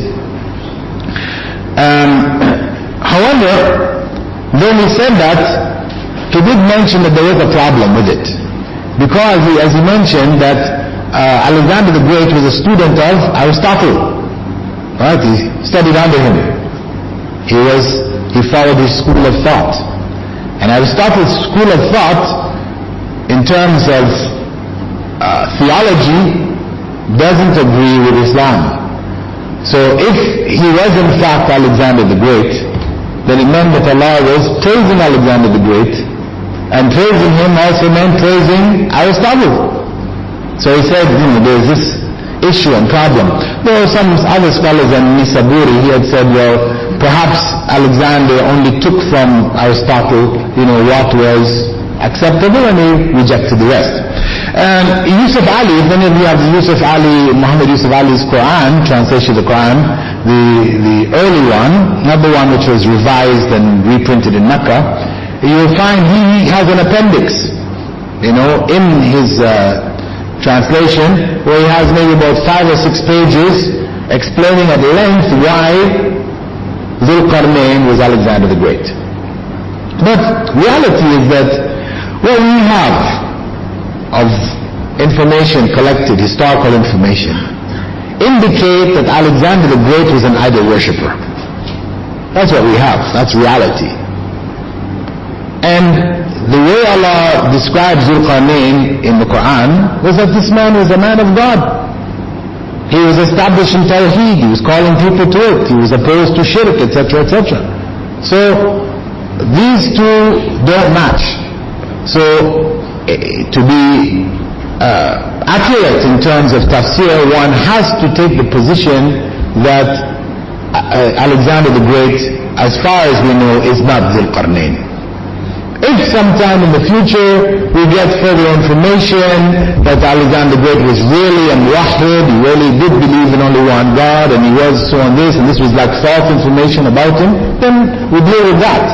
But for now, the evidence is overwhelming that Alexander the Great was not Dhul Qarnayn. And when Ali ibn Abi Talib was asked about Dhul Qarnayn, he explained that he was a righteous servant of Allah who called people to the oneness of Allah, and in the course of doing so, he was struck on the top of his head. And he died. And the top of the head is called also in Arabic, qarn. And Allah brought him back to life. And he continued to spread Allah's word until he was struck on the top of his head again, and he died. As a result of that, he was called Dhul Qarnayn, the one who was hit twice on the top of his head for the sake of Allah. That is the origin of the name. Now, others said that this narration from Ali ibn Abi Talib is an authentic narration. He's a Sahabi, so anything else which is not coming from the Sahaba, just speculation of others, we say it doesn't have the same weight. Some people said that he was called Dhul Qarnayn because he reached the east and the west, from which the top of the sun rises and sets. Because the upper surface of the sun, as well as the lower surface when it's going down, this is also called in Arabic qarn. So they say, well, it's because of the fact that he went to the farthest point, east and west, that he was called Dhul Qarnayn. But once we have Abu Talib's statement, then that's enough for us. Now, others also said that it metaphorically referred to the vast dominion spreading from the east to the west. Now, as the Prophet ﷺ was reported by Ibn Umar to have stated concerning the rising sun, he said, if the upper edge of the sun appears, leave from her prayer until it rises completely. If the lower edge of the sun disappears from the horizon, leave from her prayer until it sets completely. Do not make your prayers while the sun is rising, nor while it is setting, because it rises between the horns of Satan. The Qarnayn, same word, right? But as we said, the statement of Ali, being a companion of the Prophet ﷺ, is most reliable. If we were to take a statement, what it's likely, what the meaning is, it's better for us to go with that of the Sahabi. قُلْ سَأَتْلُو عَلَيْكُمْ مِنْهُ ذِكْرًا. they ask you about Dhul Qarnayn. Tell them, I will recite something of his story to you. Allah told the Prophet ﷺ to tell them that he would narrate to them, whoever it was who was asking, about Dhul Qarnayn, what was sufficient for them to reflect on and to benefit from as a lesson. As to other details of his life, he would not narrate them. So that's why he said, Nimbu, some of it. He would relate to them some of the story, not going into all of the details. And this is the pattern we mentioned before of stories in the Quran.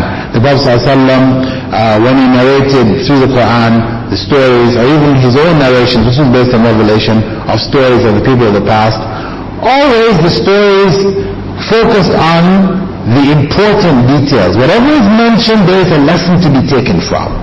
But the unnecessary detail, what color was the cloak of Yusuf? You know, when you go into the Bible, you read, it tells you it was a multicolored cloak, and it was this, and it was that, and the other. Well, it has no value in terms of the lessons to be learned from the story of Yusuf. So it's the Quran you find, and the Sunnah drops much of the details when narrating stories.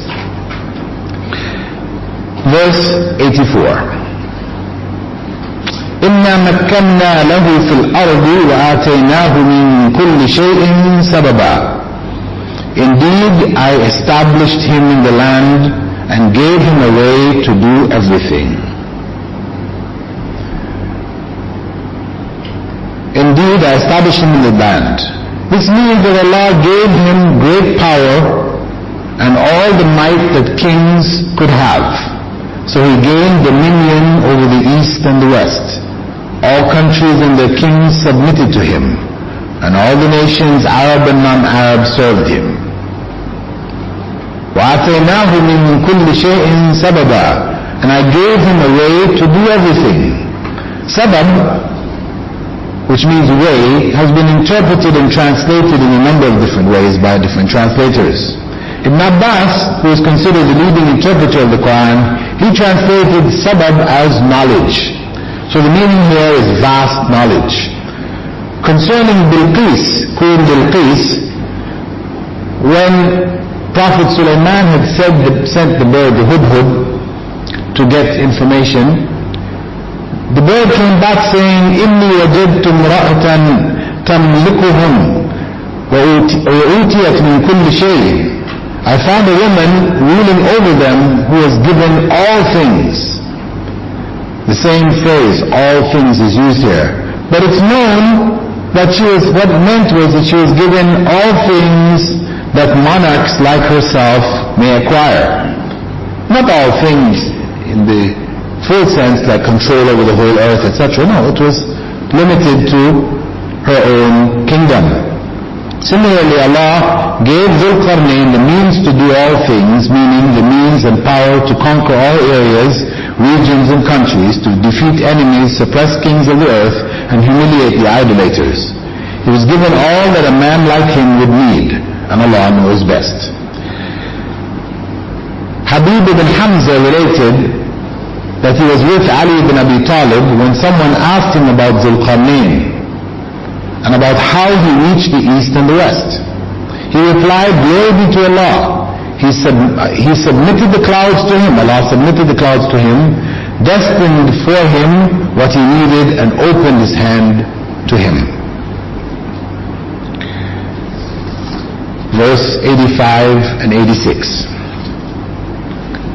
فأتبع سببا حتى إذا بلغ مغرب الشمس وجدها تغرب في عين حمئة ووجد عندها قوما قلنا يا ذا القرنين إما أن تعذب وإما أن تتخذ فيهم حسنا.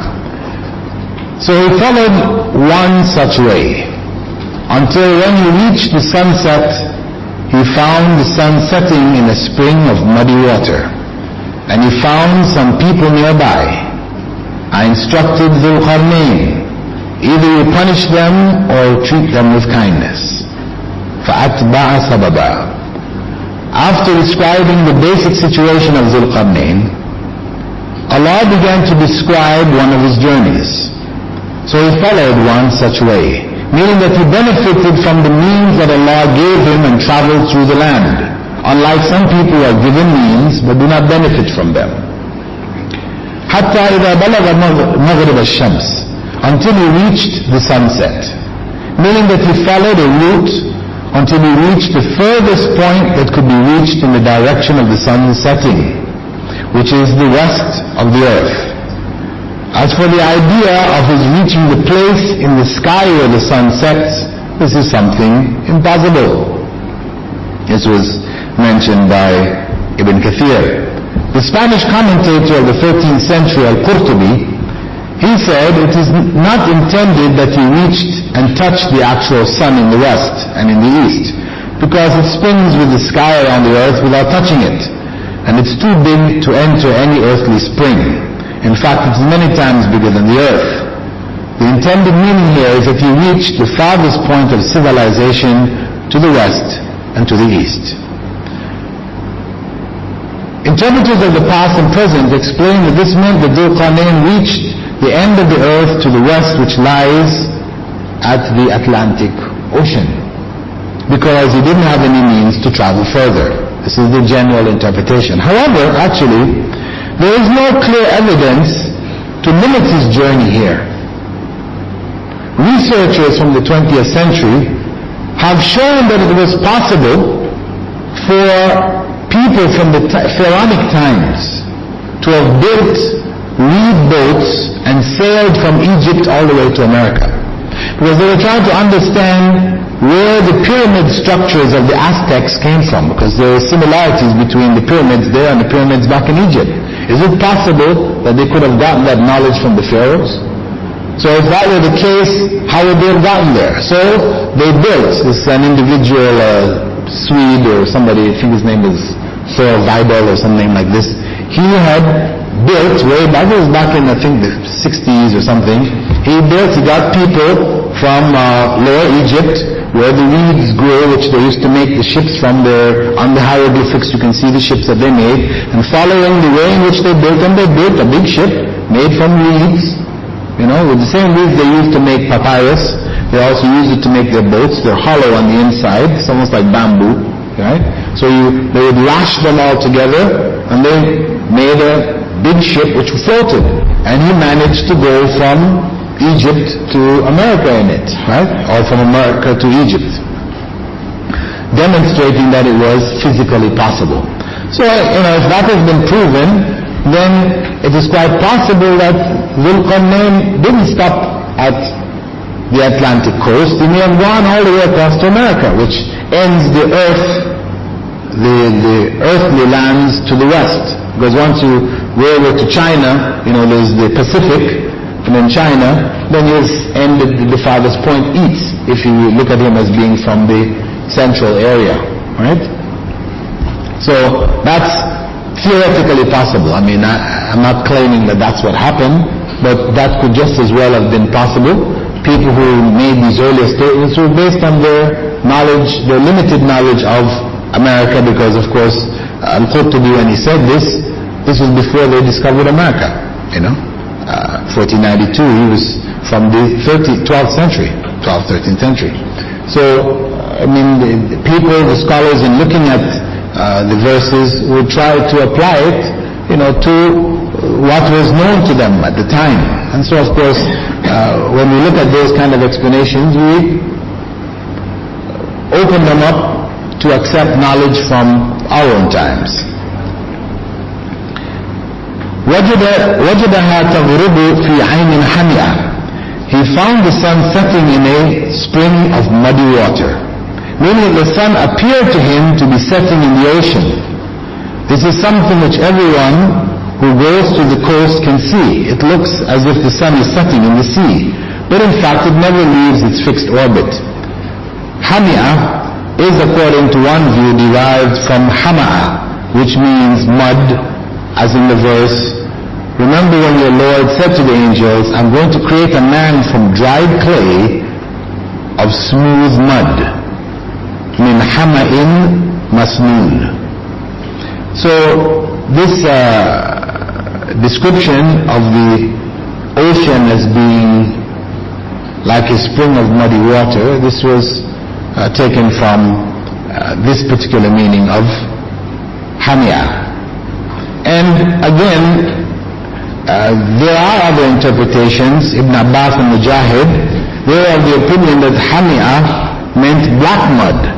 In this case, the verse meant that the sun appeared to be setting in a spring of black mud.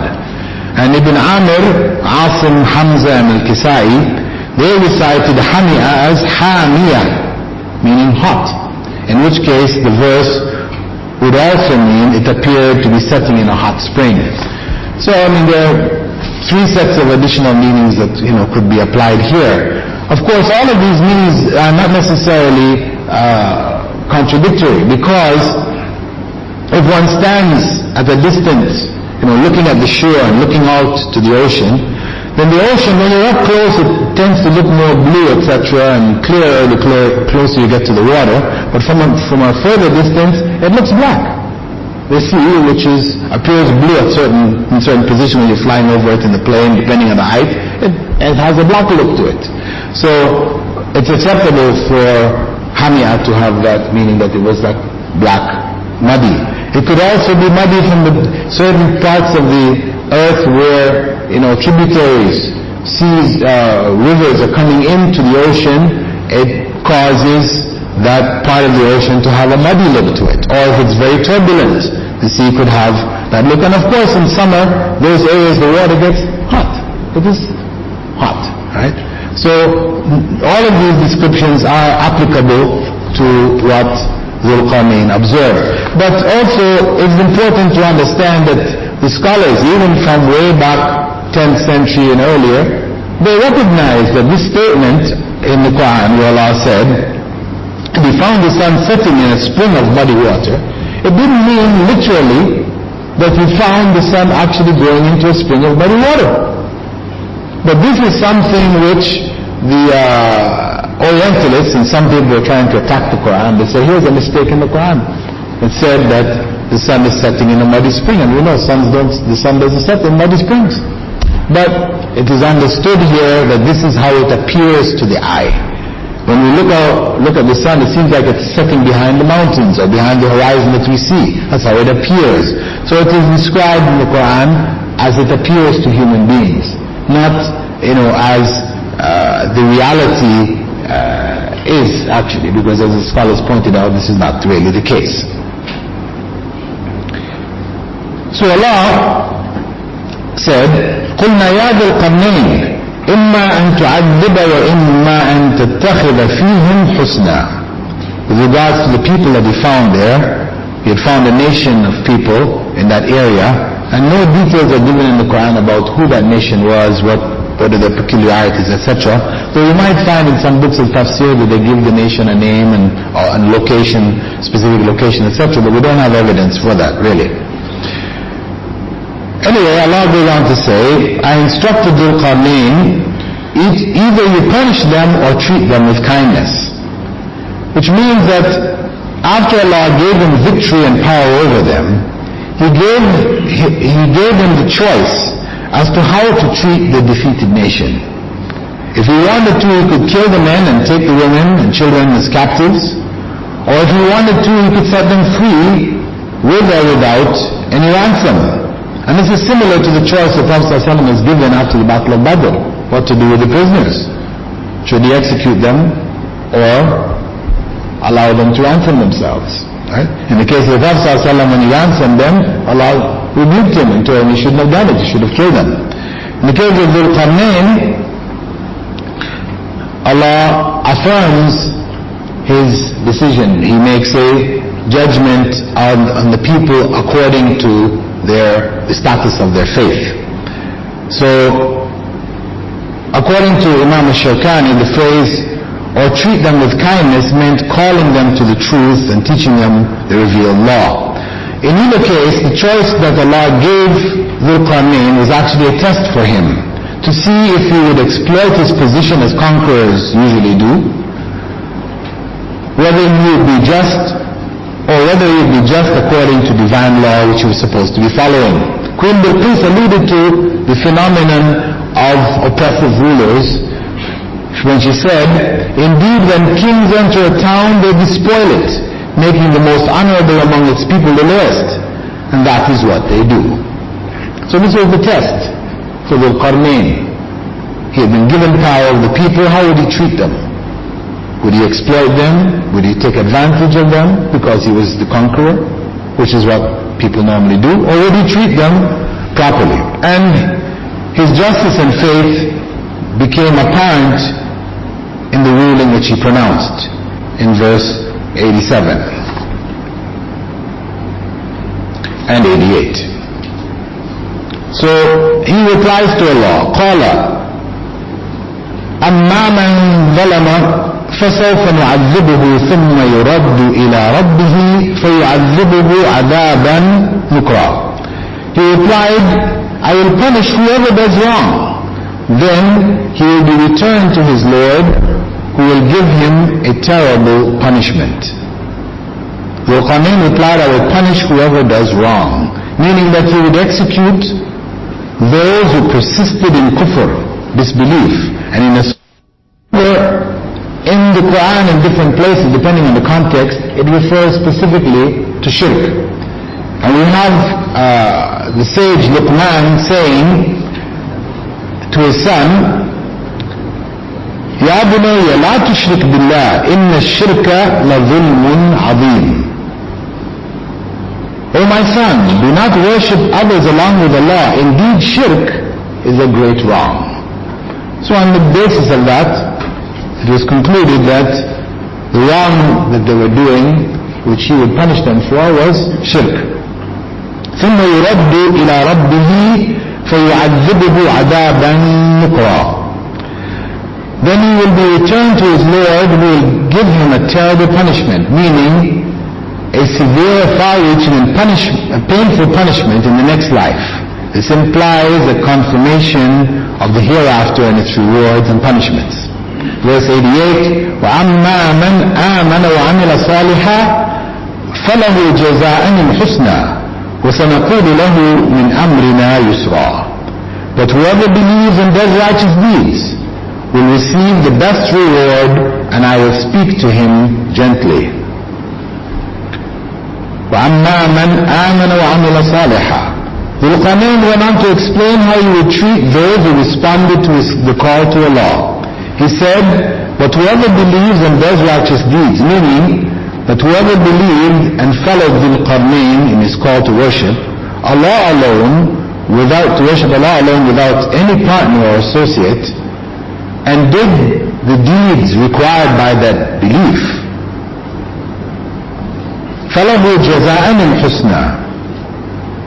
One who believes and does the righteous deeds will receive the best reward, meaning that they are guaranteed the greatest reward, which is the garden of paradise in the hereafter from Allah. Almighty Allah said in Surah Yunus, verse 26, لِلَّذِينَ أَحْسَنُوا الْحُسْنَى وَزِيَادَةً. For those who have done good is the best reward and something additional. The Prophet ﷺ explained that the best reward here was paradise, and the something additional was what? Seeing Allah, yes. So there are 2 points which should be noted here. The first is that Dhul Qarnayn followed the divinely revealed formula of linking belief with righteous deeds. Nowhere in the Quran is belief mentioned by itself. It is always followed by some righteous deed. The reason for this is that belief without righteous deeds may easily be knowledge of belief and not real belief. Belief without righteous deeds may easily be knowledge about belief and not actual belief. Somebody says, I believe in Allah, but he does no righteous deeds. He doesn't do what Allah commands him to do. His statement, I believe in Allah, doesn't necessarily mean he actually believes in Allah. It could only be a statement of fact, of knowledge, that he knows about Allah. He knows that you should believe in Allah. Many people mistake that to mean actual belief in Allah. reason for this, also, I said, on the other hand, righteous deeds without belief usually have ulterior motives, like showing off to gain the admiration of others or to gain influence over others. So this is why these two have to be together. Belief without righteous deeds may be just knowledge, not real belief.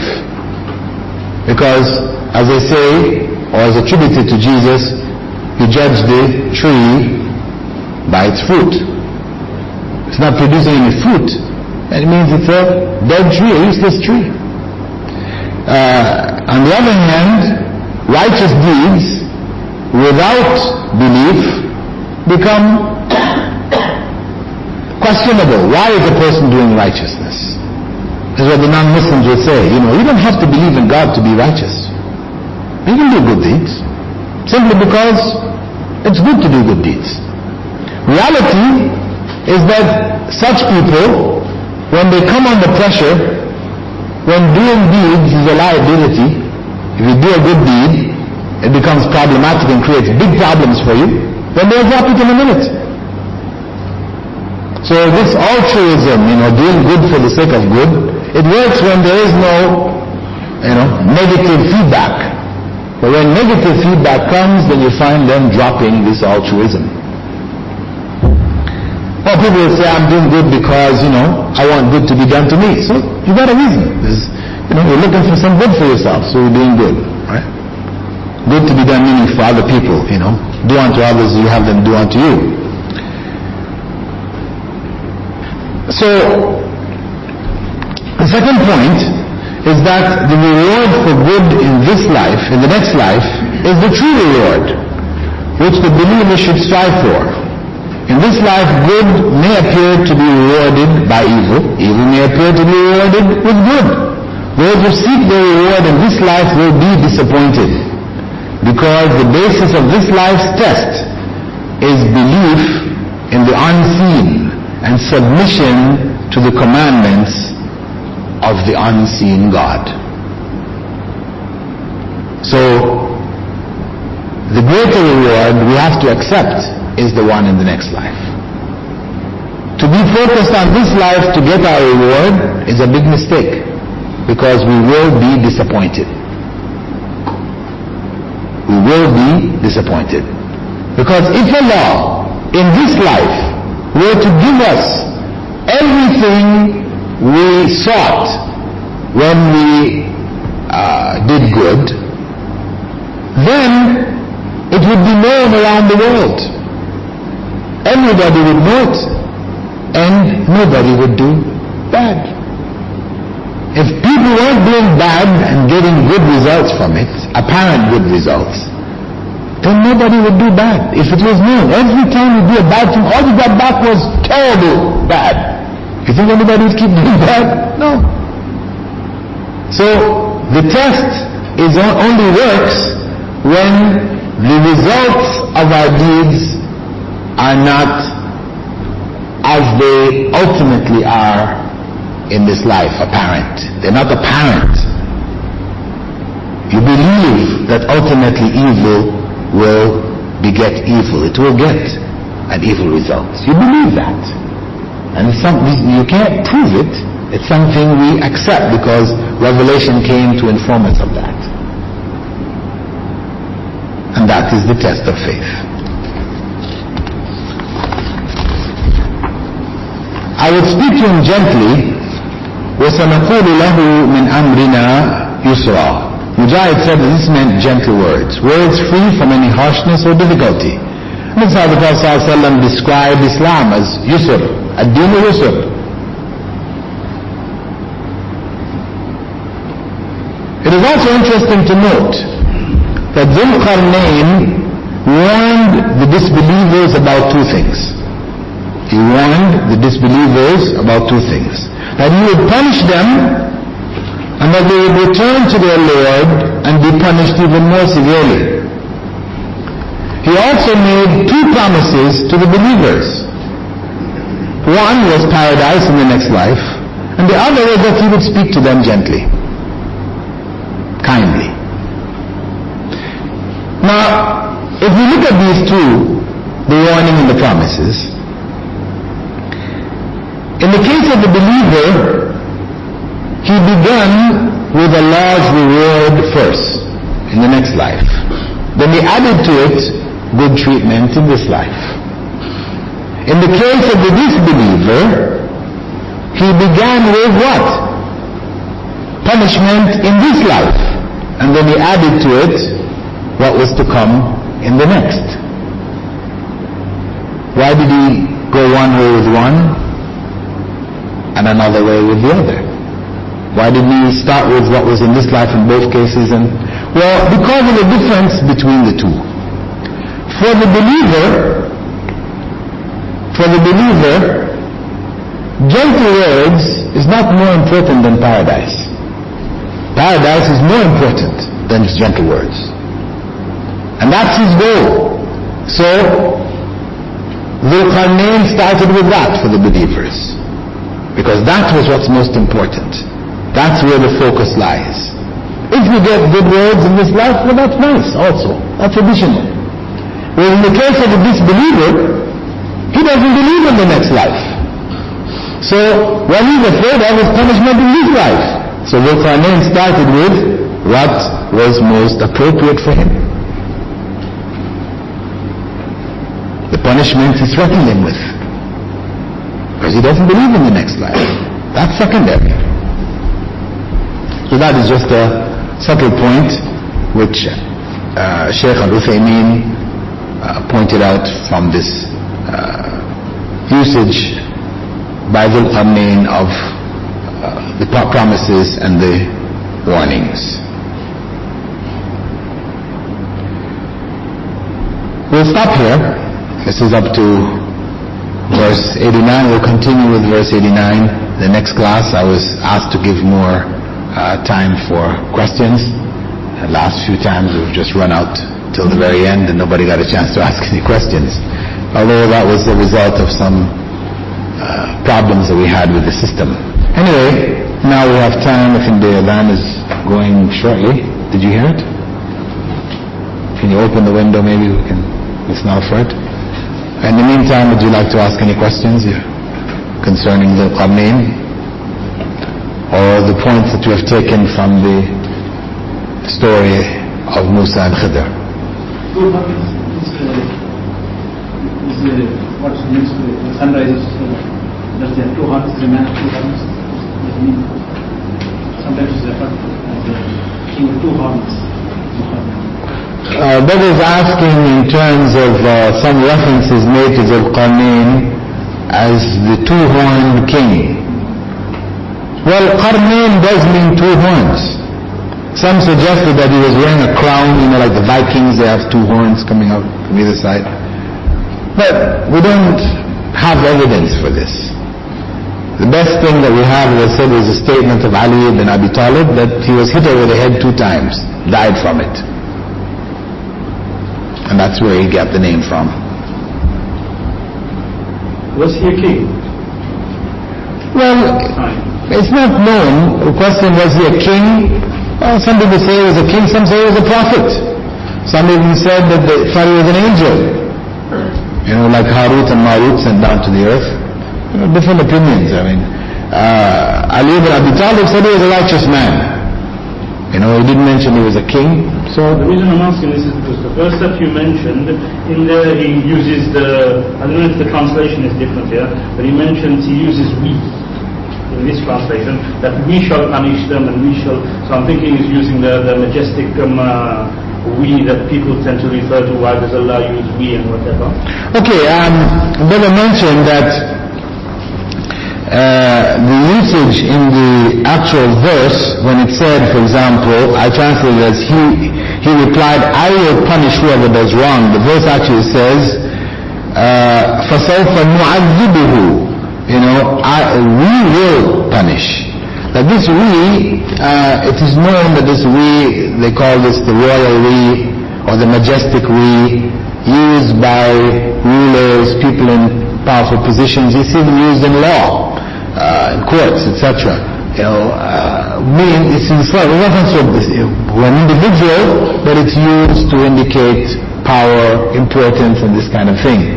He was questioning whether that was proof then that Dhul-Qarnayn was a king. Well, no, that's not proof, really. He used it. It is the point is that in language, anybody can use it. Allah had chosen him, had given him a special position, had communicated to him.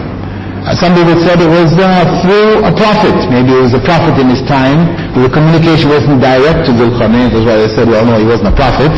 We don't know, definitely, unless we go by just what Ali Abi Talib said. He was just a righteous man. We can we take it from there. We don't need to establish that he was necessarily a king, but we know that he was given, by Allah, certain abilities, certain aspects of nature were submitted to him, etc., something like Prophet Sulaiman, etc. And he was a leader of sorts. Whether he was actually a king or a prophet or what, Allah knows best. To punish anybody, he should have some power. Well, a leader can do that also. You don't necessarily have to be a king. If you're leading the armies, you can decide to punish some of the soldiers that are under you. So that's not proof he was a king. Anybody sleeps and then he wakes up and he can pray. But in one riwayah I've read, like, if a person sleeps and he prays, but he will be in Jahannam. Some riwayahs like that. A brother was mentioning that he had heard some narration to the effect that if a person sleeps and gets up late missing a prayer, even if he prays it, he will still be in the hellfire. I am not familiar with that narration. The well-known one is that you're not held accountable, and there are other well-known hadiths from Bukhari, Abu Dawood, etc., where it said 3 people are not held accountable. The pen is lifted from 3. Among them is the sleeper until he awakes. So I think there's enough solid and authentic evidence to indicate that a person is not held accountable due to sleep, to override that. On one occasion, Prophet himself slept and the Sahaba. Yeah. There's a well-known narration of Prophet ﷺ oversleeping along with the Sahaba also. So that becomes problematic if you start to say you're going to Jahannam. Yeah.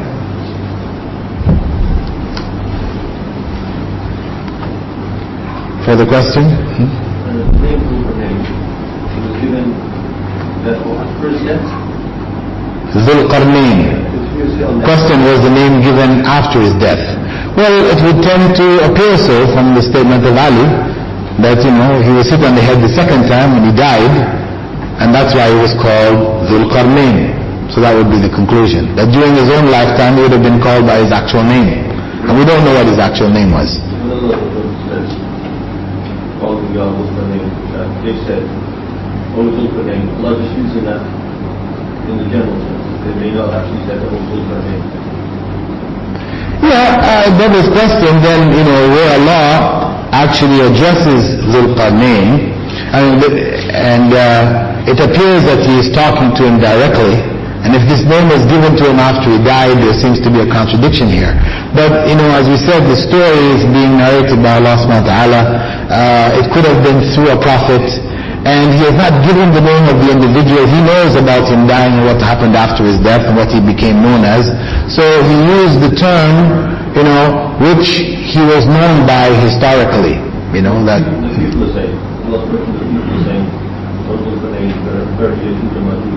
Oh, that's later. But earlier than that, he also said, Allah himself addresses him, Ya Dhul-Qarnayn, O Dhul-Qarnayn, right? Whilst he was still alive. So the same issue, whether it's the people calling him or Allah calling him, that same issue, could be raised.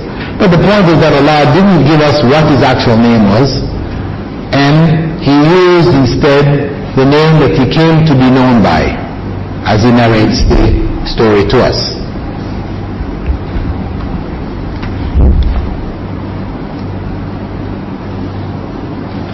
Further question? So I had a question last week that I was going to ask you. You mentioned about Musa alayhi salam, that he was among the elite and something about Ulul Azm or something, yeah? But doesn't it not say that there is no distinction among the prophets in the Quran?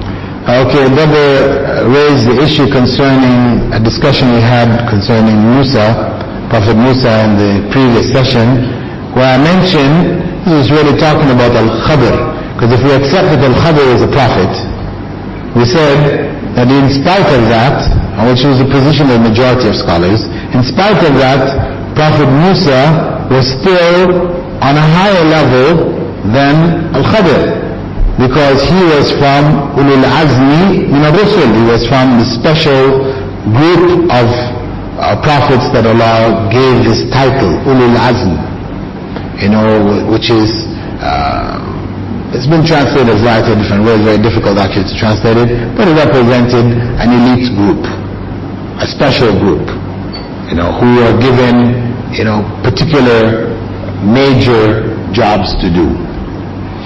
The brother's question is, we're told not to make any distinction among the prophets.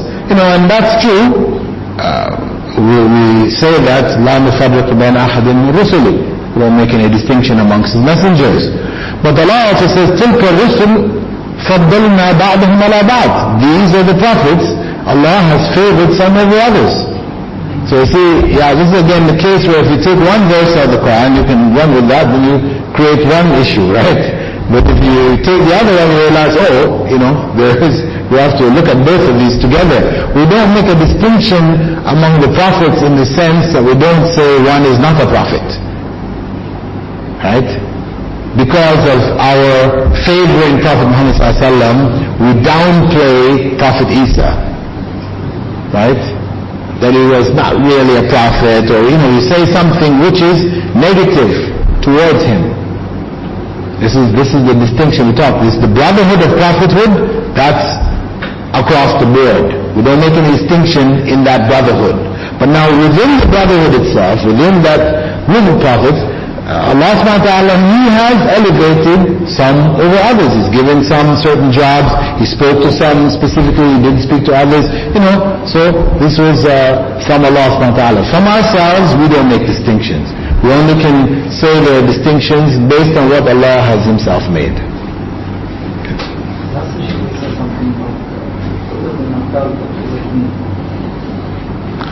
Last week I mentioned the terms Qutb and Abdal. Well, these are terminologies commonly used in the mystic circles among the Sufis.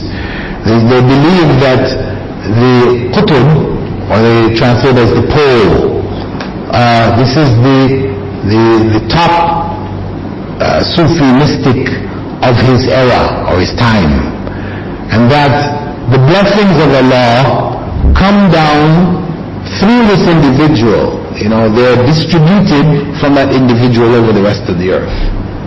So he is and he becomes a point of prayer. He's also called the Ghawth. The Qutb is also known as the Ghawth, or the source of help, the ultimate source of help. So this terminology common in India and Pakistan, the Ghawsi Azam, for Abdul Qadir al-Jilani, because he was considered among the Aqtab, or the Qutb. He was the Qutb of his time, the pole of his time. And of course this is involving shirk. Prayers are directed to him, or through him. Abdal, this is part of the hierarchy. When the Qutb, when his time passes, then somebody else steps into his place from the group that's below him, from the Abdal. So they're given different names just like in the Catholic Church, you have the Pope, then you have the cardinals, you have the bishops, and you go down. So in Sufi terminology, they have a hierarchy of spiritual masters. So those people who use this social album or whatever, there are some people who are into all this liquor and everything, and they stand up and they actually there was a time when my parents were into all that stuff, and they actually sing, they actually make dhikr about that same person. So that is a form of shirk. Yes, if one is calling on these people in dhikr, in remembrance, remembering them, then of course it's an element of shirk. I mean, you have, I know in West Africa, the Tijaniya Sufi order, I mean, they will have, the followers will wear pictures, of the Sheikh of their time, Hassan Sisi, I think he's the latest one, and they'll even put it on their prayer mats, and they look at him whilst they're praying. He becomes an object of worship for them. Yeah.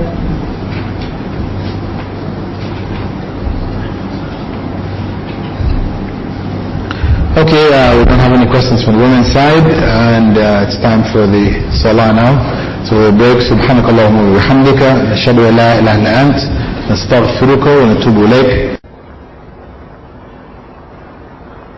الحمد لله رب العالمين والصلاة والسلام على رسوله الكريم وعلى آله وأصحابه ومن استنى بسنة يوم الدين.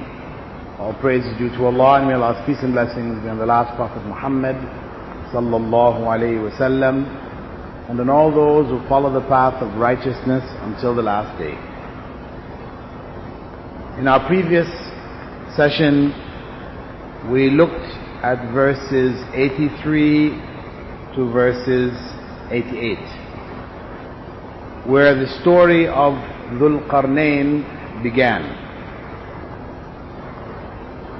We began talking about Dhul Qarnayn himself. Who was he? We clarified that he wasn't Alexander the Great, though a number of commentators felt so, like Fakhruddin al-Razi. As we said in the previous session, we began to look at the story of Dhul Qarnayn, clarifying that he wasn't Alexander the Great, though some scholars of the past felt so. And we said basically the reason why he wasn't acceptable was because of the fact that though historically he was the individual known to have conquered lands to the west and to the east, he was himself a worshipper of idols. He belonged to Greek society and the Greek belief system, which contradicts the descriptions of Dhul Qarnayn in the Quran itself. Dhul Qarnayn is described there as one who believes in the one God, so much so that some scholars felt that Dhul Qarnayn was a prophet of Allah. There are some narrations of questionable authenticity where Prophet Muhammad ﷺ was asked about Dhul Qarnayn. As we said, with regards to Dhul Qarnayn, that Allah describes him as one who fears Allah, establishes Allah's laws amongst the people that he comes across, so much so that they said some scholars held that he was in fact a prophet of Allah, because there is mention of Allah speaking to him. And of course we know that Allah speaks to the prophets.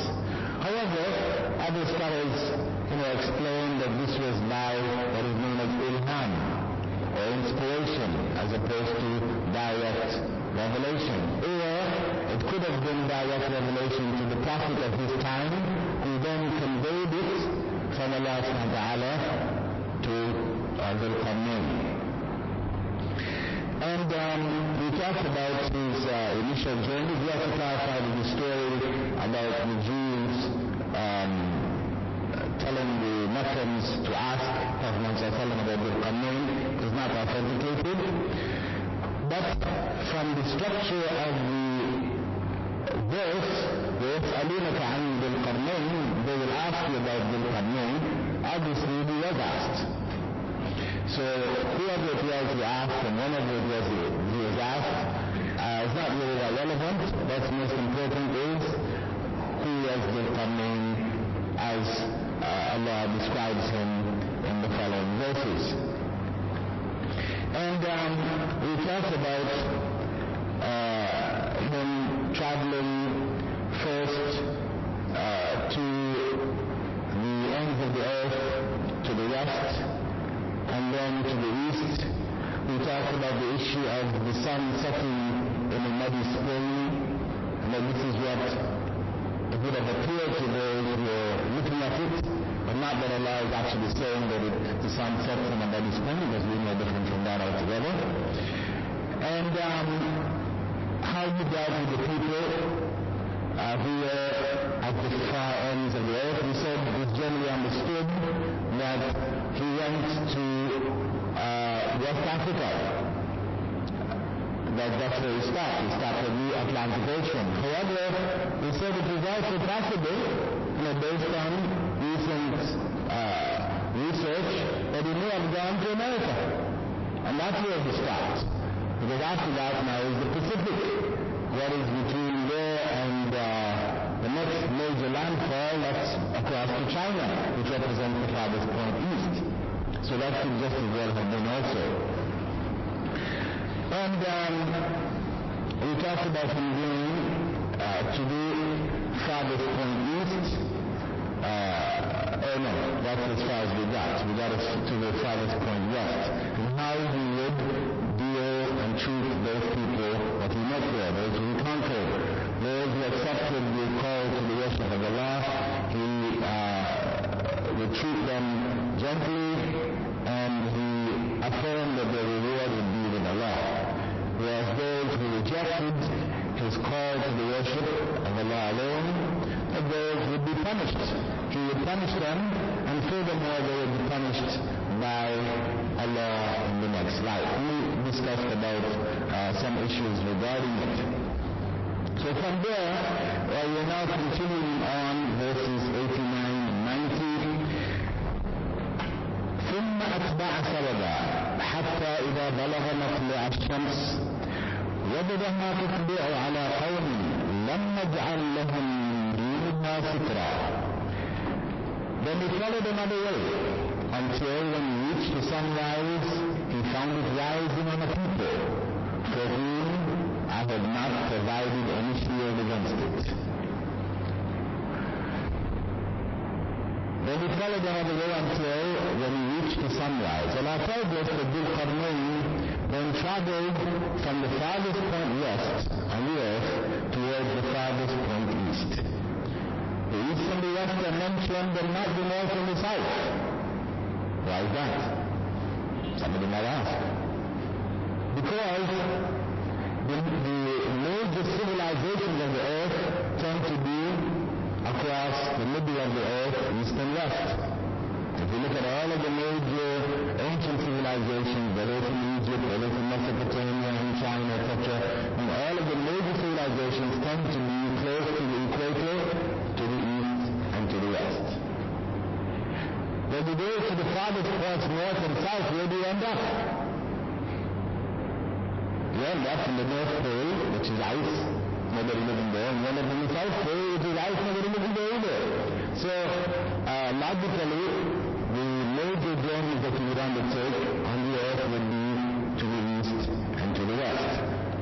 And this is a point, which we can see even in some statements of the Prophet ﷺ, as in narration which was reported by Fawdan, in which he quoted Prophet Muhammad ﷺ as saying, "Indeed Allah has laid up the earth for me, and I saw its easts and its wests.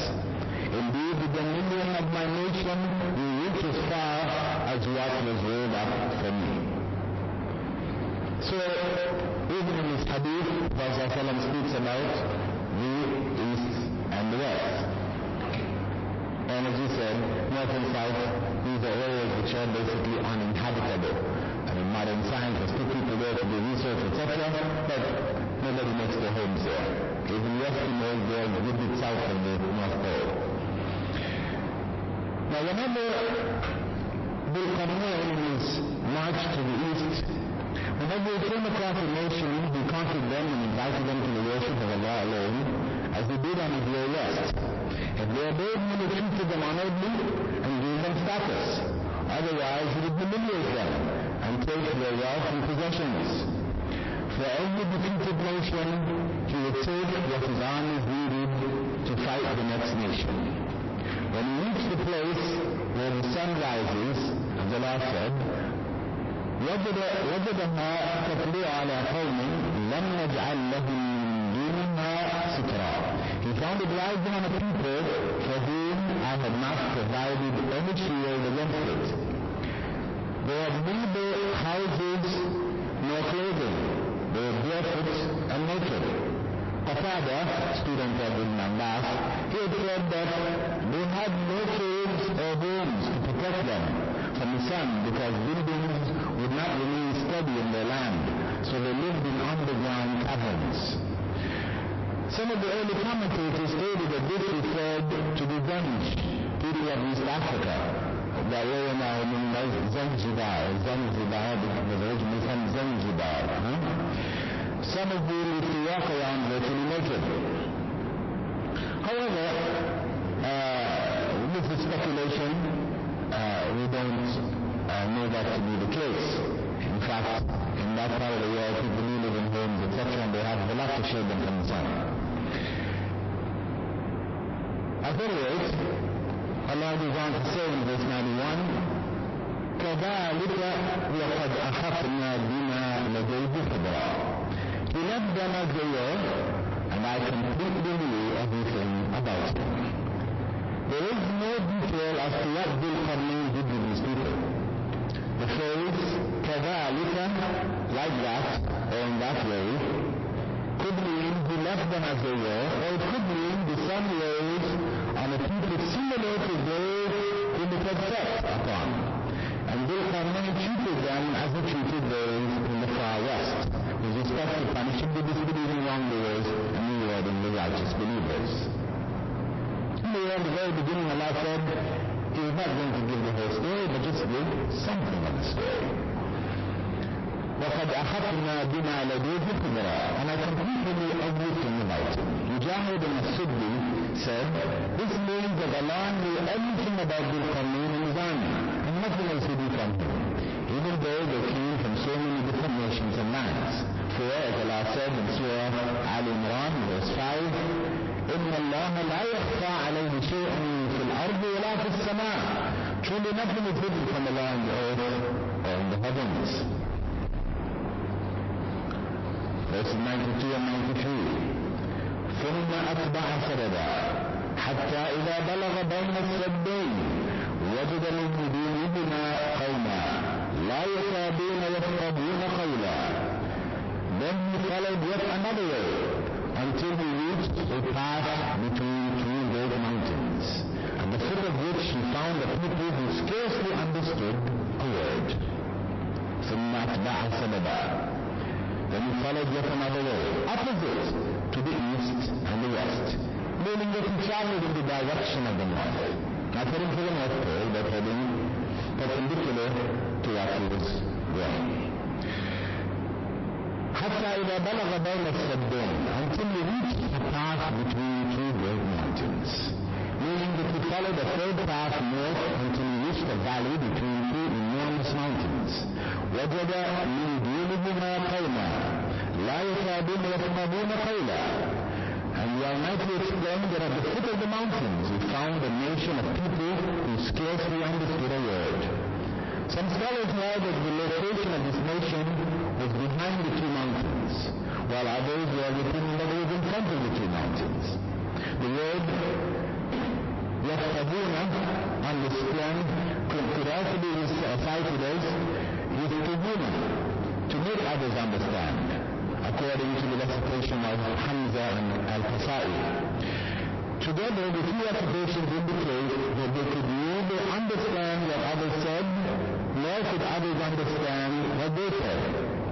The Qarnayn and his people had great difficulty in understanding their speech, because their language was strange, and this nation had probably been isolated from other people for a long period of time.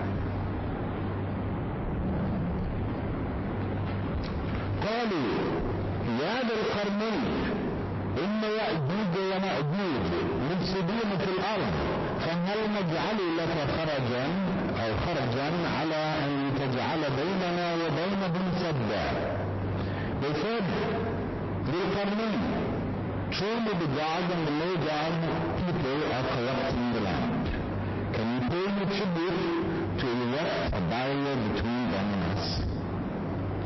قالوا يا ذا القرنين. They said, O Dhul-Qarnayn.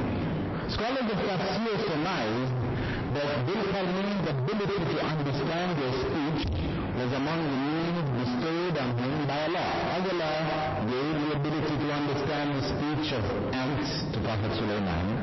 He could have given the ability to understand their speech, though it was hardly intelligible to most people. It was made intelligible to him. Or, some of them explain that this was said to their translators. Right? They said this to translators amongst them who then translated into the language of Dhul-Qarnayn and his people. إِنَّ يَأْجُوجَ وَمَأْجُوجَ مُفْسِدُونَ فِي الْأَرْضِ. Truly the Gog and the Magog are corrupting the land. The Gog and the Magog. In Arabic, يَأْجُوج وَمَأْجُوج. They are nations of human beings from among the progeny of Adam, peace be upon him, as stated by the Prophet ﷺ in the following narration from Abu Sa'id al-Khudri. Allah will say, O Adam. Adam will respond, here I am happily at your service, and all good is in your hands. Allah will then say, send forth the group of the hellfire. Adam will ask, what is the group of the hellfire? Allah will reply, 999 out of every 1,000. At that time, the hair of young children will turn gray. Every pregnant woman will drop below. And people will appear drunk, but they won't be drunk, because Allah's punishment is severe. The companions asked, which one of us will be the one? The one out of the 1,000. He replied, good news for all of you. It will be one person from among you and 1,000 from among the Gog and the Magog. When he said, by the one whose hand my soul lies, I'm hoping that you will be 1/4 of the people of paradise. We exclaimed, Allahu Akbar, Allahu Akbar. The Prophet ﷺ also gave a vivid description of the physical appearance of the Gog and the Magog. There are many stories that you can read about, which are mostly fables, describing them as being in their palms with height. You know, like Tale of Two Cities or whatever, you know, like little people, right? They're only so high. Some said they're huge, tall. There are all kinds of stories about them, but mostly this is fables and fabricated information. What is authentic? Inshallah, I'm bringing you. The description of them, Harmala, narrated from his maternal aunt, his large messenger gave a sermon while his finger was bandaged from a scorpion's sting. In the sermon he said,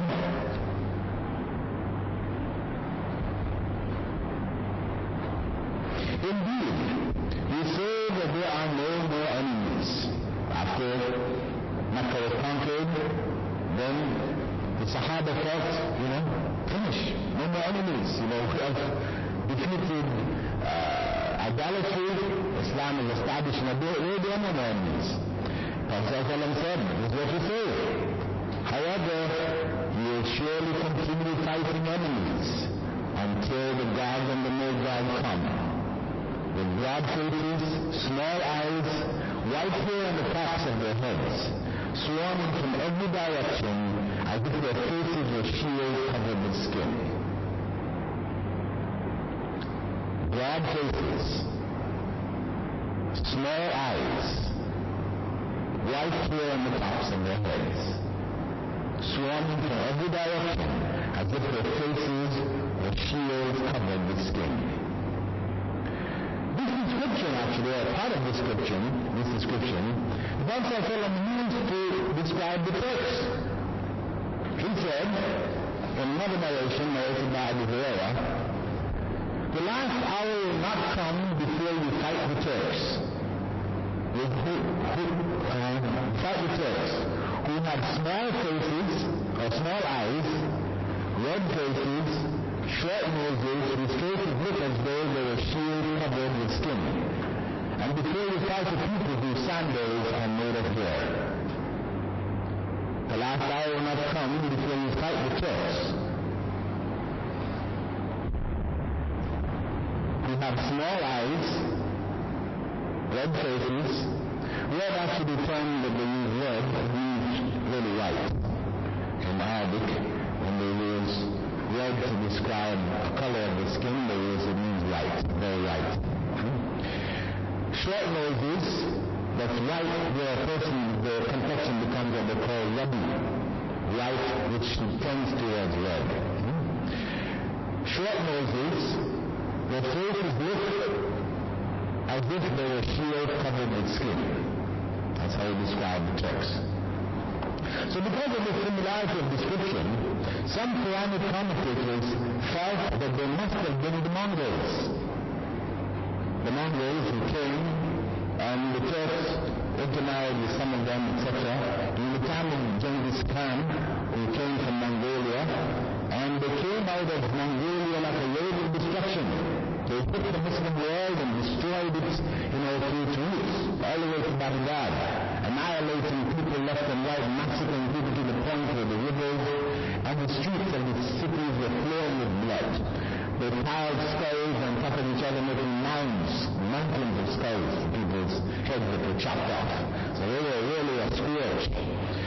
So, looking at them, some commentators said that this must have been the Gog and the Magog. However, if we look at the description that the Prophet ﷺ gave of them in terms of the accounts that would take place, the incidents that would happen around them, we know that they weren't the Gog and the Magog. But it's enough that the description is similar to the Turks to let us know that they were human beings and not little, mythic people, dwarfs, or people think they're some kind of, other creatures. And they even have some narrations which claim that they were made from, other sources. They were not descendants of Adam at all.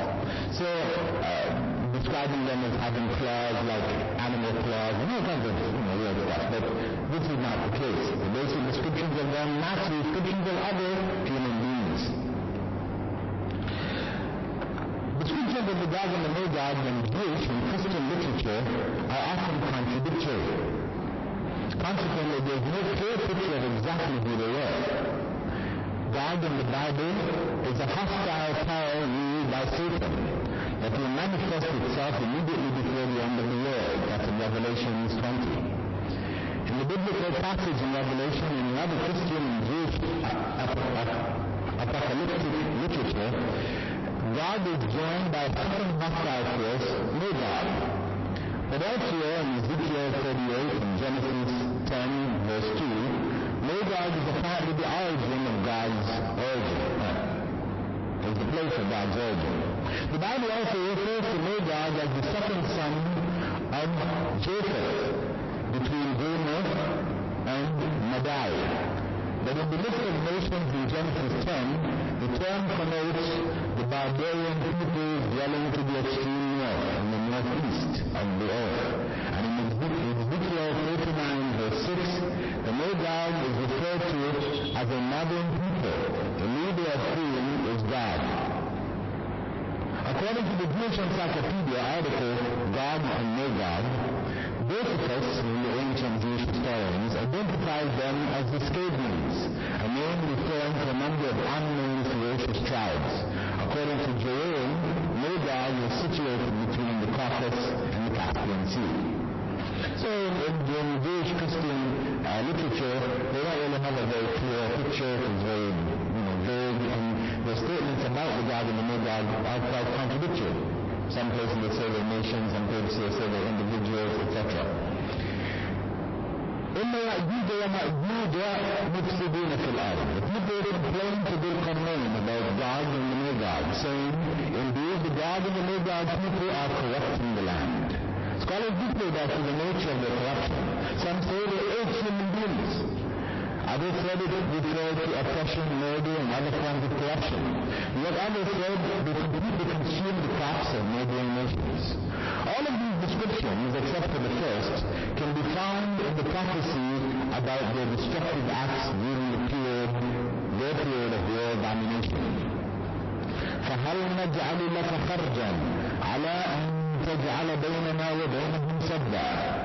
After explaining their situation, the people respectfully requested Dhul-Qarnayn's help, saying, "Can we pay you tribute to erect a barrier between them and us?"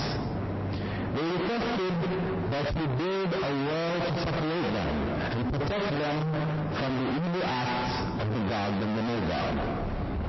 They offered in return some of their wealth in order to ensure his help, not because they thought that a ruler who had already conquered the East and the West needed it. Imam al-Qurtubi, the Spanish scholar of the 12th century, identified a particular benefit which can be extracted from this verse. He said, "This verse contains evidence for the establishment of prisons, and the incarceration of the corrupt, and preventing them from acting as they wish and not leaving them to do whatever they're doing. Instead, they should be beaten and imprisoned or fined and freed, as Umar ibn al-Khattab did. There was no prisons during the era of Prophet. Prophet didn't have any prisons. People were sometimes imprisoned but in their homes. They didn't have particular institutions dedicated to just holding prisoners per se. And similarly in the time of Abu Bakr, there had no prisons. So it was in the time of Umar ibn al-Khattab that he made the ijtihad to establish prisons. But proof for it can be deduced from this verse, because the people are asking Dhul-Qarnayn basically to make a prison to hold the God and the no-God back from their destruction of neighboring lands. قال ما مكنني فيه ربي خير فأعينوني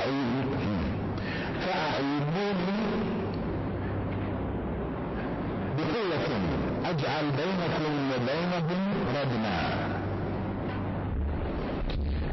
He replied, "The way in which my Lord has established me is far better. Assist me with manpower, and I will erect a strong barrier between you and them." Dhul-Qarnayn, being a righteous individual, and knowing that Allah had a better reward for him if he had them, refused to be paid. The Almighty quoted him, قال ما مكنني فيه ربي خير. He replied, "The way in which my Lord has established me is far better." Meaning that the power and authority which Allah has given me is better for me than what you have collected. The statement is like that of Prophet Sulaiman, peace be upon him, when presents were brought to him from Queen Bilqis. His response was, "Will you help me in wealth? That Allah has given me is better than what He has given you. أتمدونني بمال فما آتاني الله خير مما آتاكم بل أنتم بهديتكم تفرحون." At Surah An-Naml, verse 36. فأعينوني بقوة أجعل بينكم وبينهم ردما.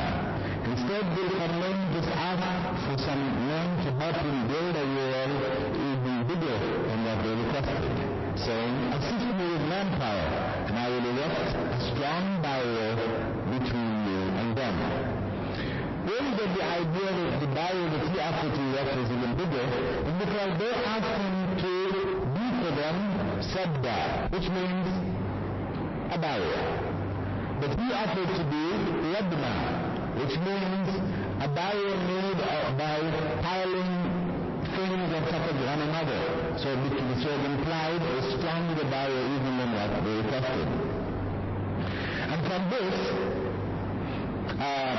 again, Imam al-Qurtubi, he suggested that this verse contains proof that it is obligatory on rulers to protect their subjects' lives, repair damage to their property, and guard their rights and their wealth, even if his own wealth is consumed in fulfilling their rights and providing aid to them.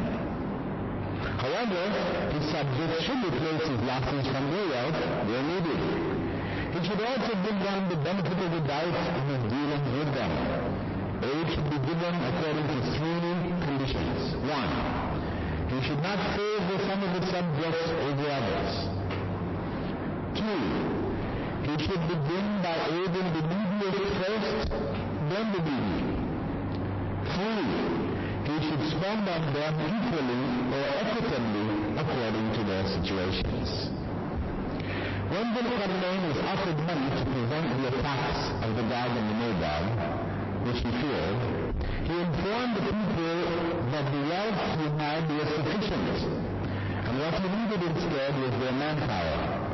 He could see that their wealth was barely sufficient for their own needs, so if he took wages, it would reduce what they needed from him, what he needed from them, and the reward would go to them because they paid him for what he did. Thus, he concluded that voluntary manpower was more appropriate. The main guideline to be followed in these matters is that no one's wealth can be legitimately consumed unless a real necessity exists. If the debt exists, then such wealth should be taken openly and not secretly, and spent fairly and not preferentially. And it should be done according to the opinion of the community and not unilaterally. آتوني جبر الحديد حتى إذا ساوى بين الصدفين قال انفخوا حتى إذا جعله نارا قال آتوني افرغ عليه قطرا. So bring me blocks of iron. When he leveled off the gap between the two mountain faces, he instructed blow on it until he made it red and made it fire red. Then he said, bring me molten copper to pour over it. آتوني جبر الحديد حتى إذا ساوى بين الصدفين. So bring me blocks of iron. When he had leveled off the gap between the two mountain faces, Dhul Qarnayn had them pile up blocks of iron, one on top of each other, until he reached a wall stretching from one side of the valley. Then until he created a wall stretching from one side of the valley to the other, linking the faces of the two mountains. I don't know if you can picture that. Right? He came to an area between two mountains. The two mountains, we say like this, these are the faces of the two mountains. So he filled up from the middle, built upwards and outwards until he linked the two mountains basically with the wall, right? On a wall of iron blocks. And of course we're doing these kind of things now. In those times, of course it would seem amazing. How could they possibly do it? It's like building the pyramids, a massive structure. And this is being done out of iron. قال انفخوا حتى إذا جعله نارا. He instructed them, blow on it until he made it fire red. And he said, bring me molten copper to pour over it.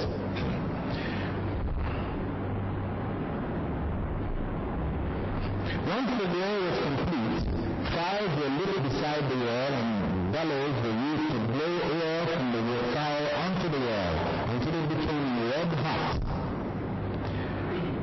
قال آتوني افرغ عليه قطرا.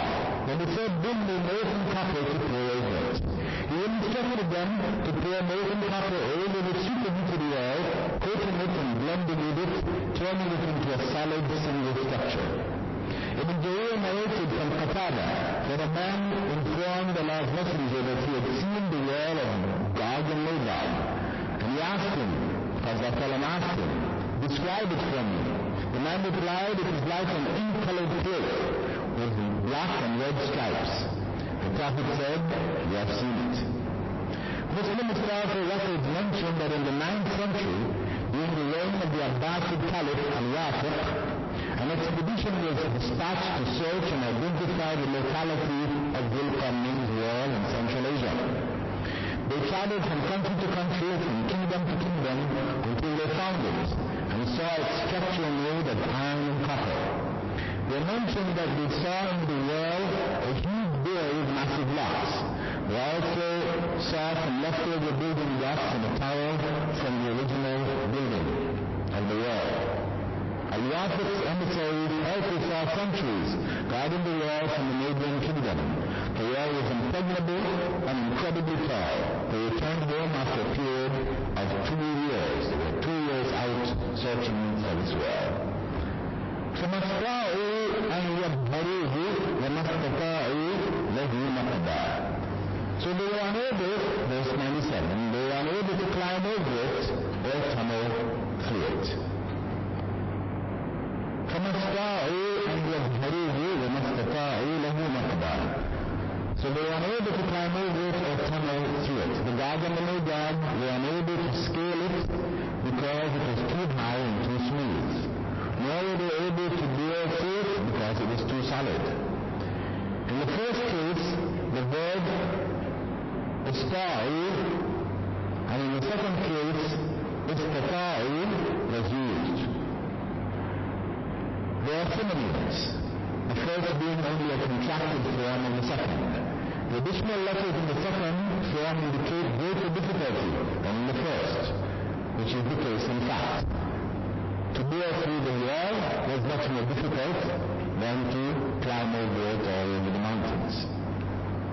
Zainab bin Jahsh related that the Prophet came to her in a distressed state saying, "There is no God worthy of worship but Allah. Woe to the Arabs from the great evil that has approached them. Today a hole has been opened in the dam of the Gog and the Magog, like this, and made a circle between his thumb and his forefinger." Zainab asked him, "O Messenger of Allah, shall we be destroyed even though there are righteous people among us?" He replied, "Yes, if wickedness becomes prevalent." A question, shall we be destroyed even though there will be righteous people among us?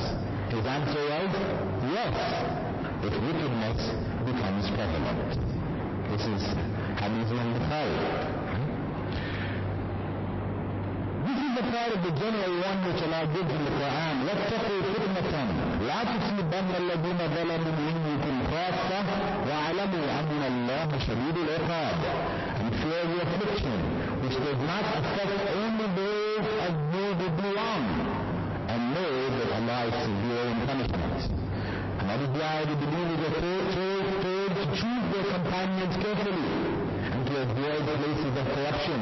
Prophet ﷺ had said, "Al-mar'u ala dini khalili, falyanzur ahadukum man yukhalil."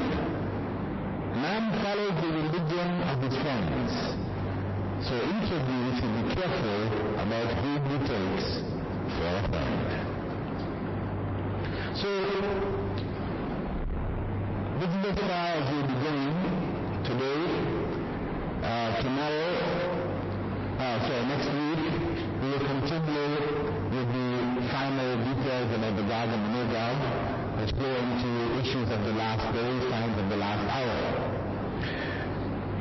Sufficient for us to recap what we have covered so far, that in the case of the Abil Qarnayn's journey to the east, he treated the people there basically as he treated them in the west. Well, I didn't go into descriptions as to how he treated them and what took place, etc. He just said, "Kadalik," in the same way, in a similar way. Who those people were, we don't know. Just as we don't know who the people in the west were. It was just enough that Allah told us that he went to the farthest point west, as he himself told him to the farthest point west. And we said that Allah mentioned the east and the west rather than the north and the south. Why?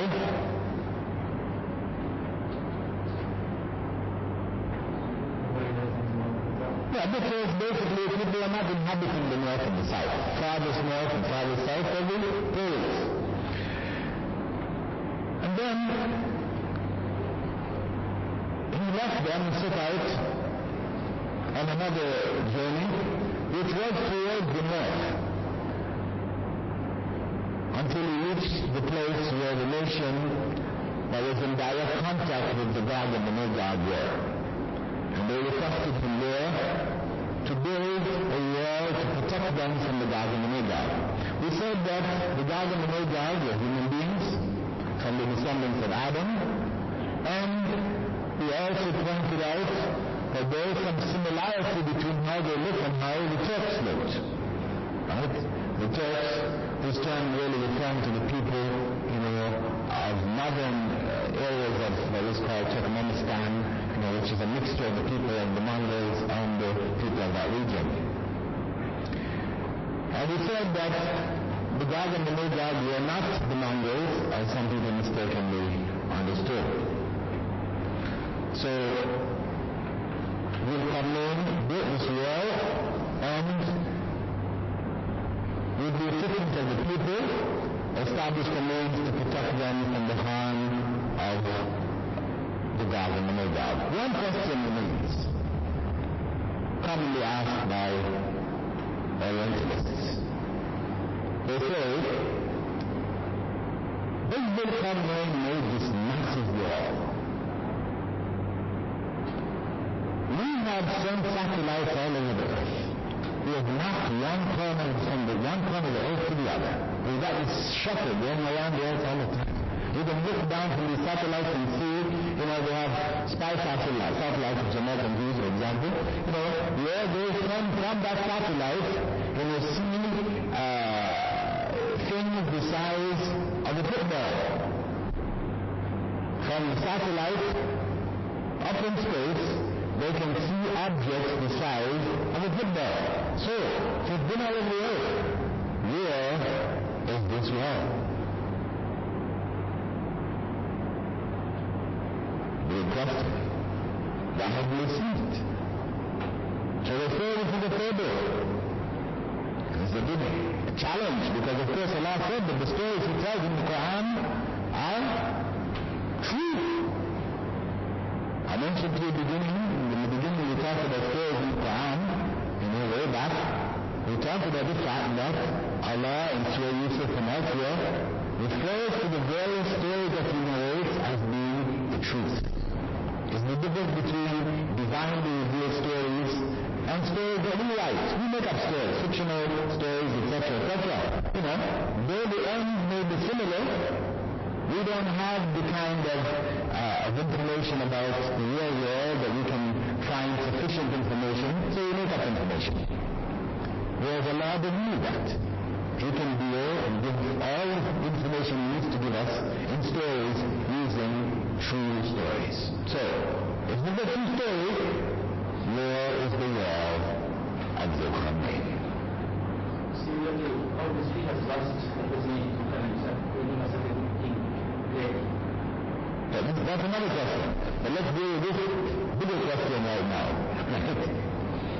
The bigger question right now, the other question I better raise was also why it is that history, the historical records, have lost information about this great king, conqueror, Zulkarnain.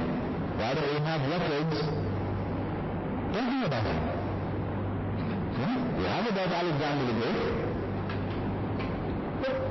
Of course, if you are among those who say that he was Alexander the Great, you're covered. But now let's go back to the issue of the wall. Where is that wall? What do we say? How do we explain the fact that we can't see it?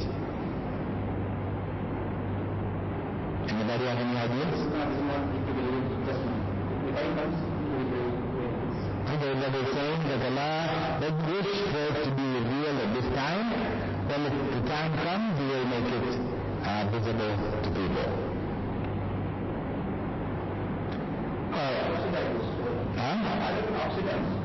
Iron oxidizes. Something like that. That's the time to be iron anyway. It will become Oxidized. Well, if we said it was covered by copper, completely covered by molten copper, then that would protect it from oxidization. So where is it going? Well, reality. Has Western science, geologists, etc., covered every square inch of this world? No, they haven't. They haven't. Not only that, they are digging up in places where they thought they knew everything. They're still digging up Egypt. Okay, they're still digging up other temples, and so there are things which may be covered by sand, may be covered by vegetation, may be covered by a variety of different snow, may be covered by a variety of different elements, which make it not readily visible. It's quite possible. We don't know every square inch of the earth. That's reality. So we use the argument, we say to them, عدم العلم بشيء ليس بعلم.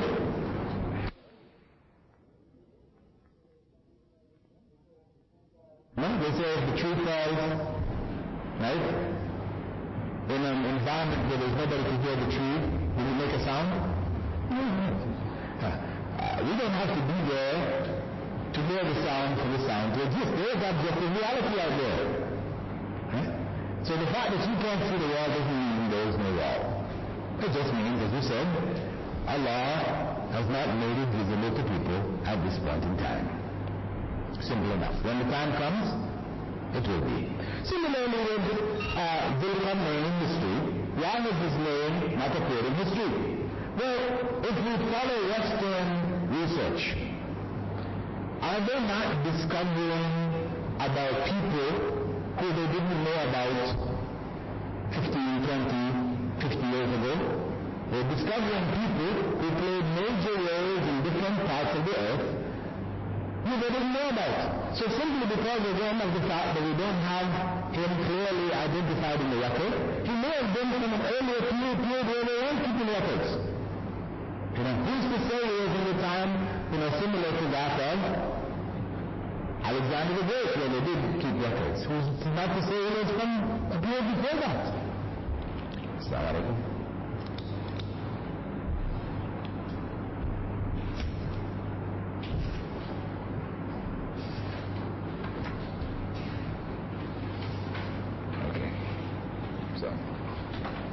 The question is concerning the hole in the wall, which Prophet ﷺ had mentioned concerning the God and the no God, that a hole the size of the circle he made between his thumb and forefinger had appeared in the wall. And that was in the time of the Prophet ﷺ, 1,400 years ago. So the sister's question was, is that the opening for them to come through? Well, if it was, they would have been warned than they're glad already. So it wasn't. And we'll go back to when we start to look at the other incidents concerning them and how the world eventually is destroyed and how they come over the earth and what happens in their time and, who's around at that time, what happens, the slaughters that they did and, the challenges that they made and how they eventually defeated. In that time, we will also look at the issue of the hole in the wall. Referring to some fitna, it's not actually a real hole. We are referring to some fitna which has arisen. This hole in the wall. Well, and then it's suggesting that maybe this is a metaphorical hole in the wall. No, we don't need to go there. Prophet ﷺ said, a hole has appeared in the wall like this. Right? He didn't say a metaphorical hole has appeared in the wall. There's a hole in the wall. He did his finger to show what that hole is like, what is the size of that hole. So after that, we don't go and say, maybe it's metaphorical. Right? We stay with it. There are other hadiths which clarify about the hole and how the hole is actually closed up.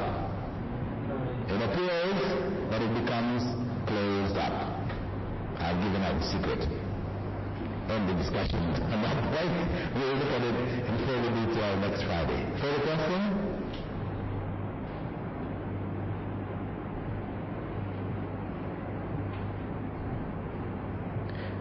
Okay, inshallah, then we'll stop here. We are early today. And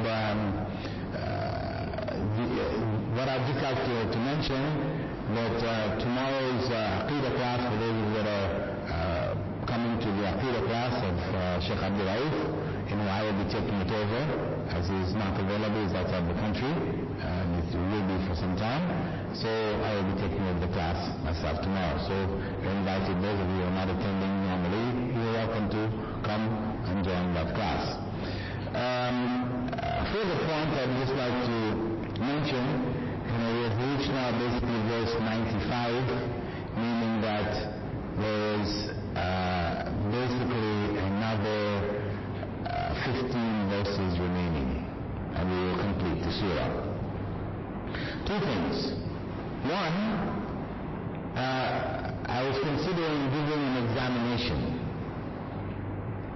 right, for the study of Surah Al-Kahf.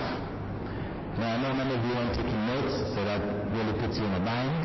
Well, I have been preparing the notes all along, so once we're finished, the notes will then be put together and made available in the complete form. But before doing that, I wanted a few volunteers who have good command of English to read some sections of it, just to make sure to remove typos and these kind of things, so it reads smoothly for everybody. So I need, if I'm on the women's side, if the sisters can give their names, I need about 4 or 5 readers from the women's side, and similarly from the men's side. If you can give your names, we have the attendance sheet. If you can just make a note that you are willing to read some sections. I won't give you, don't expect to read the whole thing. We'll just give you some sections divided up amongst you, and just to help get through it quickly so we can make it available as soon as possible. But what I'm saying is that we're going to start doing that from now. I won't wait until we complete and then give it to you, because of course then time is going to be short. So from now I'll put together what we have covered so far, and then start to divide it up for some of you who could volunteer to do some reading for me. Any further questions? And we can start thinking about what is the next surah that you would like for us to cover also. Assalamu alaikum.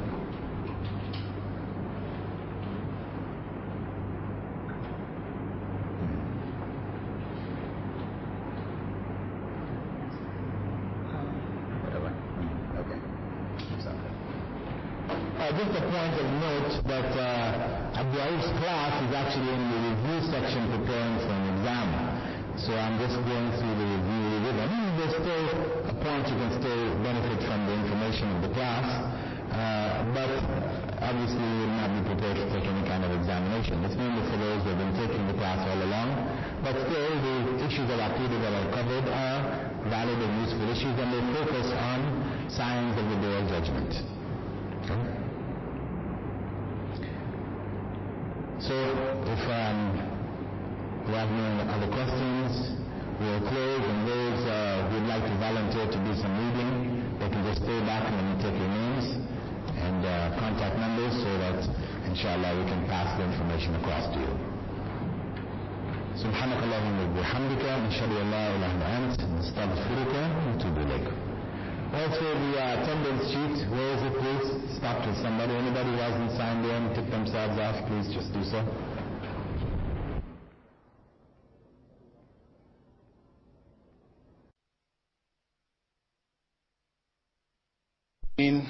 والصلاة والسلام على رسول الكريم وعلى آله وأصحابه ومن استنى بسنة إلى يوم الدين. All praise due to Allah, and may Allah's peace and blessings be on the last Prophet Muhammad sallallahu alayhi wasallam, and on all those who follow the path of righteousness until the last day. In the previous session, we looked at the effort of Dhul Qarnayn to block the Gog and the Magog tribes from wreaking havoc on the people who were between the two mountain paths, who were either before it or near to it, behind it, at the base of the two mountains.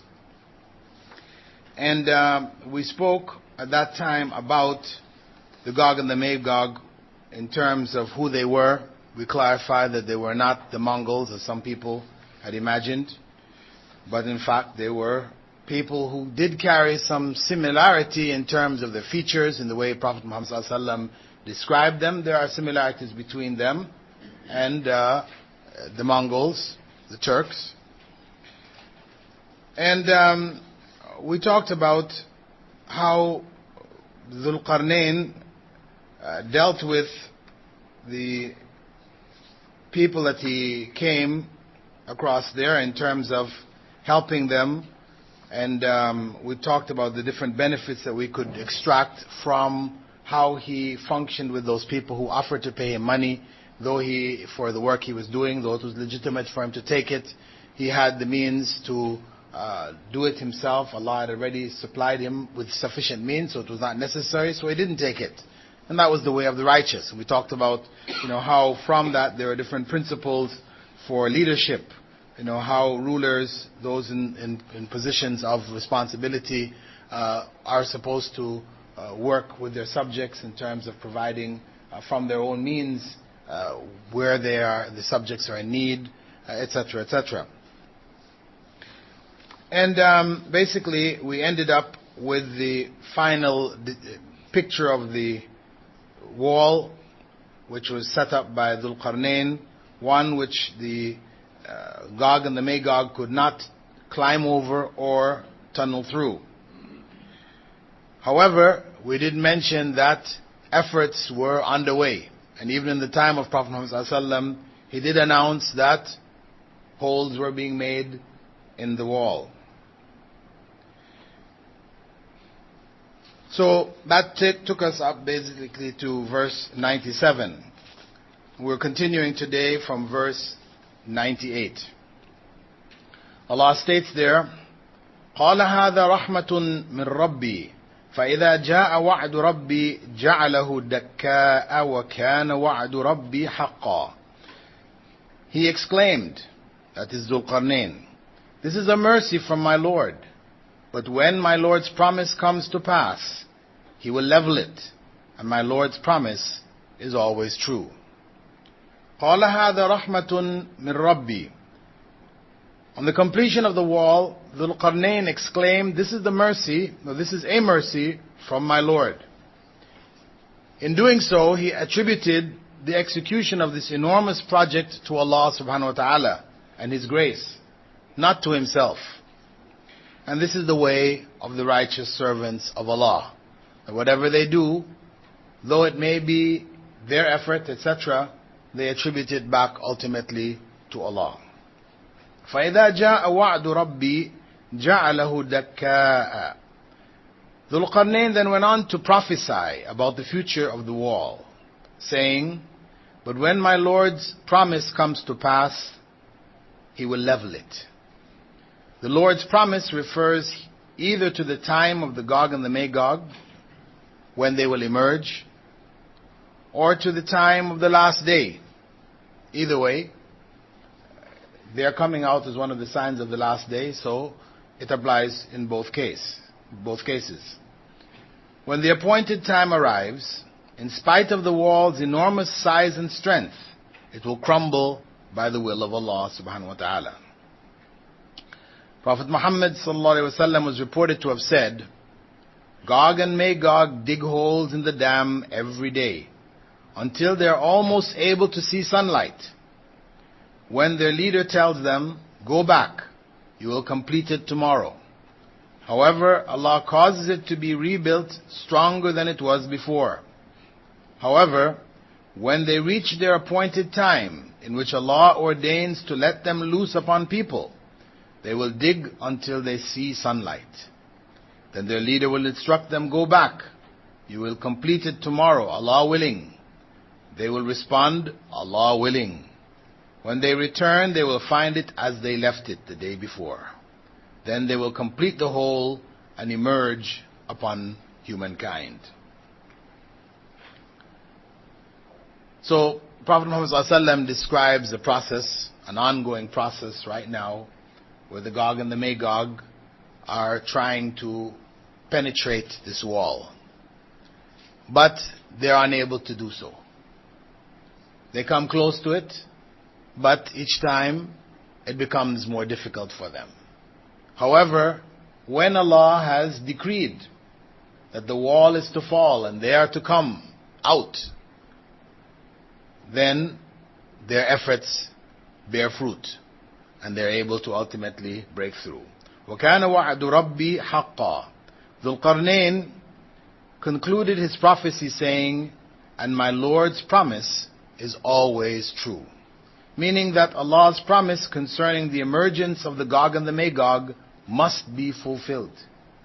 If it did not take place, it would mean either that Allah was unable to make it happen, or that He lied about it, both of which could not possibly be attributed to Allah. Once Allah said this is going to happen, then it must happen. Verse 99.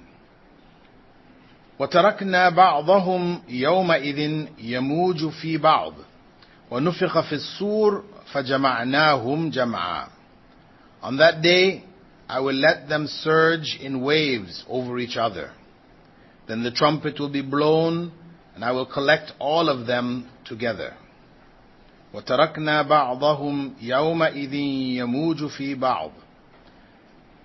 Almighty Allah then briefly describes what will happen when the wall falls, saying, on that day I will let them surge in waves over each other.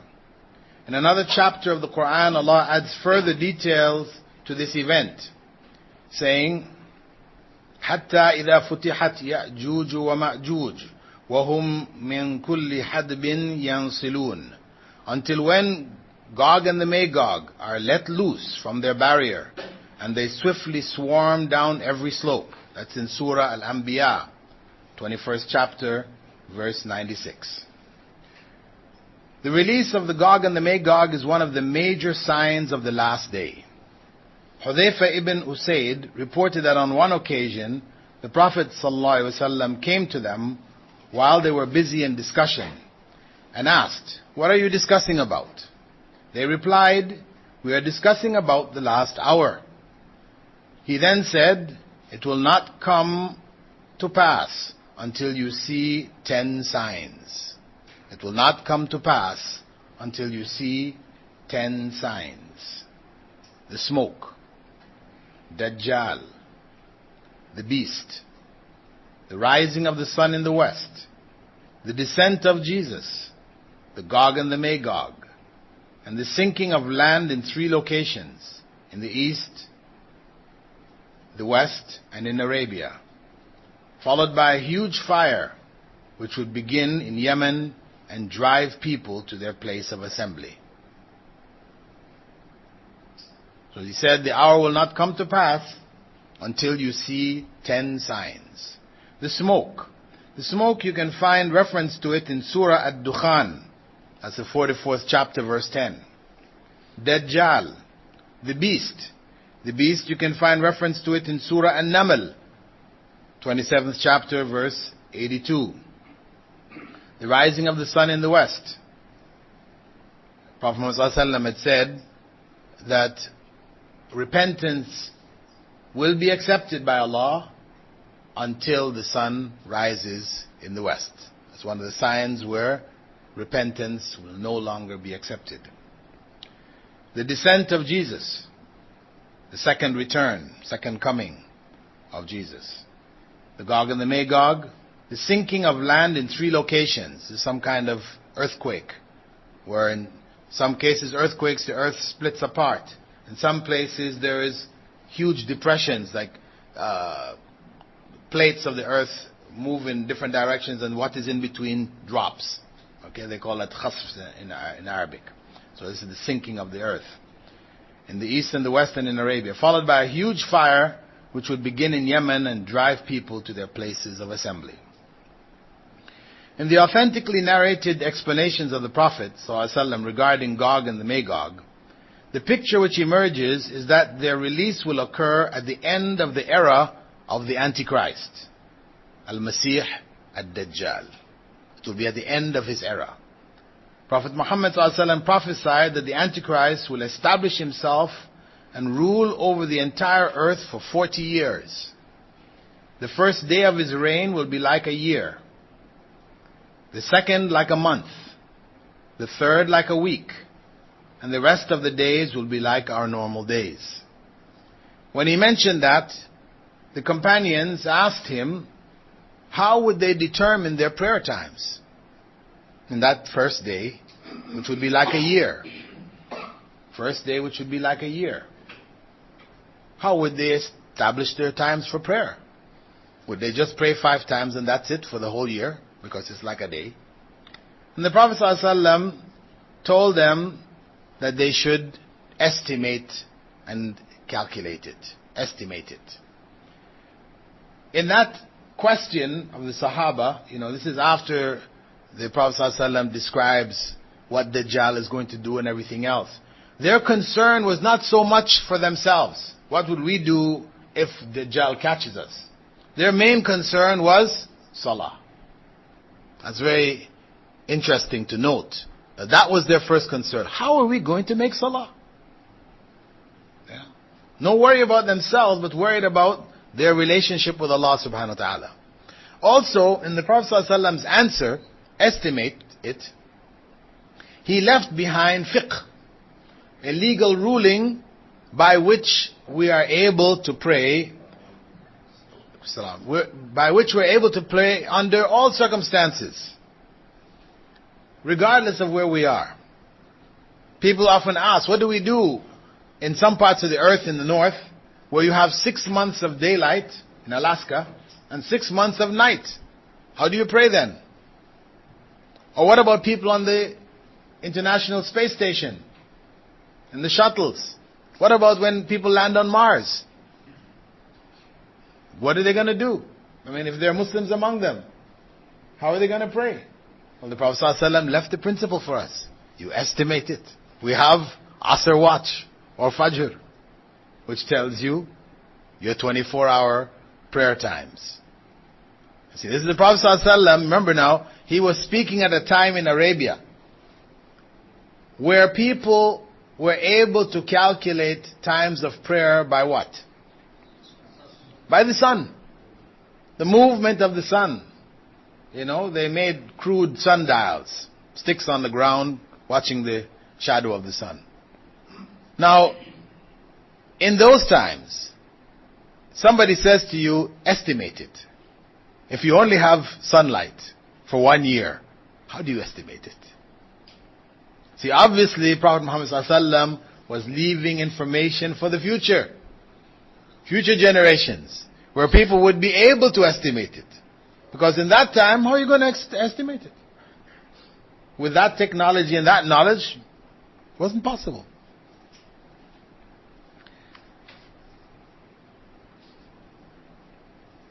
Anyway, the point is that at the end of Dajjal's rule, at the end of the 40 years,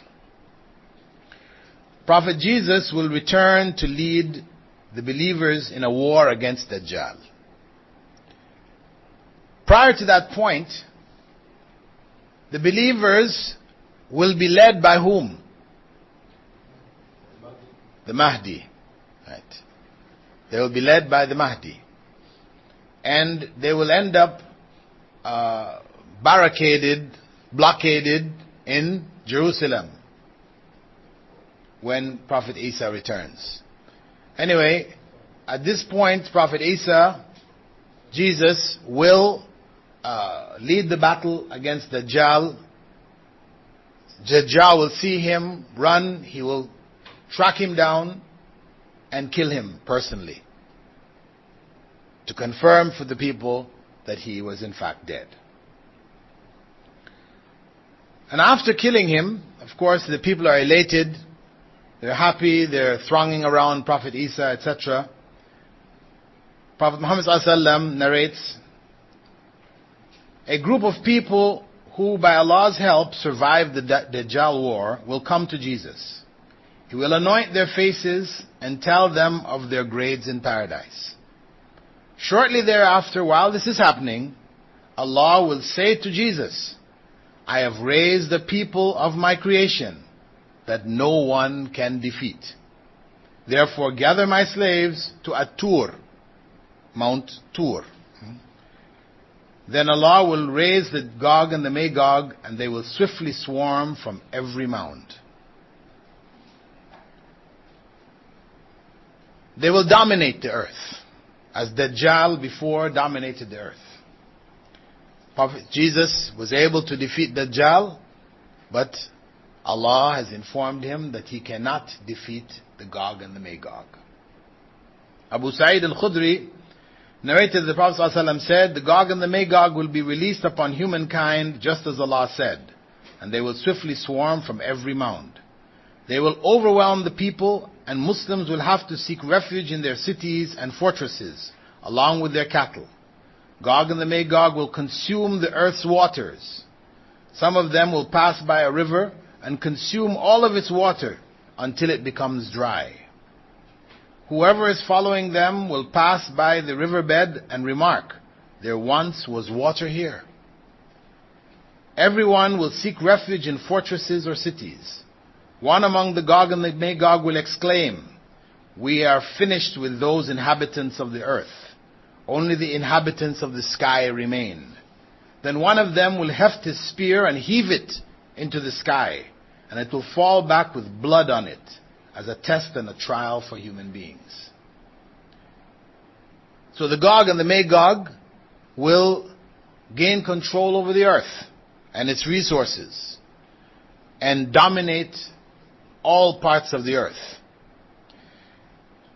And their challenge to people not only will be a physical challenge of domination, physical domination and enslavement, but also spiritual domination by throwing that spear into the heavens and it coming back down with blood on it, signifying that they have killed whoever is in the heavens, meaning they've killed the God that you believe in, that's only left them.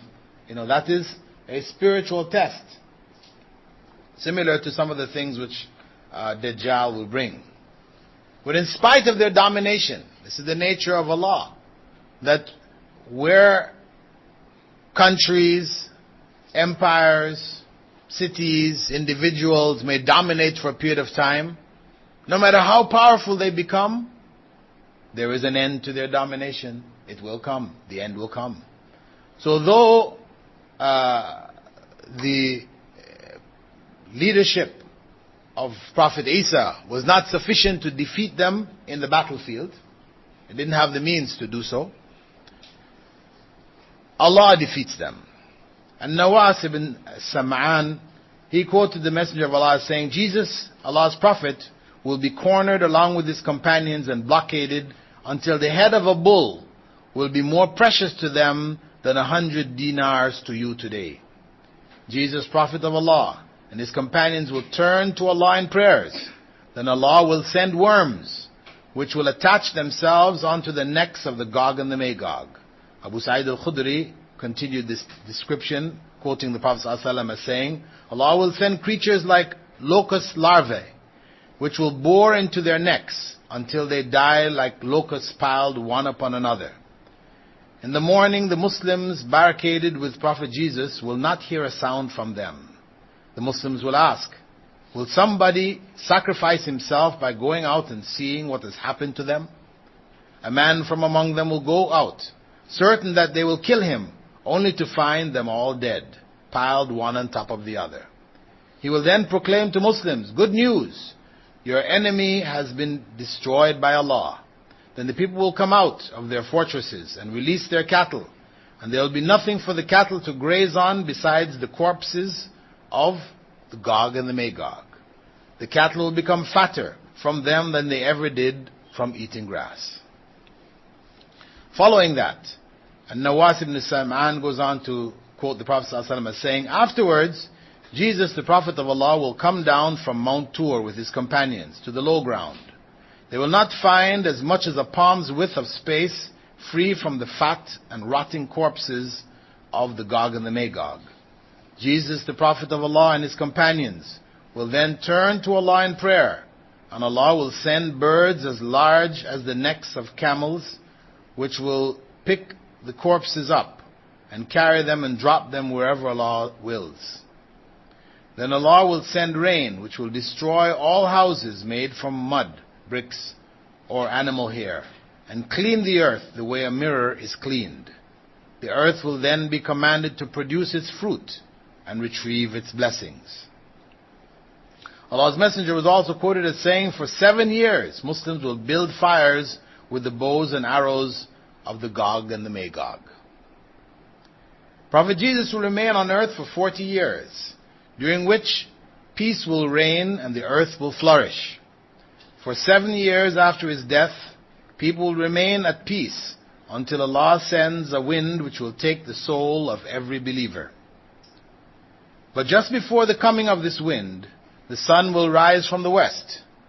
A beast will be raised from the earth which will speak directly to humans. The Quran will be erased from books and from people's hearts. The law of Islam, the Sharia, will be totally abandoned and smoke will engulf the earth. The last of these signs is a fire which originates in Aden, a place in Yemen. This fire will herd people from the east and the west to their gathering grounds in Syria, constantly remaining with them until they reach their final destination. The Prophet ﷺ also described that those remaining after the wind takes the souls of the believers will be the worst of humankind. Nowhere on the earth will anyone say Allah, Allah. And those that remain, these evil individuals, will copulate in public like donkeys, and it is on them that the last hour would come. وَنُفِخَ فِي الصُّورِ. The Almighty then identified the final events of this world, saying, then the trumpet will be blown. The horn blower is whom?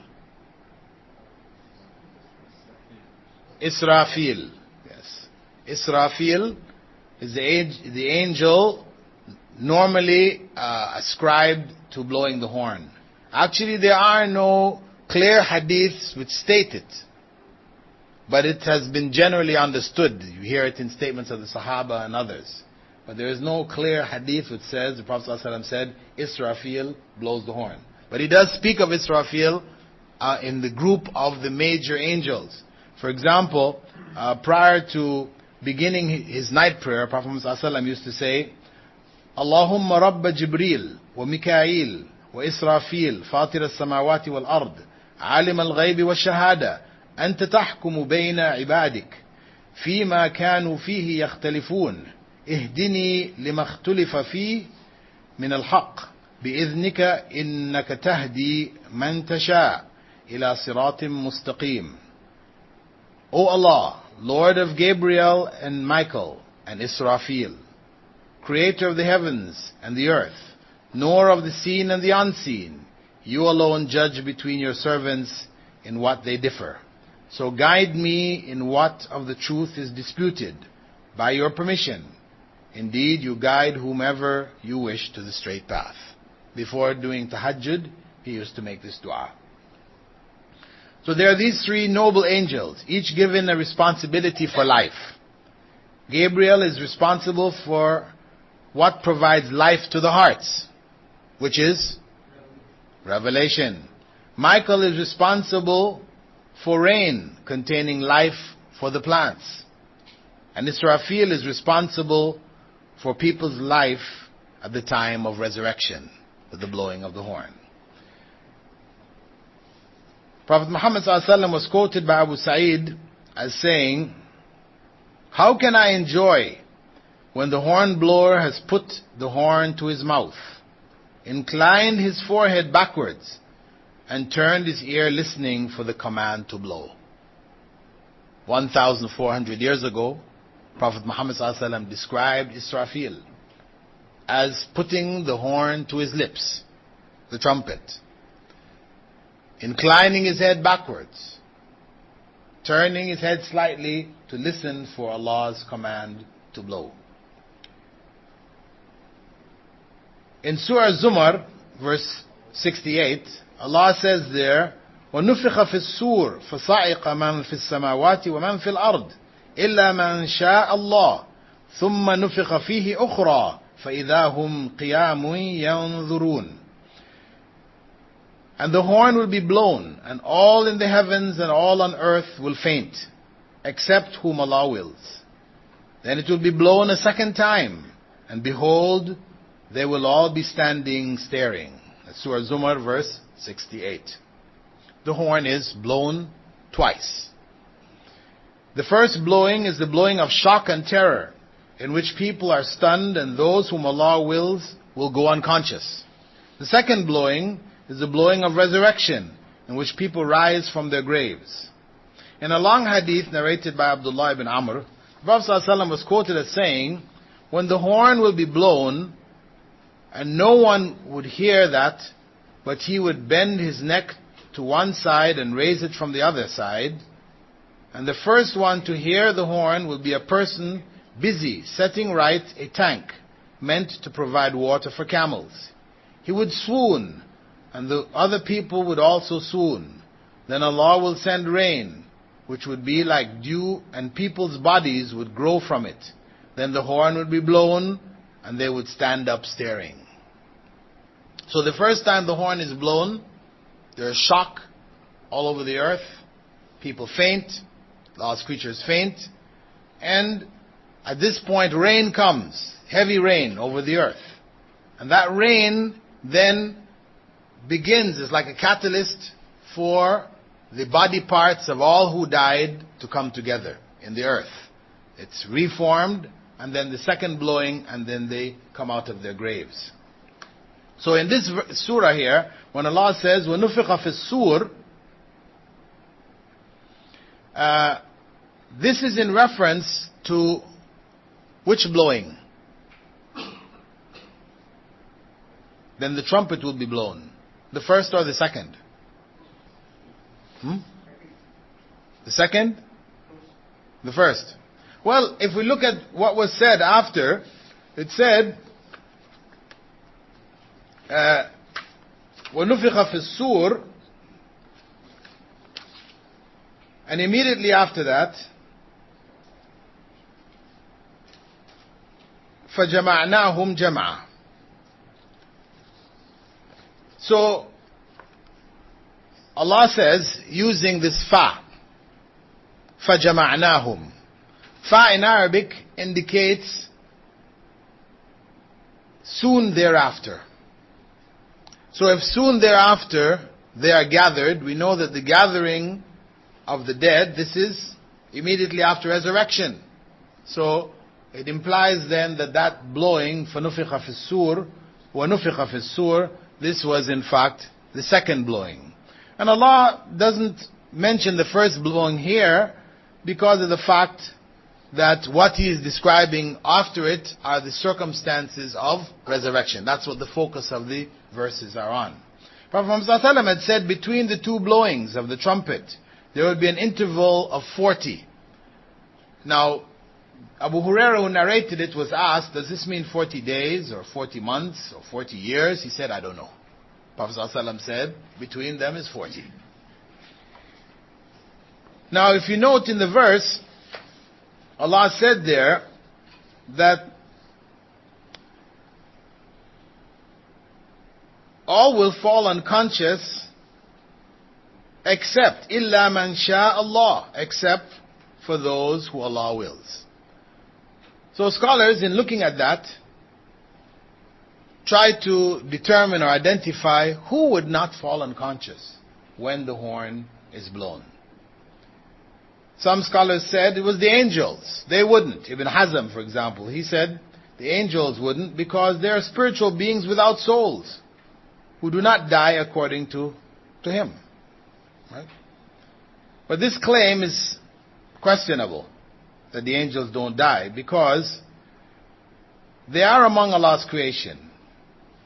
And in the same way life was given to them, life can be taken from them.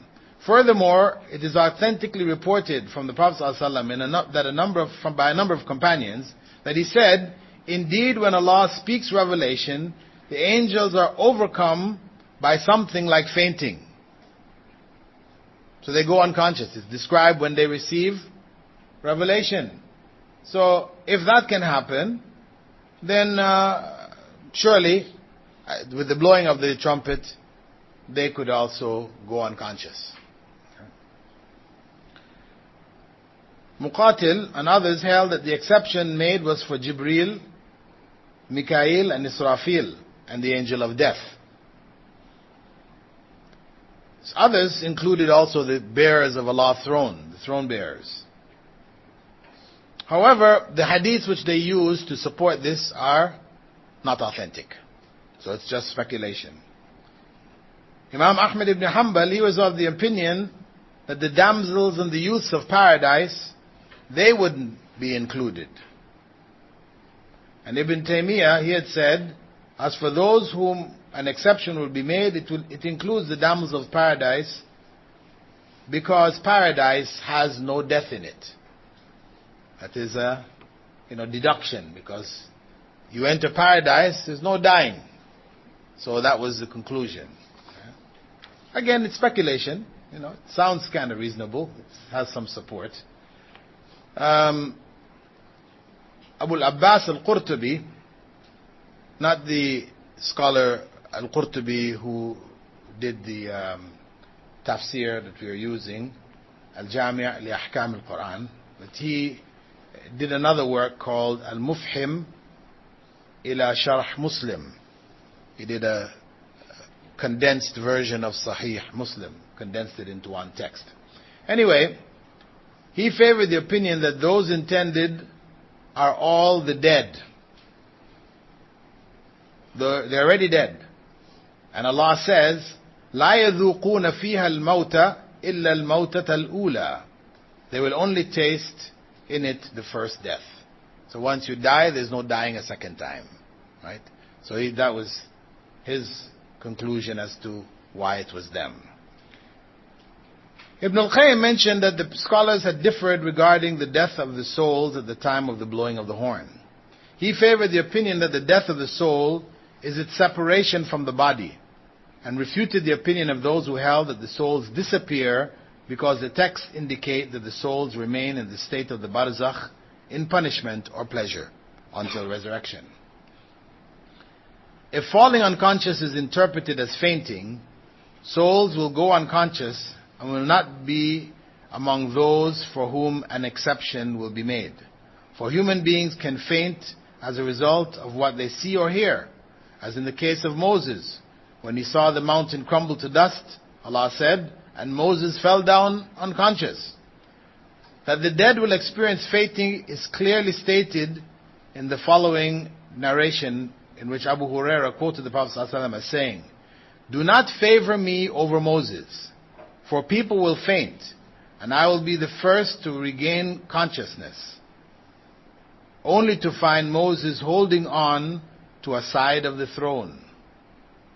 I don't know whether he was among those who fell unconscious and regained consciousness before me, or whether he was among those whom Allah made an exception for. So Prophet Muhammad ﷺ is saying that he will himself go unconscious. And obviously he's dead. It's his soul which will go into that state of unconsciousness. So the sa'q, or the shock which puts people into a state of unconsciousness, will affect everybody, including the dead. Al-Qurtubi, author of At-Tadhkirah, he said, quoting his teacher Abu al-Abbas, what is correct is that no authentic narration has come identifying those for whom the exception will be made. Thus all opinions are possible. Ibn Taymiyyah in his Majmu' al-Fatawa said, if the Prophet did not inform ﷺ about all for whom an exception will be made, it is not possible for us to be certain about it. This then becomes like knowledge about the time of the last hour, all the individual prophets, etc., which Allah has not informed about. And this knowledge can only be obtained by revelation, and Allah knows best.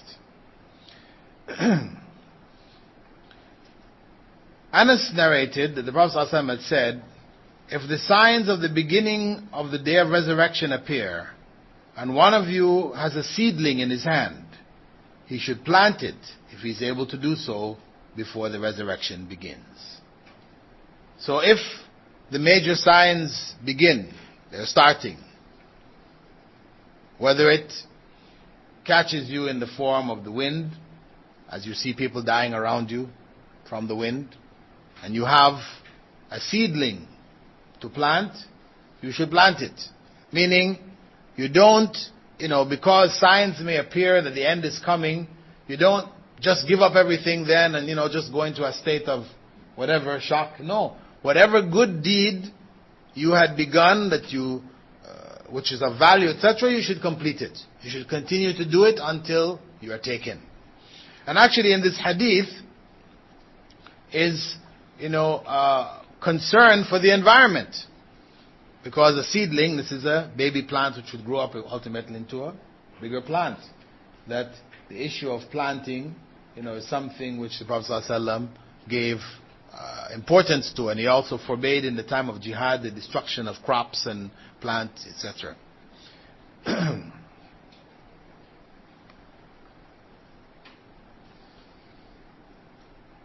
فَجَمَعْنَاهُمْ جَمْعًا.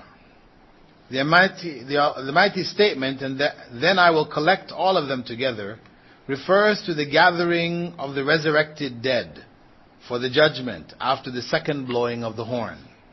This gathering is called in Arabic mahshar is the place. Hashar is the act. Right? Hashar. This is the gathering. The earth will be flattened into a single plain, devoid of any mountains or lowlands, and people will be assembled in groups according to what they worshipped in this life. Sahal ibn Sa'ad reported that Allah's Messenger had said,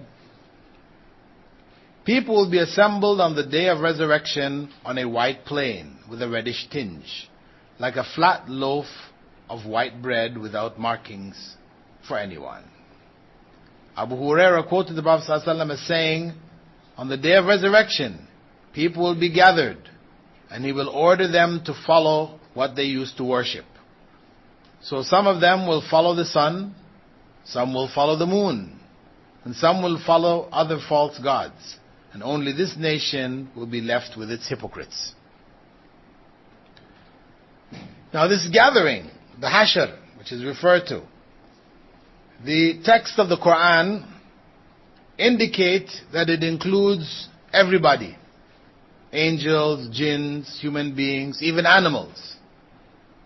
Allah says, وَمَا مِن دَابَّةٍ فِي الْأَرْضِ وَلَا طَائِرٍ يَطِيرُ بِجَنَاحَيْهِ إِلَّا أُمَمٌ أَمْثَالُكُمْ مَا فَرَّطْنَا فِي الْكِتَابِ مِنْ شَيْءٍ ثُمَّ إِلَىٰ رَبِّهِمْ يُحْشَرُونَ. There is not a single living creature on earth, nor a bird that flies with two wings, except they are communities like you. I have not neglected anything in the book. Then to their Lord they all will be gathered. That implies all creatures. And we find in Surah Takwir, of course, chapter 81, verse 5, وَإِذَا الْوُحُوشُ حُشِرَتْ, and when the wild animals will be gathered. The Prophet ﷺ also spoke about retaliation for animals. He said, you will all return rights to their owners on the day of resurrection, until retaliation will be given to the hornless ram from the horned ram.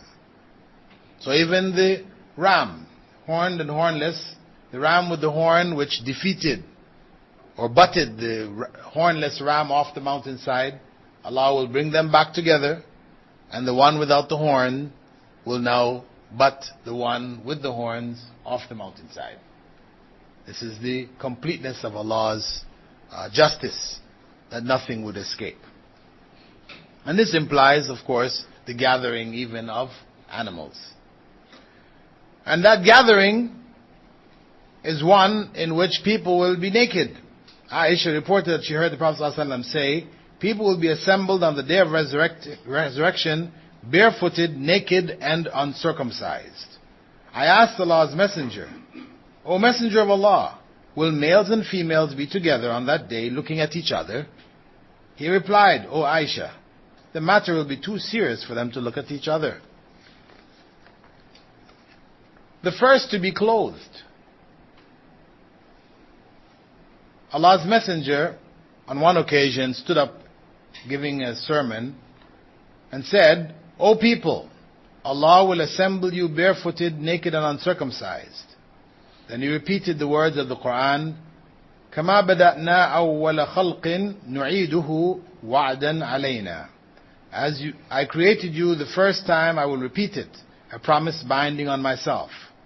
And the first person who will be clothed on the day of resurrection will be Prophet Ibrahim alayhi salam. Scholars were of different opinions as to why Prophet Abraham would be clothed first. Some suggested it was because he feared Allah more than anyone. So clothing him was hastened to put his heart at rest. This suggestion is possible, as it is narrated that he was the first to wear pants under his clothing while praying in order to ensure complete covering of his private parts and to ensure that his privates would not touch the place of prayer. So he was rewarded by being the first to be covered on the day of resurrection. This is suggestion. It is also possible that those who threw him into the fire, when they were throwing him into the fire, they stripped off his clothes to throw him in the fire. This is a common practice. People are going to be thrown in the fire, they take off their clothes and throw them in. So, as he was exposed before the people in this life, then Allah covered him before the people, before everybody else. And according to Imam al-Qurtubi, he felt this was the best explanation. Some authentic texts state that people will be resurrected in clothing in which they die. For example, Abu Sa'id al-Khudri, on his deathbed, called for new clothes and put them on and then said, I heard Allah's Messenger say, indeed the dead will be resurrected in the clothes in which they die. إِنَّ الْمَيْتَ يُبْعَثُ فِي ثِيَابِهِ الَّتِي يَمُوتُ فِيهَا. Imam al-Bayhaqi resolved the apparent conflict between this narration and the previous narrations which affirm naked resurrection from three perspectives. The first, the clothes will disintegrate after they stand up from their graves, so they will be naked at the place of assembly. Then they will be clothed in the clothes of paradise. Second, when the prophets, the truly righteous, then those following them, according to their ranks, are clothed. Each person will wear clothes like those in which they died. Then when they enter paradise, they will wear clothes of paradise. Third explanation, the meaning of clothes here refers to deeds. In that statement, indeed the dead will be resurrected in the clothes in which they die. This clothes here refers to deeds. Now somebody may say this is interpretation. This is like ta'wil. Right? Why go from the obvious meaning, clothes meaning clothes, to deeds? Why? Because Allah said in Surah Al-A'raf verse 26, وَلِبَاسُ التَّقْوَى ذَلِكَ خَيْرٌ. The clothing of piety is better. So Allah has used the term clothing to refer to piety. So it becomes a legitimate explanation for its use in the Sunnah also. And also we have another narration from the Prophet ﷺ, which is authentic, found in Sahih Muslim, in which he said, يُبْعَثُ كُلُّ عَبْدٍ عَلَى مَا مَاتَ عَلَيْهِ.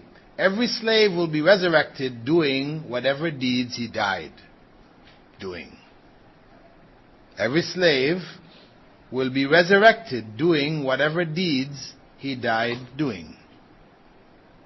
So there is support from the text of the Sunnah to indicate that this could refer to deeds as opposed to actual clothing.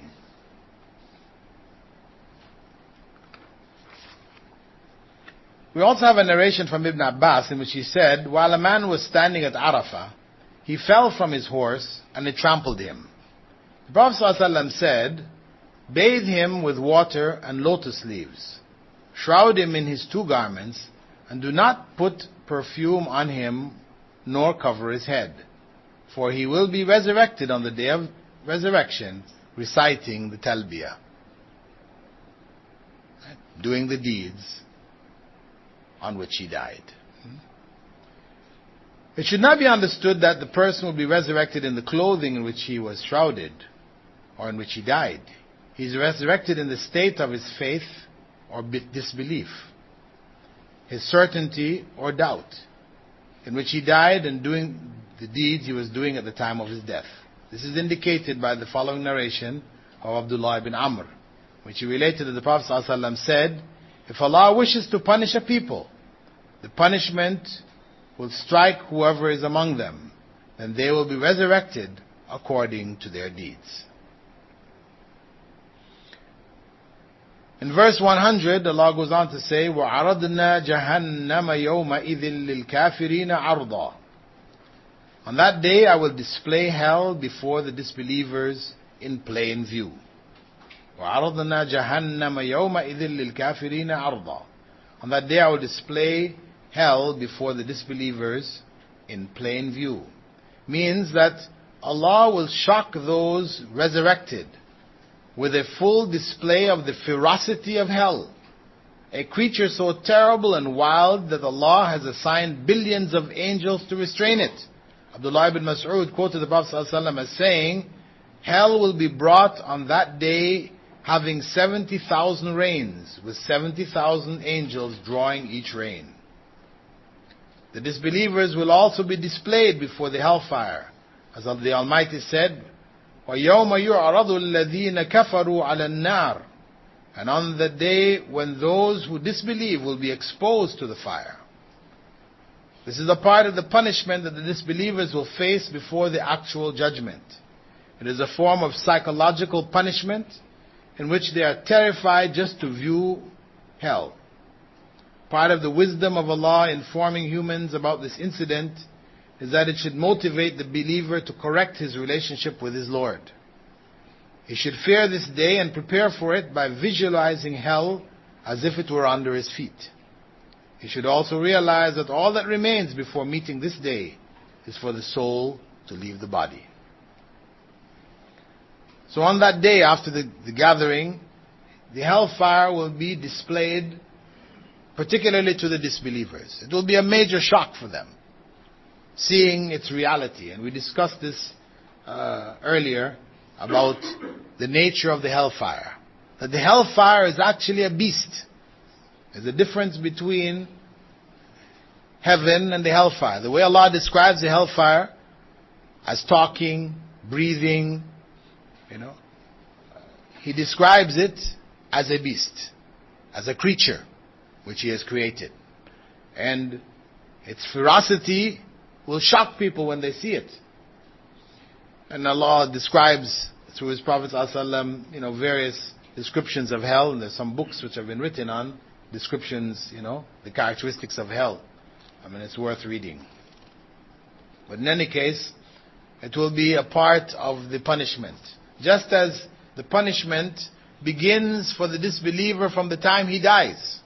When he dies and goes into the barzakh, he's in the grave. Prophet ﷺ had said, either the grave becomes a garden from the gardens of paradise, or a pit from the pits of hell. So for the disbeliever, the grave will be a pit from hell. He'll be lying, as if lying in hell. And the wind from hell will be blowing over him the whole time until the actual resurrection. So the punishment begins from the time of death, in the grave. At the time of the resurrection, then he will face the hell. Hellfire is brought before him, a further element, further part of the punishment. So his punishment will just increase in intensity till he finally is actually thrown in hell. Verse 101. الذين كانت أعينهم في غطاء عن ذكري وكانوا لا يستطيعون سمعا. Those whose eyes were veiled from my reminder and who were unable to hear it. الَّذِينَ كَانَتْ أَعْيُنُهُمْ فِي غِطَاءٍ عَنْ ذِكْرِي. Allah describes some of the characteristics of the disbelievers who would be exposed to the hellfire prior to the judgment. He said there, those whose eyes were veiled from my reminder. They were blind to Allah's signs in this world, which are witnessed by those who reflect. When they contemplate the divine signs, it clears them to bear witness, or it leads them to bear witness to the uniqueness of the Creator and to praise Him. Or they are blind to the noble Quran and are unable to ponder over its meanings and benefit from its lessons and wisdom. After describing their blindness relative to the creational evidences and the revealed proofs, Allah shifted to their deafness to the truth, saying, وَكَانُوا لَا يَسْتَطِيعُونَ سَمْعًا. And those who are unable to hear it. Their deafness is emphasized by referring to it as an inability to hear the truth in Allah's words and that of His Messenger. Had Allah referred to them as deaf, it would have been less emphatic, because a deaf person may hear a very loud sound close to his or her ear. On the other hand, these disbelievers are described as completely unable to hear anything. This portion of the verse could also be translated as, and those who cannot bear to hear it, meaning they do not wish to hear it.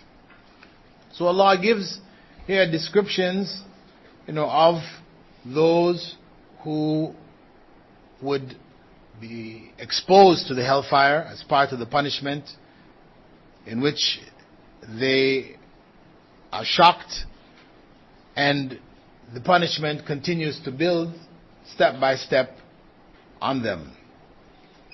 The main description is that they were blind to Allah's reminders. Reminders He has left either in His creation, the signs. If a person looks around himself and just reflects on the world around him, how can he possibly conclude that this world was a product of accident? No. This is a person who has closed his eyes. He is blind. He can't see the obvious signs of creation. You hear that? Similarly, he can't hear the signs which Allah has left in the form of the Quran, the message of the Quran itself. His ears are sealed. Actually, in Surah Al-Baqarah, when Allah describes disbelievers, He describes them as ختم الله على قلوبهم, their hearts are sealed, وعلى سمعهم, their hearing, وعلى أبصارهم, and their sight, غشاوة, there's a veil over it. That all of their senses, their means by which they would be able to accept the truth, are sealed. Allah describes it as His sealing, but in fact, they are the ones who seal it. He has permitted it to be sealed, so He calls it His sealing. But they are the ones who do it. They are the ones, by turning away consistently from the signs which Allah shows them, that their hearts become darker, their eyes become more blind, their ears become more deaf. So, these are the characteristics of the disbelievers. And Allah tells us that as advice in da'wah also, when we're trying to explain Islam to others. If you come across those who obviously, they can't see, they can't hear, they can't feel, it's clear, then go on to somebody else. Don't keep banging your head against, the wall. Your head is going to break, not the wall. So, back off if you see they're not listening, because there are some people like that. You can't guide, who you wish, as the Prophet ﷺ was unable to guide his own father, his own uncle, Abu Talib. He couldn't guide him.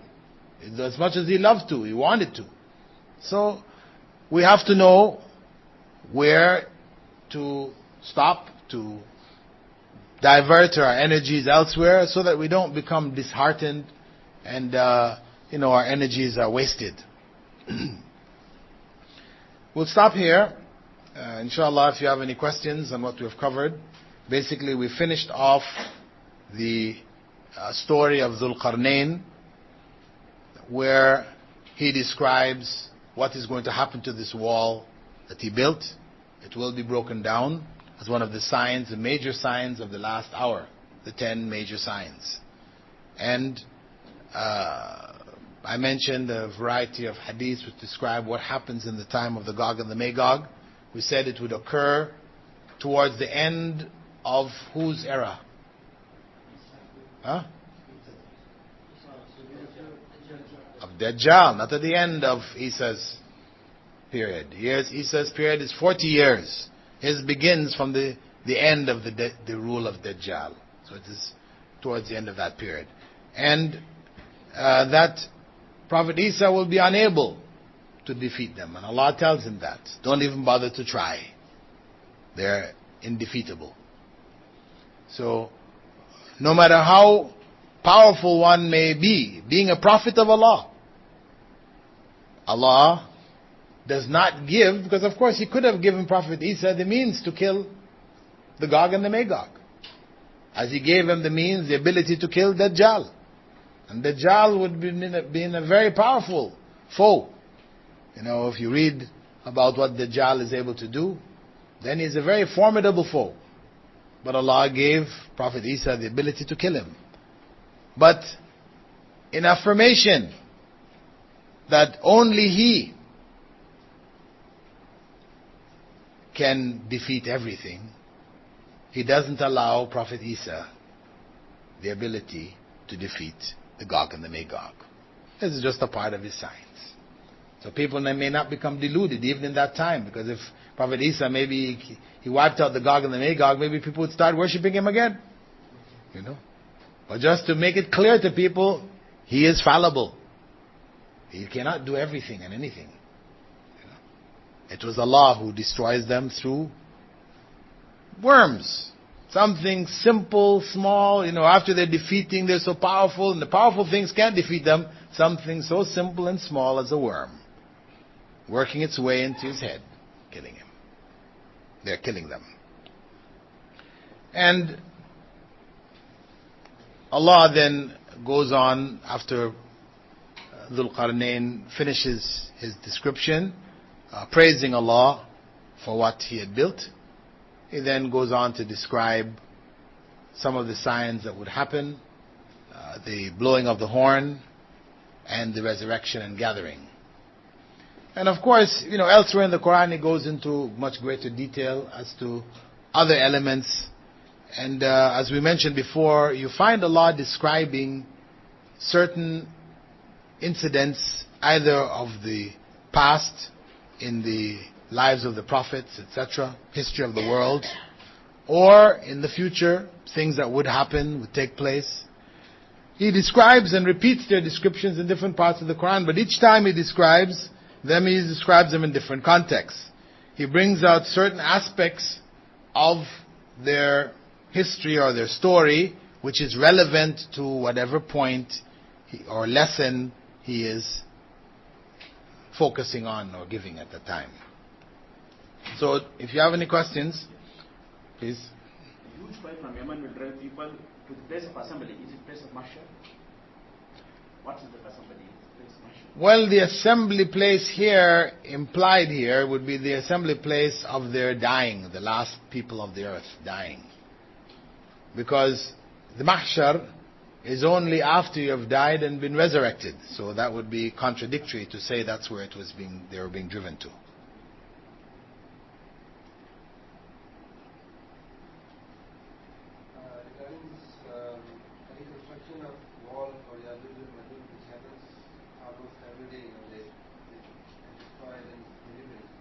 Last week when you mentioned that, and the Prophet said that there is a hole in the wall. So is that what happens every day, or that was a particular instant? Well, again, brother's question, the reference the Prophet ﷺ made in his own time that a hole has appeared in the wall. Whether this hole was then later plugged up, part of that same process where the people are trying to make holes through it, and each time it's being plugged back up again, and they're doing it and it's being plugged back up, a continual process. Was that the case, or did that hole remain? Allah knows best, but it would seem that it was closed up.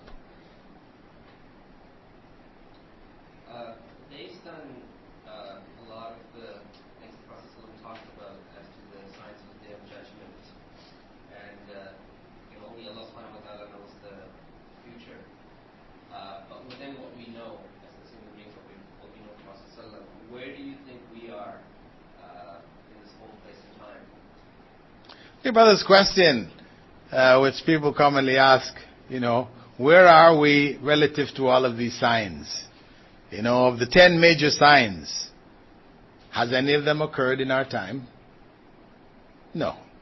Some people try to claim, and have claimed in the past, that different ones of them happened, but they haven't. Usually people try to reinterpret, so the Gog and the Magog, become something else, right? They're no longer people as Prophet ﷺ described them. Dajjal, is the television. He's blind. It's just one big eye, right, looking at you. And people have all kinds of, interpretations to try to apply it in our times and, make people feel, okay, the Day of Judgment is around the corner. Well, it is around the corner. The Prophet ﷺ did say that, between my two fingers, that's the space of time that remains, between his time and the Day of Judgment. And that was 1,400 years ago. So we know it's close. But close relative to what? Exactly, we don't know. And this knowledge is hidden from us. In terms of minor signs, yeah, there are a number of minor signs we know have taken place. Prophet ﷺ in the famous hadith of Jibreel, described amongst the signs that the barefoot, Arabs, desert Arabs, Bedouins would compete in the building of tall buildings. We know that's happened. We're living it, right? He also described that a man's thongs would speak to him. They have, I saw an advertisement for, Nike or Adidas shoes, which actually will, when you walk, it will say things, right? Tell you how far you've gone and this kind of stuff. That's something unimaginable years ago. Your shoe is going to talk to you.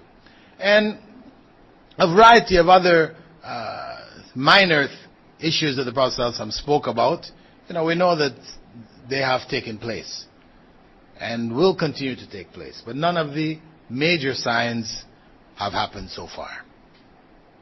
The major signs will be very frequent, one after another. Yeah, actually the Prophet ﷺ had said that once they start, they will come like pearls dropping off of a necklace. Question, how is the estimation of time going to be in the future?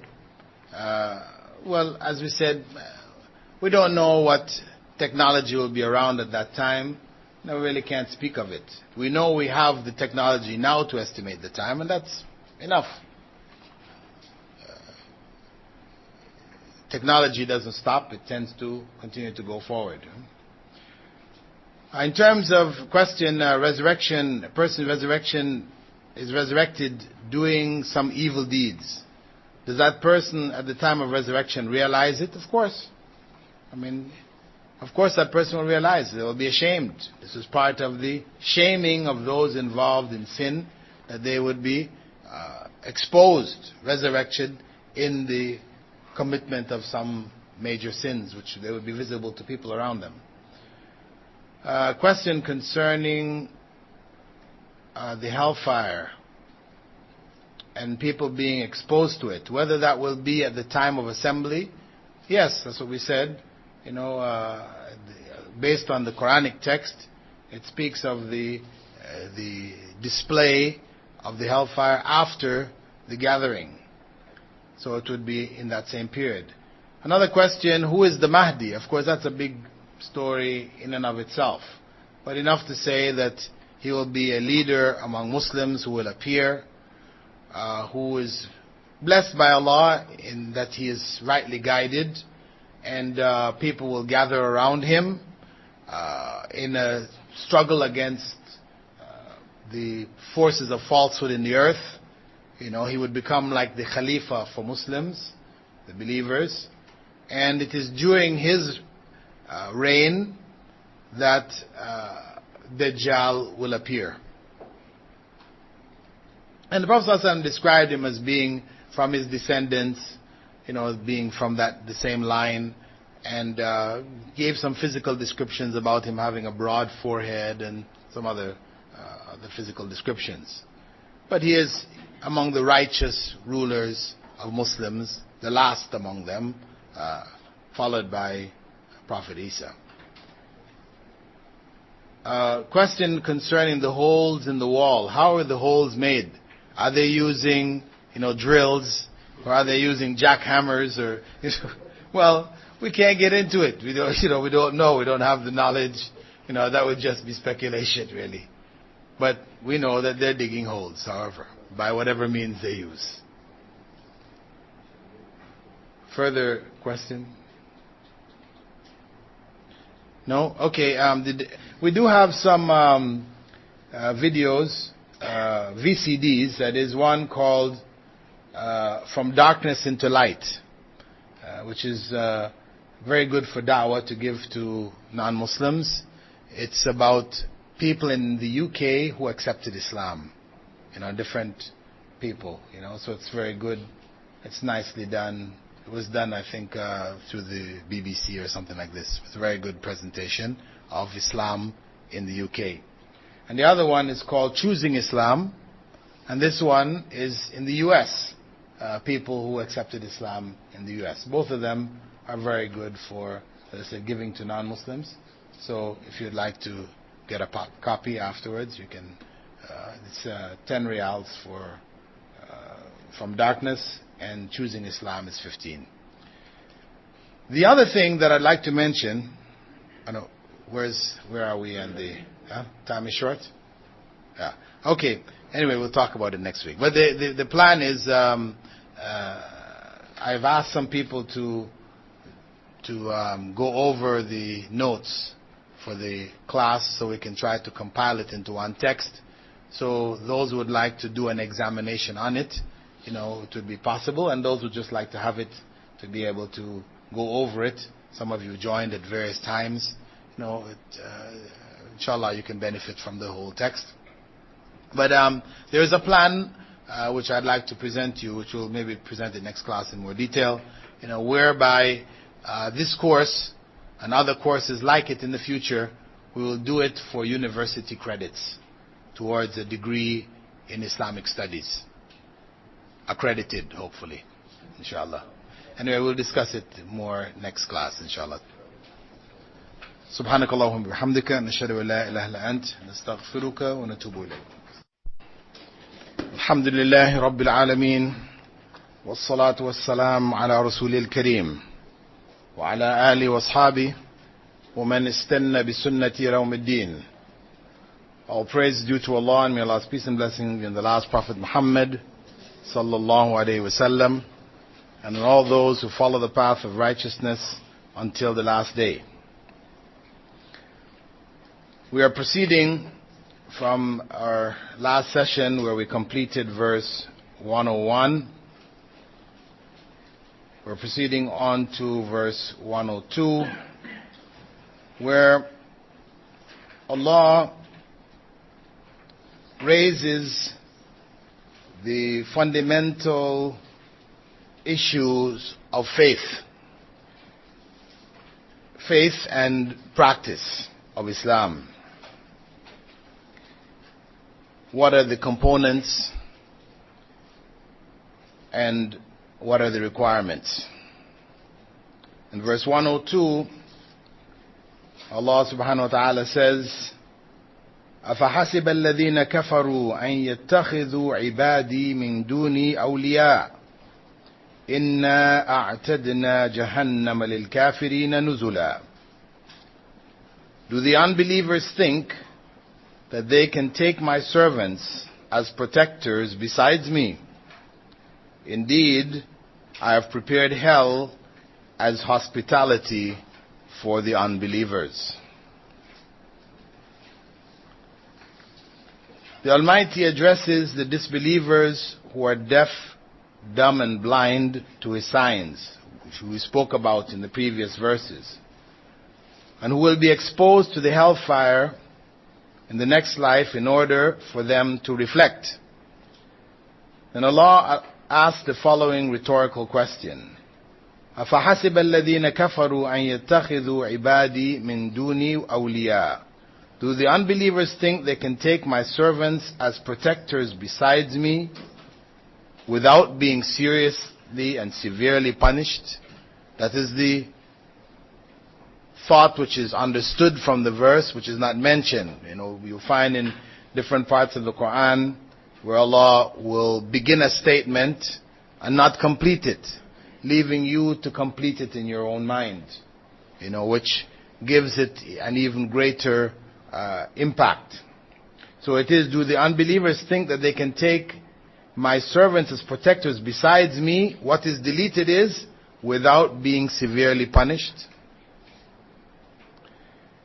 That is, do they imagine that they will be able to benefit from what they falsely worship while turning away from reflection on Allah's signs and rebelling against the acceptance of truth? Everything in existence is a slave of Allah. As Allah Almighty said, إِن كُلُّ مَنْ فِي السَّمَاوَاتِ وَالْأَرْضِ إِلَّا آتِ الرَّحْمَنِ عَبْدًا. All in the heavens and the earth come to the most gracious as a slave. Surah Maryam, 19th chapter, verse 93. All in the heavens and the earth come to the most gracious as a slave. So Allah defines the reality of His creation. Everything in creation is a slave. So, logically speaking, there can be no benefit from anything in creation for humans instead of Allah. To seek help and benefit in a way which is not the basic, my car is broke down, can you help me change the wheel? I need something from the store, can you get it for me? These kinds of things, these needs that we seek help for, which are within the power of human beings to provide, this is not what we're talking about. What we're talking about is seeking help and protection which goes beyond the realm of everyday needs, which enters into the realm of Allah, going into the unseen. You have problems in your life, so you're calling on an unseen force, whether it is somebody who died of the past and is classified as a saint, or whether it is some other god besides Allah, the monkey god, of the Hindus, Hanuman, or Ganesh, the elephant head god, or some people call on sticks and stones, idols carved out of stone. And others call on angels. The Catholics, for example, on the 29th of September, this month, 29th of September, they have a Mass called Michael Mass. Michael Mass is dedicated to the worship of Angel Michael. They don't call it worship. They say it is to honor him. But what they do is they call on him in prayer. Michael, do this for me. Michael, help me out. Michael, I need your, intervention. So, they're saying this is honoring, but in fact it is worship. Or, it could be a human being like Isa ibn Maryam, Jesus, who has become God for, 1/5 of human civilization. So, it is this requesting of help of this nature, where these objects that are called upon cannot provide this help, which becomes a form of worship. So Allah is questioning here, these who people are calling on besides Allah. Because when they call on them, they should be calling on Allah, they're calling on them. they are calling on them instead of Allah, do they think that these objects that they're calling on can provide protection from Allah's punishment? Allah raises this question in the rhetorical form, meaning He's not looking for an answer, in order to emphasize that they will not be helped. It is not possible. As part of the mental torment on the day of resurrection, those who worship others besides Allah will be instructed to call on their gods for help. Allah says in Surah Al-Qasas, 28th chapter, verse 64, وَقِيلَ ادْعُوا شُرَكَاءَكُمْ فَدَعَوْهُمْ فَلَمْ يَسْتَجِيبُوا لَهُمْ وَرَأَوُا الْعَذَابَ لَوْ أَنَّهُمْ كَانُوا يَهْتَدُونَ. It will be said to them, call on your partners of Allah, and they will call on them, but they will give no answer to them. Instead, they will see the torment and wish if only they had been guided. So on the day of judgment, they will be told to call. In that same period that we were looking at earlier, the period of Hashr, when people are gathered, they will be told to get help from those who they worshipped in this life. And this is as a means of further torment for them. This will be mental and emotional anguish which they will feel, because those that they were depending on will not be able to help them at all. And in other verses of the Quran, Allah even has those that they call upon rejecting their worship. And we also, Allah goes on to say, إِنَّا أَعْتَدْنَا جَهَنَّمَ لِلْكَافِرِينَ نُزُلًا. Indeed, I have prepared hell as hospitality for the unbelievers. Meaning that Allah has prepared hell as their abode. This is what they will find in the next life. Then he goes on, قُلْ هَلْ أُنَبِّئُكُمْ بِالْأَخْسَرِينَ أَعْمَالًا, verse 103. Say, shall I inform you about the greatest losers regarding their deeds?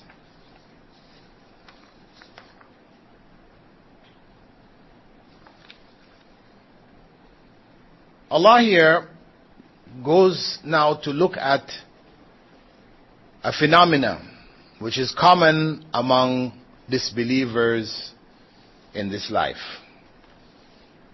That in their state of disbelief, they think that what they're doing is in fact good. And this is why they will argue that isn't such and such a good thing. Wasn't Mother Teresa doing a lot of good? These kinds of questions. But they didn't believe. Is that little disbelief going to affect all of the good that they did? Or you have others who are doing good, where they think that the good they're doing is in fact good, but it isn't. You have two types. You have one type which is a person actually doing good, but lacking belief. So that good is for other reasons. Then you have others who think that what they're doing is good, but in fact it is not good even in its essence. So Allah says, قُلْ هَلْ نُنَبِّئُكُمْ بِالْأَخْسَرِينَ أَعْمَالًا. Allah instructs Prophet Muhammad ﷺ, because it starts off with قُلْ, say, shall I inform you about the greatest losers regarding their deeds? This implies that Allah wants to inform those who will lose the most deeds in order for people to avoid their characteristics and be successful. When Allah chooses to inform us about some category or group of disbelievers, He is not just telling us about them so we can know who they are, but telling us about them in order that we may avoid falling into the traps that they are falling. When He describes the Christians and the Jews as doing this or that, or the pagans doing this or that, or saying this or that, it is for us to know what has led them into that state and try to avoid it. For example, in Surah Al-Fatiha, where Allah says, we're asking for guidance, the straight path, and we say, the path of those on whom you have blessed, and not those on whom is your wrath, right? Nor those who have gone astray. غَيْرِ الْمَغْضُوبِ عَلَيْهِمْ وَلَا الضَّالِّينَ. Al-Maghdubi alayhim, Prophet Muhammad ﷺ informed us that they are the Jews. And ad-Dallin are the Christians. Maghdubi alayhim, they are the Jews. Why? Because they have knowledge. If you look at Judaism and its teachings, it is very close to Islam. In other words, they have preserved the teachings of the prophets far better than the Christians. Far better. You would be amazed. When you look at the legal system in Judaism, and the place of worship and all the things connected to it, you see how close Islam is to Judaism. And you wonder, why? Why would Jews not just become Muslims? They're so close. Though Allah tells us in the Quran that you'll find those who are closest to you will be the Christians. And those farthest away from you will be the Jews and the pagans. In spite of the fact that they have such closeness in terms of the message. So, the point is that they have the message, meaning Tawheed. The fundamentals of Tawheed are firmly established in Judaism. Firmly established. The oneness of Allah. They have distorted some elements of it in Tawheed al-Asma wa Sifat, meaning they have attributed to Allah some attributes which are not suitable. Rest on the seventh day. Right? Repentance to His people because He thought to do something they didn't like. Some things like this which are not really suitable. But in general, the concept of Tawheed, not having another partner up there is clear. Very clear. The 10 Commandments, Hear, O Israel, the Lord your God is one God. He alone shall you worship. Very clear. Jesus echoed the same thing. So they had the message, but yet they didn't apply it.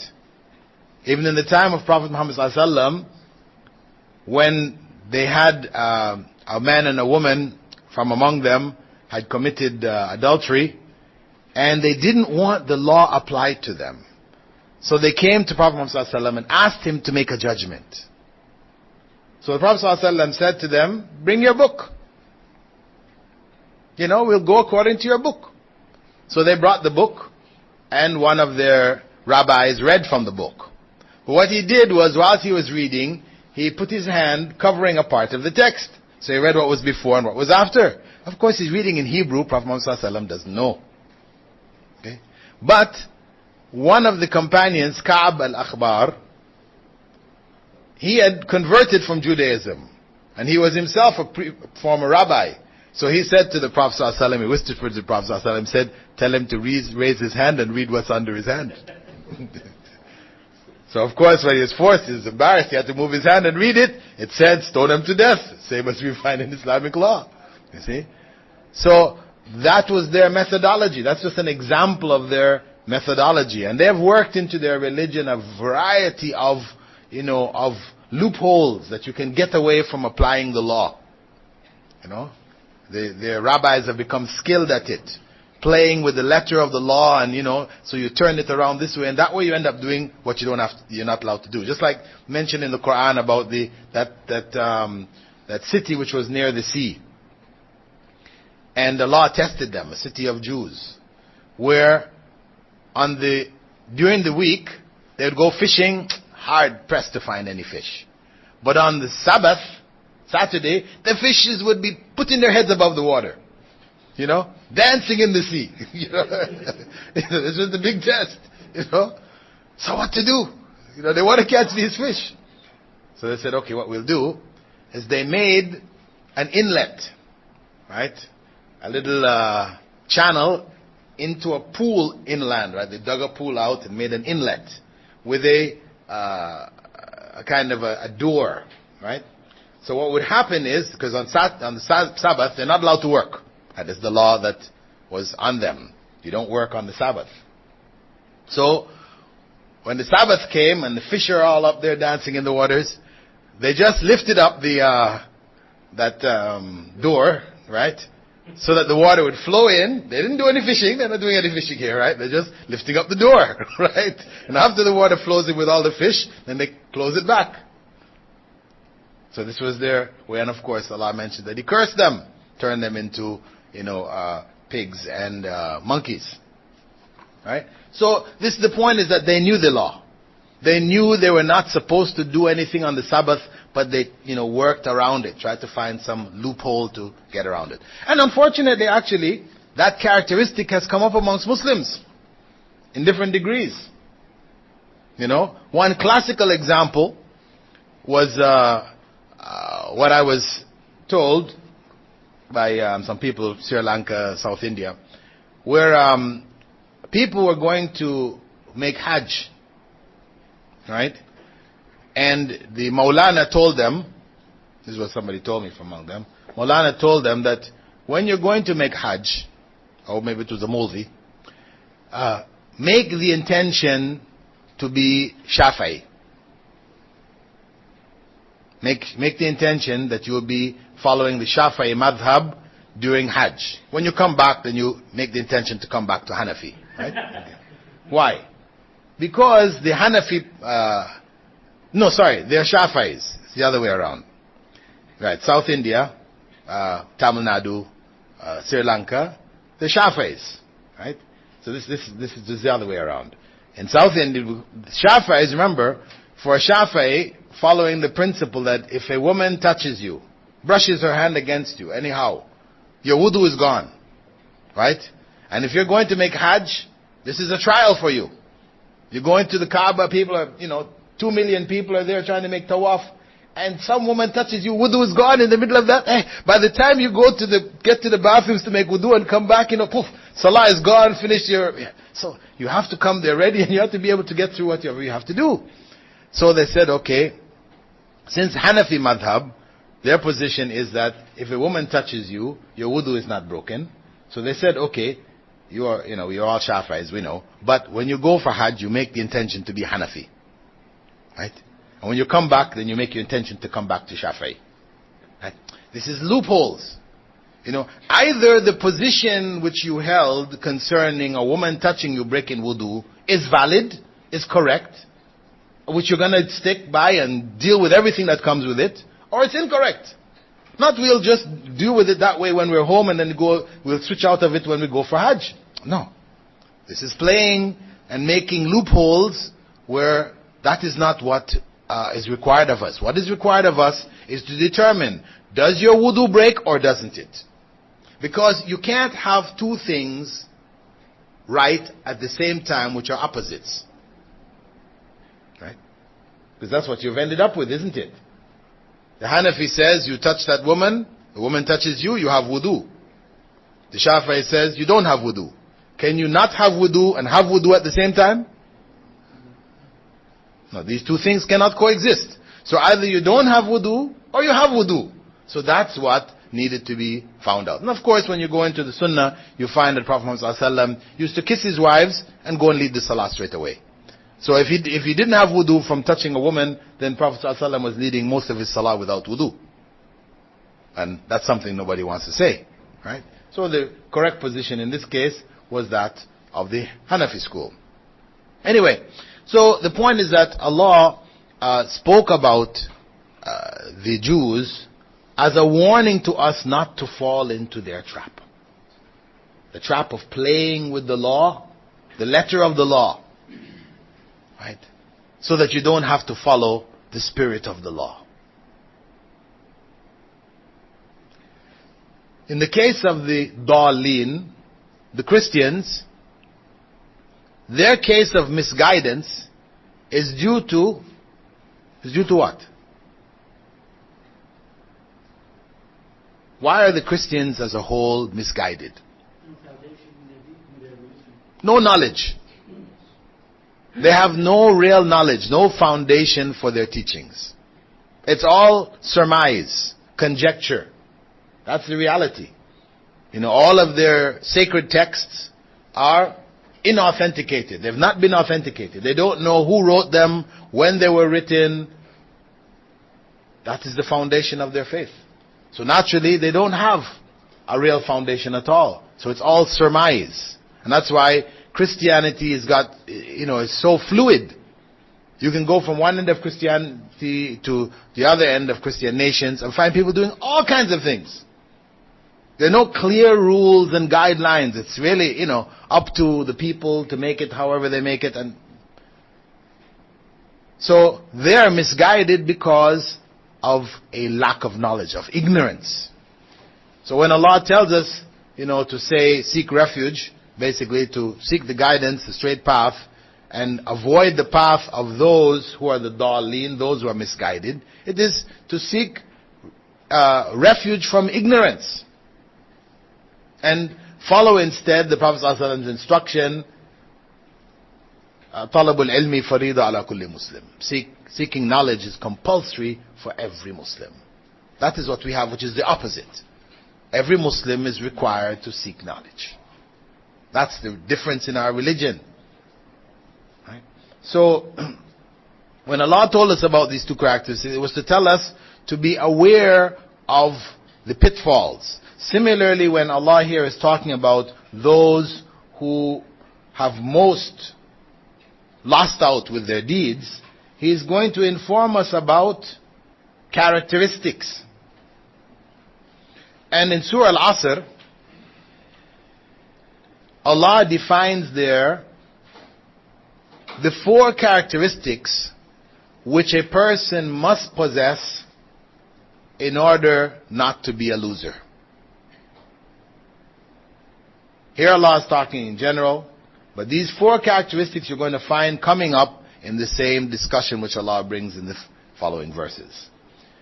In Surah Al-Asr, the 4 characteristics are: 1, correct faith.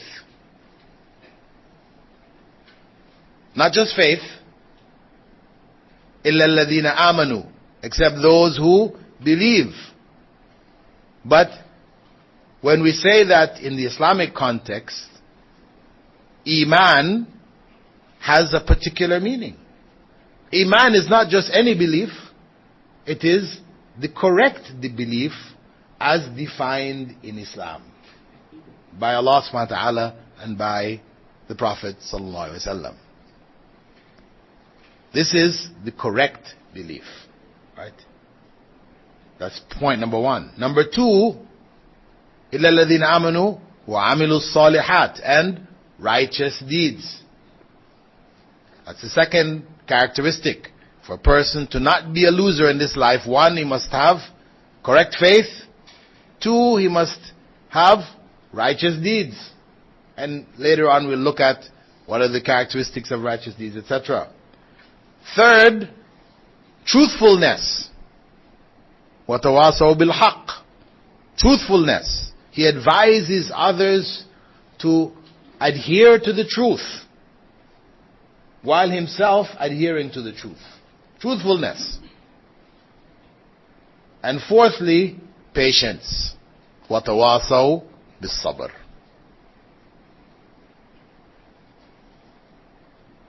That he is advising others to be patient, and himself being patient. Those are the 4. Now, actually, when this verse was discussed amongst the Sahaba, the students of the Sahaba, they asked some of them what their opinion was in terms of who this verse was referring to. Say, shall I inform you about the greatest losers regarding their deeds? Who are the greatest losers? Sa'ad ibn Abi Waqqas. Right? Sa'ad ibn Abi Waqqas, one of the major companions of the Prophet ﷺ. When he was asked whether this particular verse referred to the Haruriyah, or the Harurites, who were given this name because of the fact that they broke off from the following of Ali ibn Abi Talib. During the caliphate of Ali ibn Abi Talib, the struggle ensued between Ali ibn Abi Talib and whom? And Muawiyah, over issues of retribution for those who killed Uthman. Uthman ibn Affan, the third caliph. Muawiyah was one of his relatives, and he wanted to have those who killed him punished. Ali ibn Abi Talib did not want to deal with it at that time because he felt that the re-establishment of order in the Muslim state was priority. We'll deal with Uthman's situation after. Muawiyah felt its priority, dealing with Uthman first. So, as a result of that difference of opinion, it ended up into a battle. But those who were following Ali, among them were some who broke off in a place or near a town called Harura. So they came to be known as the Harurites or Haruriya. And eventually the most common name that they were known as later was the Kharijis or the Khawarij. In English they call the Kharijites, right? From khuruj, which means to break off from. Secessionists, they call them, okay? That's the most common name that they're known. And they, in time, developed a system of beliefs. And that system evolved into states. They established some states, some in North Africa and some in Eastern Arabia. And today, the ruling clan of Oman, they follow a sect called Ibadiyya, or the Ibadites. And they are a branch of the Khawarij. That's just to put it into context. Yeah? Anyway, the Tabi'ins, they asked Sa'd ibn Abi Waqqas whether this verse referred to these Harurites. And he replied, no. They are the Jews and the Christians. This verse actually refers to the Jews and the Christians. As for the Jews, they denied Muhammad sallallahu alaihi wasallam. They had knowledge. They knew it was him. Because they were waiting for a prophet to come. We know that. Sa'd ibn Abi Waqqas said, they denied Muhammad sallallahu alaihi wasallam. Right? That was based on knowledge. And that's what puts them in that same category as Al-Maghdubi alayhim. And as for the Christians, they denied paradise by saying it contains neither food nor drink. They denied paradise by saying it contains neither food nor drink. Till this day. This was said 1,400 years ago. Till this day, the Christians have this idea. In paradise, it's just souls. Souls coming together. That's how they put it. It's the coming together of souls. So for Muslims, you've got this kind of, exotic paradise where you're eating and drinking and there's men and women and all this. I say, no, this is not paradise. Unfortunately, Yusuf, what's his name, the translator of the Quran, Abdullah Yusuf Ali, he fell into that same trap. In his footnotes talking about paradise, when these things are mentioned, he said, these are symbols.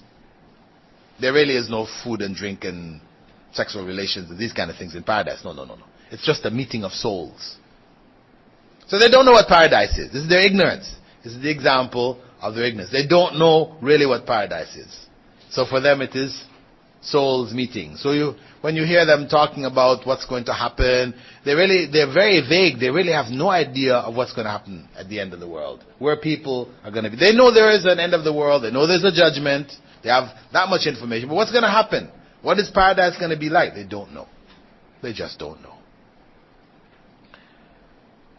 On the other hand, when some of the Tabi'een asked Ali ibn Abi Talib and one of the leading scholars amongst the Tabi'in, Ad-Dahhak. Who this referred to? They said it referred to the Haruri group, the Harurites. So Sa'ad ibn Abi Waqqas said, no, it was the Christians and the Jews. And Abu Talib, Ali ibn Abi Talib, said it refers to the Harurites. So what does it refer to? Which one does it actually refer to? Well, Ibn Kathir, he explained that this doesn't mean that the verse was revealed concerning any of these groups in particular. It's not revealed concerning any particular group. If so, then the Prophet ﷺ would have said, would have identified that this verse is referring to so and so. The companions were basically only looking at groups of people to whom this verse may be applied. So really, the verse is general, and it refers to anyone who worships Allah in a way which is not acceptable, thinking that he is right in doing that, and that his deeds will be accepted, but he is mistaken, and his deeds will be rejected. So the verse is general. Anybody who falls under that category can be included. Allah goes on to say in 104, الَّذِينَ ضَلَّ سَعْيُهُمْ فِي الْحَيَاةِ الدُّنْيَا وَهُمْ يَحْسَبُونَ أَنَّهُمْ يُحْسِنُونَ صُنْعًا. Those whose efforts were wasted in this life while thinking that they were doing well. Those whose efforts were wasted in this life while thinking that they were doing well. In this verse, Allah begins giving answers to the question which He raised in the previous verse. Shall I inform you about the greatest losers regarding their deeds? He first explains their general characteristic with respect to their deeds. The Almighty states that the real losers are الَّذِينَ ضَلَّ سَعْيُهُمْ فِي الْحَيَاةِ الدُّنْيَا, those whose efforts were wasted in this life.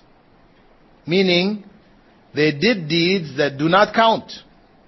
Deeds that were not in accordance with the prescribed way acceptable to Allah. In other words, the second condition of righteous deeds is missing from Surah Al-Asr. Second condition of righteous deeds is missing. They went astray from the correct path. And as a result, their deeds were either wrong in their essence or wrong in their context. Wrong in their essence, meaning they were wrong deeds from the get-go, as they say, or wrong in their context, meaning that they were disbelievers, so those good deeds are of no value. وَهُمْ يَحْسَبُونَ أَنَّهُمْ يُحْسِنُونَ صُنْعًا.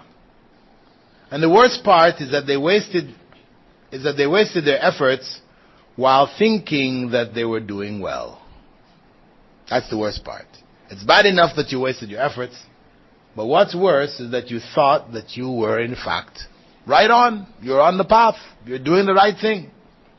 This is the case of most people, like the Jews, Christians, Hindus, Buddhists, communists, who all believe that what they are following is correct.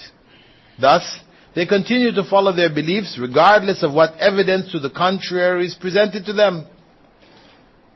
There are also some among them who know their beliefs are incorrect. They know their beliefs are incorrect, but they continue to do them out of pride or for material benefits. Out of pride, for example, Abu Talib. He's an example of those who continued in their way out of pride, because he knew that the way of the Quraysh, the pagan beliefs, were false, that the way of Prophet Muhammad ﷺ was correct, but he didn't give his shahada. When the Prophet ﷺ called him to declare his faith on his deathbed, he refused. So he's an example. Why? Out of pride, because his relatives, his brothers and others were there telling him, are you going to dishonor our forefathers, our clan? Are you going to dishonor them by following Muhammad ﷺ, declaring that their beliefs are all false and corrupt? So he stuck with the family, pride of the family. And today, you can find that among many Arab Christians. Arab Christians are amongst the most difficult people to get the message of Islam to. Among the most difficult. Why? Because they have Arabic. They can hear the Quran. Yes, they have the Injil translated into Arabic, but you read that, you read the Quran, it's like night and day. It's like Shakespeare and a kid's writings and a nursery rhyme. You know, the difference is so vast. The power of the Quran is there. They can hear it. But for them, Christianity has become culture. It's their way of life. So when you convert, when you leave Christianity, you are abandoning the culture. So this is why they won't let it go. You will find that also amongst some Christians of India. Same thing. It's a matter of culture. And Hindus too. Won't let go because of pride in culture. Though they know that their religion is ridiculous. And this is the more educated amongst them. They're ignorant. Maybe everybody's doing this thing, worshipping idols and that. They just go ahead and do it. Right? And you might have a difficult time explaining to them that this is wrong. But the more educated ones, they know. They know how ludicrous their belief is. And how low the religion has sunk in their worship. But they will not let it go. Why? Out of pride. To become a Muslim, what it will mean to your family, the shame and all these other things involved. So it's a very difficult step. So that's one group. The other group, right, which we said are those who hang on for material benefits. An example of them are the bishops of England. The Anglican bishops of England. A survey which was done way back in 1984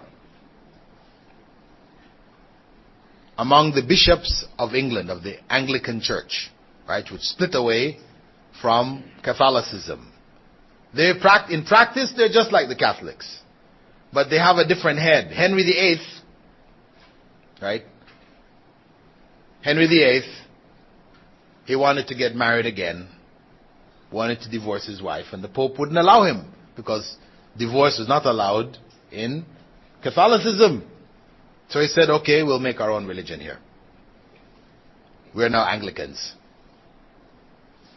So he made another branch of Christianity because he wanted to get married again.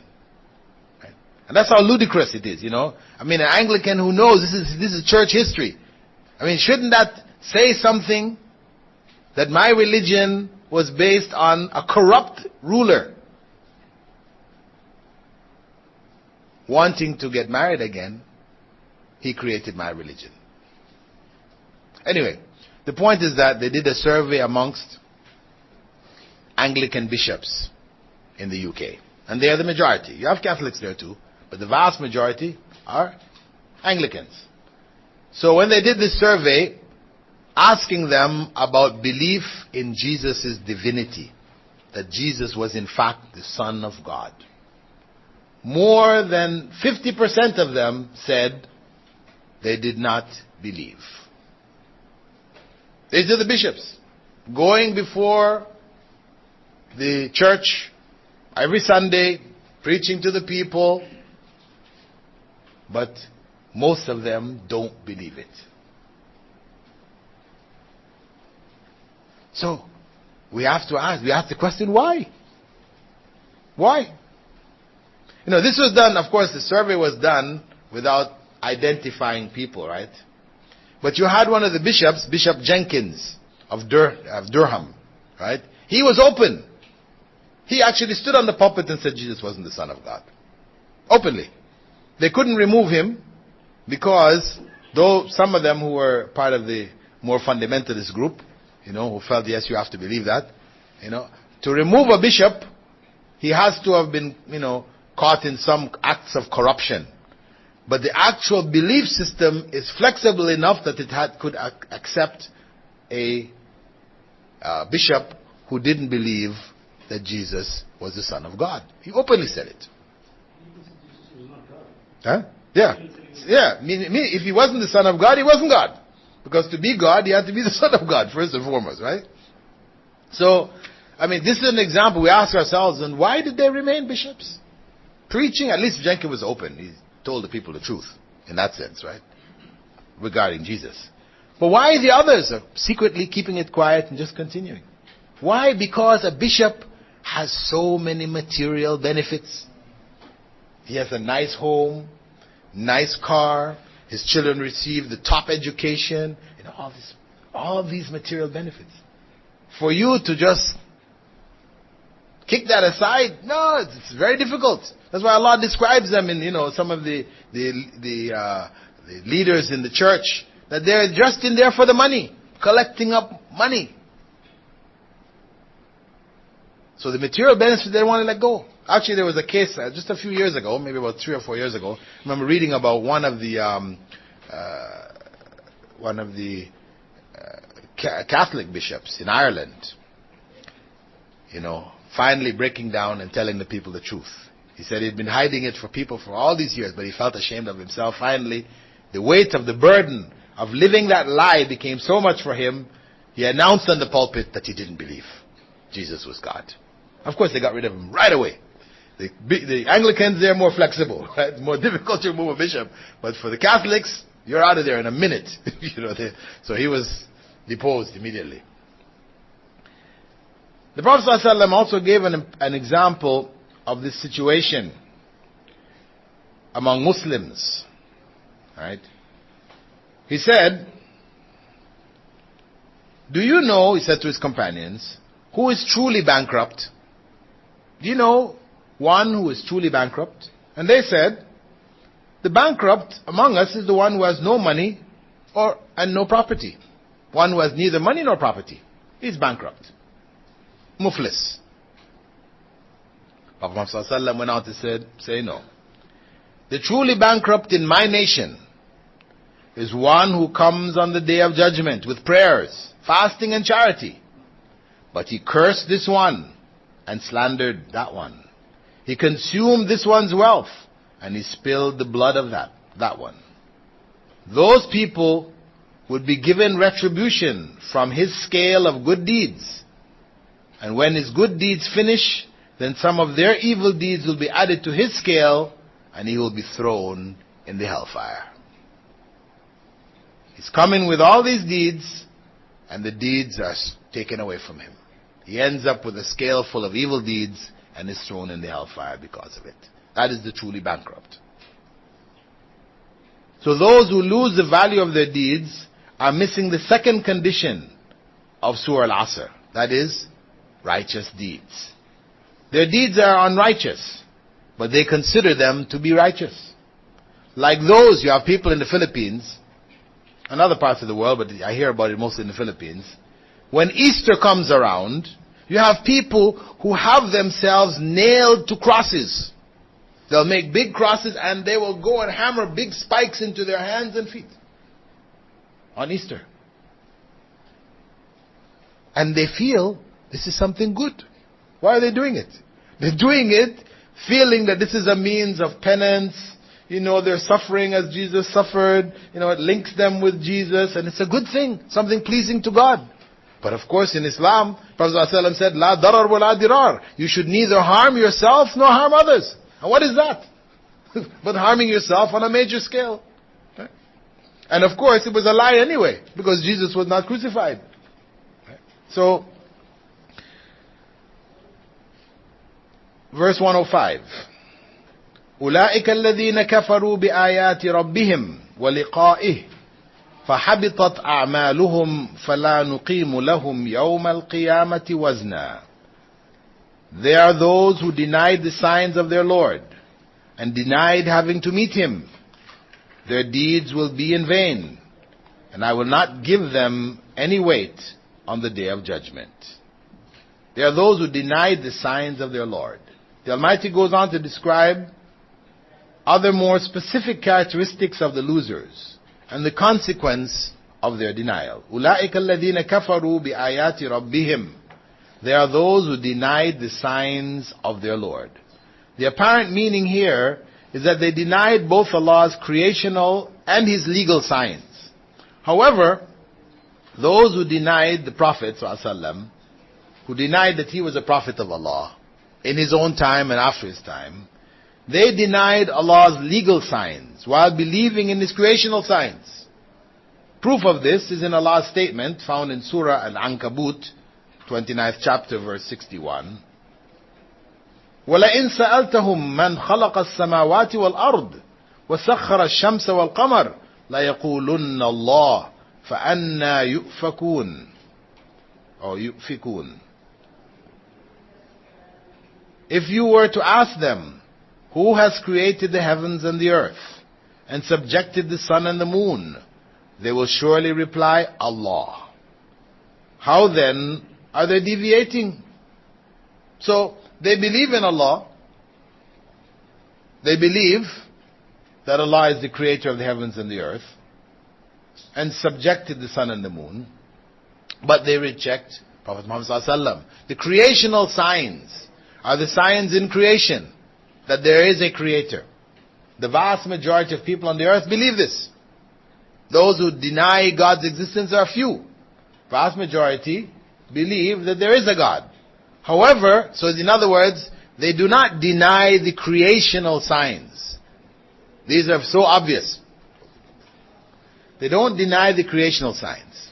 And this is why in science, when you listen to the scientists, those scientists who study the universe, astronomers, biologists, archaeologists, anthropologists, those who study, Allah's creation, you find the percentage of believers among them in God is very high, 80-90%. When you go into the pseudosciences of psychology, psychiatry, sociology, now you find the percentage of disbelievers amongst them is very high. There's a big difference in these areas. That's why the others are not really sciences. They're pseudosciences. They're based on theories which people made up. So, it is natural for human beings to believe in God from the signs around Him, the universe. It's clear. So the creational signs they don't deny. So when it says those who deny the signs of the Lord, it's not referring to those signs. I mean, it does for those people who end up atheists, yes, it refers to them. But for the majority of people, it's not referring to that. It's referring to the legal signs of Allah, the signs which have come in revelation, came with Prophet Muhammad ﷺ, Prophet Moses, Prophet Jesus, alayhimus salam. None of the pagan Meccans claimed that there was another creator besides Allah. Instead, they denied Allah's legal signs which the Messenger of Allah brought. وَلِقَائِهِ, and they denied having to meet Him. Meaning, they denied the Day of Judgment and what was coming with it, heaven and hell. And they argued against it in a variety of different ways. The Almighty quoted them as questioning, وَضَرَبَ لَنَا مَثَلًا وَنَسِيَ خَلْقَهُ قَالَ مَنْ يُحْيِي الْعِظَامَ وَهِيَ رَمِيمٌ. And He puts forth a parable for me. That is, the disbeliever in the legal signs of Allah puts forth a parable to Allah and forgets His own creation. He says, who will give life to these bones after they are rotted and have become dust? Surah Yasin, 36th chapter, verse 78. And Allah refuted their feeble argument, saying, قُلْ يُحْيِيهَا الَّذِي أَنْشَأَهَا أَوَّلَ مَرَّةٍ وَهُوَ بِكُلِّ خَلْقٍ عَلِيمٌ. Verse 79, He says there, say, the one who created them in the beginning will give them life, and He is completely aware of every creation. Logically speaking, recreation is easier than creation for the first time. As Allah said elsewhere in Surah Rum, 30th chapter, verse 27, وَهُوَ الَّذِي يَبْدَأُ الْخَلْقَ ثُمَّ يُعِيدُهُ وَهُوَ أَهْوَنُ عَلَيْهِ. It is He who originates the creation and then later repeats it. And it is easier for Him. Though for Allah, nothing is easier. It's all the same. But in a relative sense, it is easier to recreate something than to create it in the first place. Thus this argument becomes one of the proofs for the possibility for resurrection and giving life to the bones and dust. Thus those who lose the value of their deeds are also missing the first and third conditions of Surah Al-Asr: correct belief and truthfulness. Truthfulness. Their denial of Allah's signs and resurrection and judgment constitutes false belief. That's a false belief. And it is in fact untruthful because Allah has shown them His clear signs. Then Allah goes on to explain that the terrible consequence of their disbelief in His signs and resurrection. He states, فَحَبِطَتْ أَعْمَالُهُمْ, their deeds will be in vain. Meaning that they will be of no benefit to them in the next life. Elsewhere in the Quran, Allah compared the value of their deeds to dust and to a mirage, saying, وَقَدِمْنَا إِلَى مَا عَمِلُوا مِنْ عَمَلٍ فَجَعَلْنَاهُ هَبَاءً مَنْثُورًا. And I will turn to whatever deeds they did and make them like scattered floating particles of dust. Surah Furqan, 25th chapter, verse 23. وَالَّذِينَ كَفَرُوا أَعْمَالُهُمْ كَسَرَابٍ بِبَقِيعَةٍ يَحْسَبُهُ الظَّمْآنُ مَاءً حَتَّى إِذَا جَاءَهُ لَمْ يَجِدْهُ شَيْئًا. As for those who disbelieve, their deeds are like a mirage in a desert. One who is thirsty thinks it's water until he comes up to it and finds it to be nothing. So regardless of what good deeds a disbeliever does, it will have no value in the next life. If Allah wishes to reward him, He will give it to him in this life. One who has become a disbeliever after being a believer will lose the reward of his deeds in both this life and the next.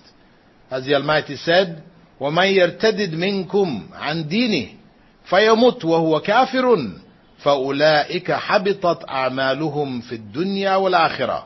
And whoever amongst you leaves his religion and dies a disbeliever will lose the value of his good deeds in both this life and the hereafter.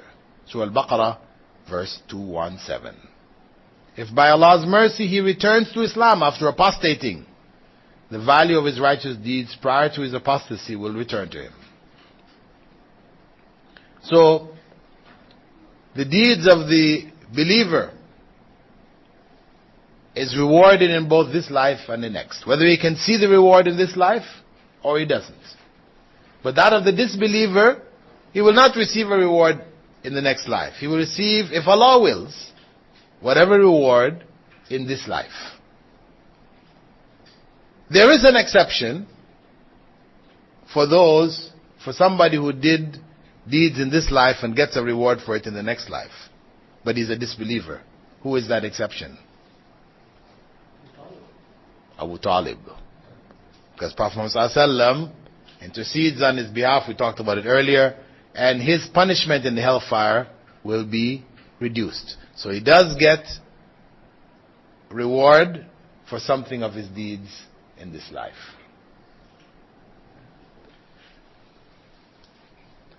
Allah goes on to say, فَلَا نُقِيمُ لَهُمْ يَوْمَ الْقِيَامَةِ وَزْنًا. And I will not give them any weight on the day of judgment. So after Allah has given His ruling on their deeds, that their deeds will be of no value, He now gives a ruling on them. Ruling on their deeds first, now on them. And I will not give them any weight on the day of judgment means that they will not have any value to Allah on that day. Some said that it meant that their deeds will not be weighed, because the scale is used to determine whether good deeds outweigh bad deeds, or vice versa. And the disbeliever will not have any good deeds to weigh.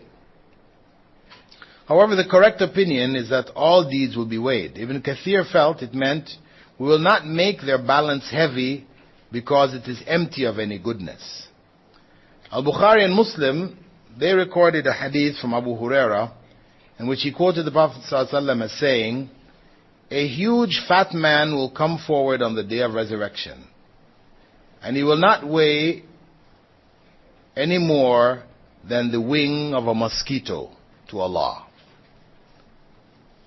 And then he said, recite if you wish, وَلَا نُقِيمُ لَهُمْ يَوْمَ الْقِيَامَةِ وَزْنًا. Same verse.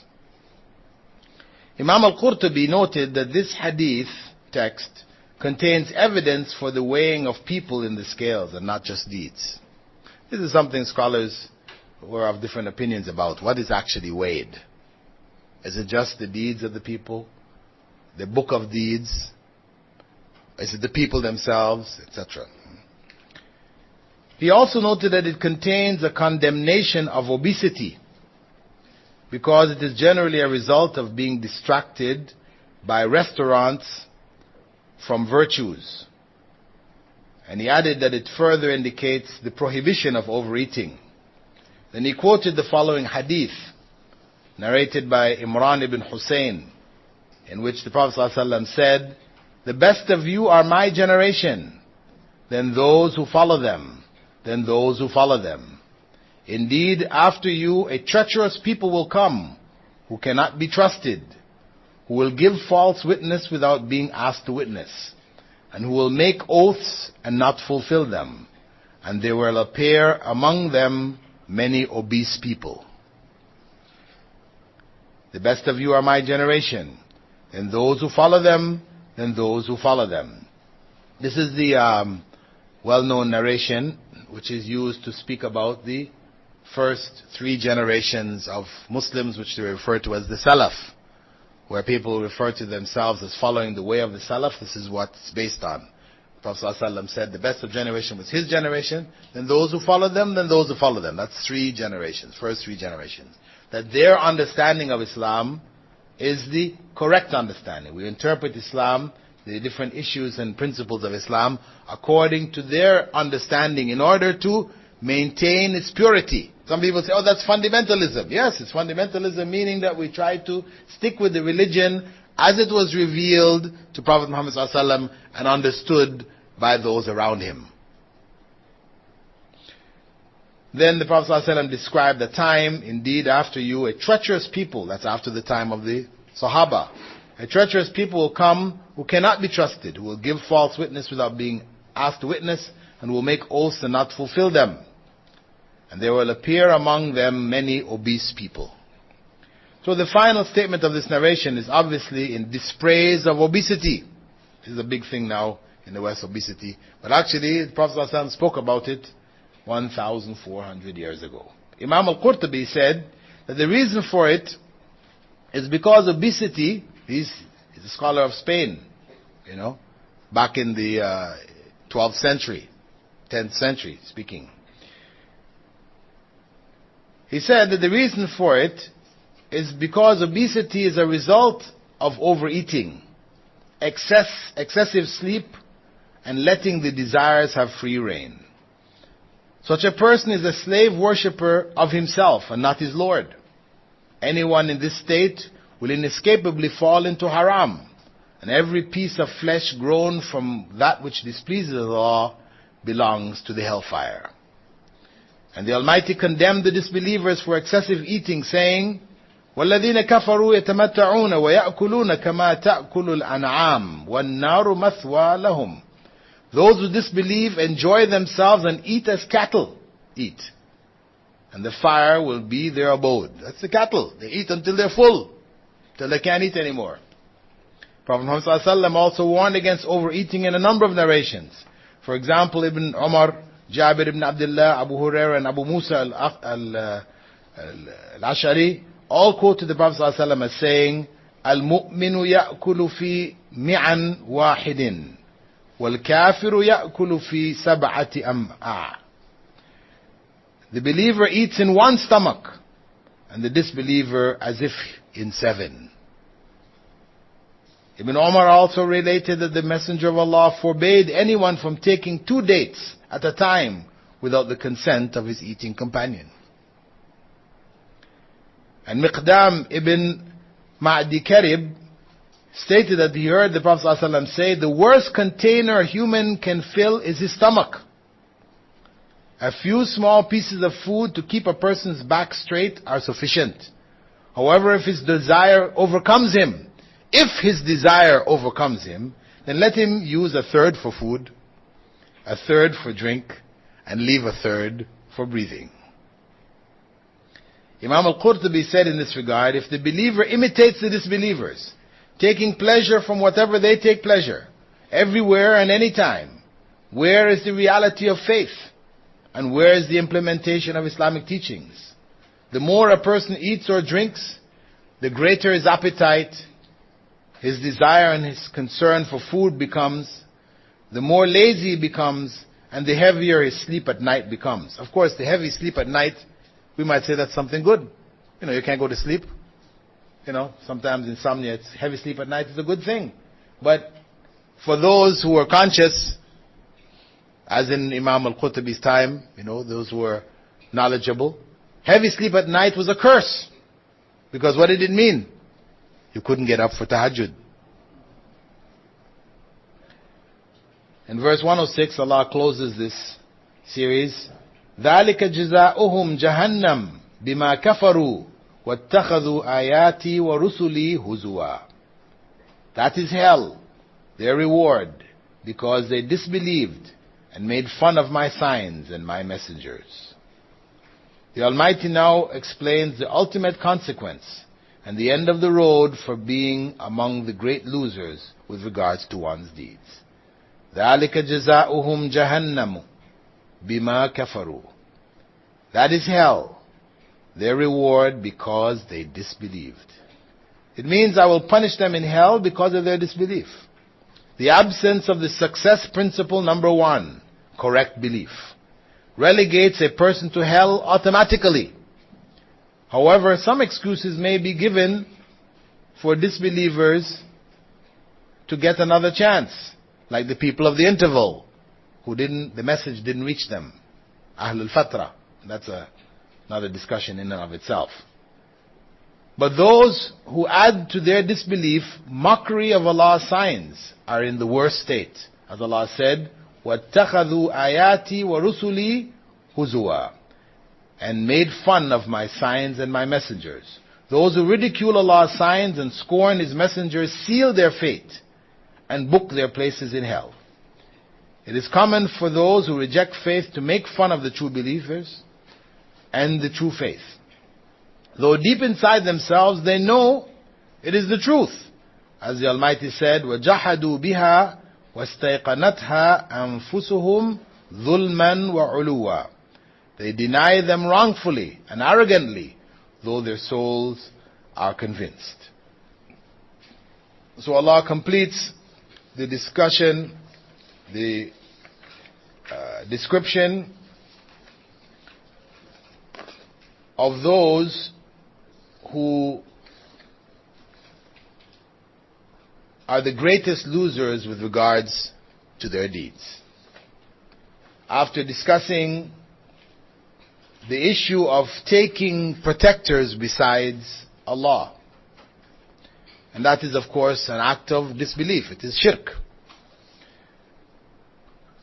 He has given us the various qualities or characteristics, and as we said, they refer in the end back to the 4 pillars of success identified in Surah Al-Asr. At least 3 of them were focused on: correct belief, righteous deeds, and truthfulness. Patience, elsewhere in the Quran, Allah stresses it. Because patience is critical, but if one has correct belief and righteous deeds, then it is possible to make it to paradise. Truthfulness is added assurance, and patience further added assurance. So the verse focuses on the main 2, which is belief and righteous deeds. Truthfulness is understood from elements of it. And when we go into verse 107, we will complete the surah in the next session, inshallah. We find in 107 that Allah goes back to those same two and uses it as the basis for description for those going to paradise. He says there, indeed those who believe and do righteous deeds will have gardens of paradise for hospitality. We'll stop here. If you have any questions on what we've covered so far, please. I have a question for verse 102, where the word awliya here is referred to as protectors. Now usually we have the non-Muslims who throw the ayat at us, Ya ayyuhalladhina amanu la tattakhidhu al-yahudu wal-nasara, this verse, and they say that it's translated as friends. Don't take them as friends.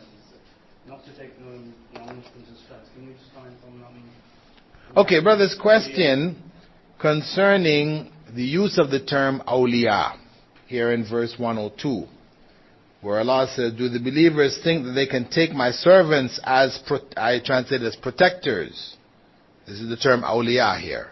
Whereas elsewhere in the Quran, Allah says, don't take the Jews and the Christians as awliya min dunillah. And it's awliya as, that's translated there as friends instead of Allah. Or elsewhere it talks about instead of the believers. Well, the term awliya, of course, has different implications. And that is the nature of language. That context may vary the shade of meaning that is intended here. So, in this verse 102, not taking Allah's servants, what He has created as friends is not the issue here. It's not the issue of friendship here. Close friendship, But it is more the issue of the dependence of close friends. When you have a close friend, you depend on that person. So it is that element. You depend on that person for their help when you're in need, when you have problems, etc. That's the person that you turn to. So it's that element of dependency which leads now to disbelief, which Allah is condemning here. So this is why we use the term servants as protectors here, as opposed to friends. In other places, awliya are used, actually in common Arabic usage, awliya comes to mean saints. As saints.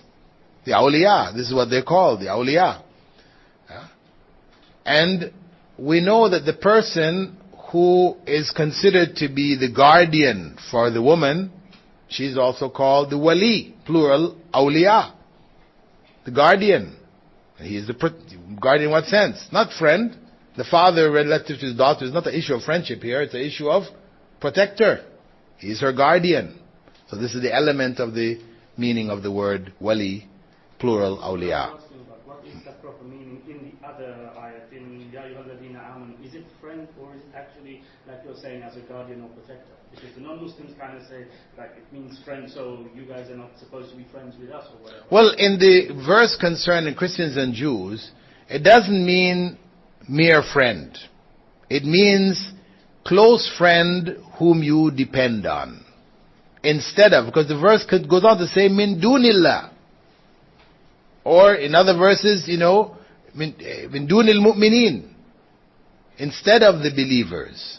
So it's not that you cannot have friendships with Christians and Jews. Of course you can. But where you take a Christian and a Jew as your dear friend, he is the person, who's your best friend? So and so. That is dangerous. That is dangerous. Because, Prophet ﷺ said, be careful who you choose as your friends, because you will be raised on the day of judgment with your friends.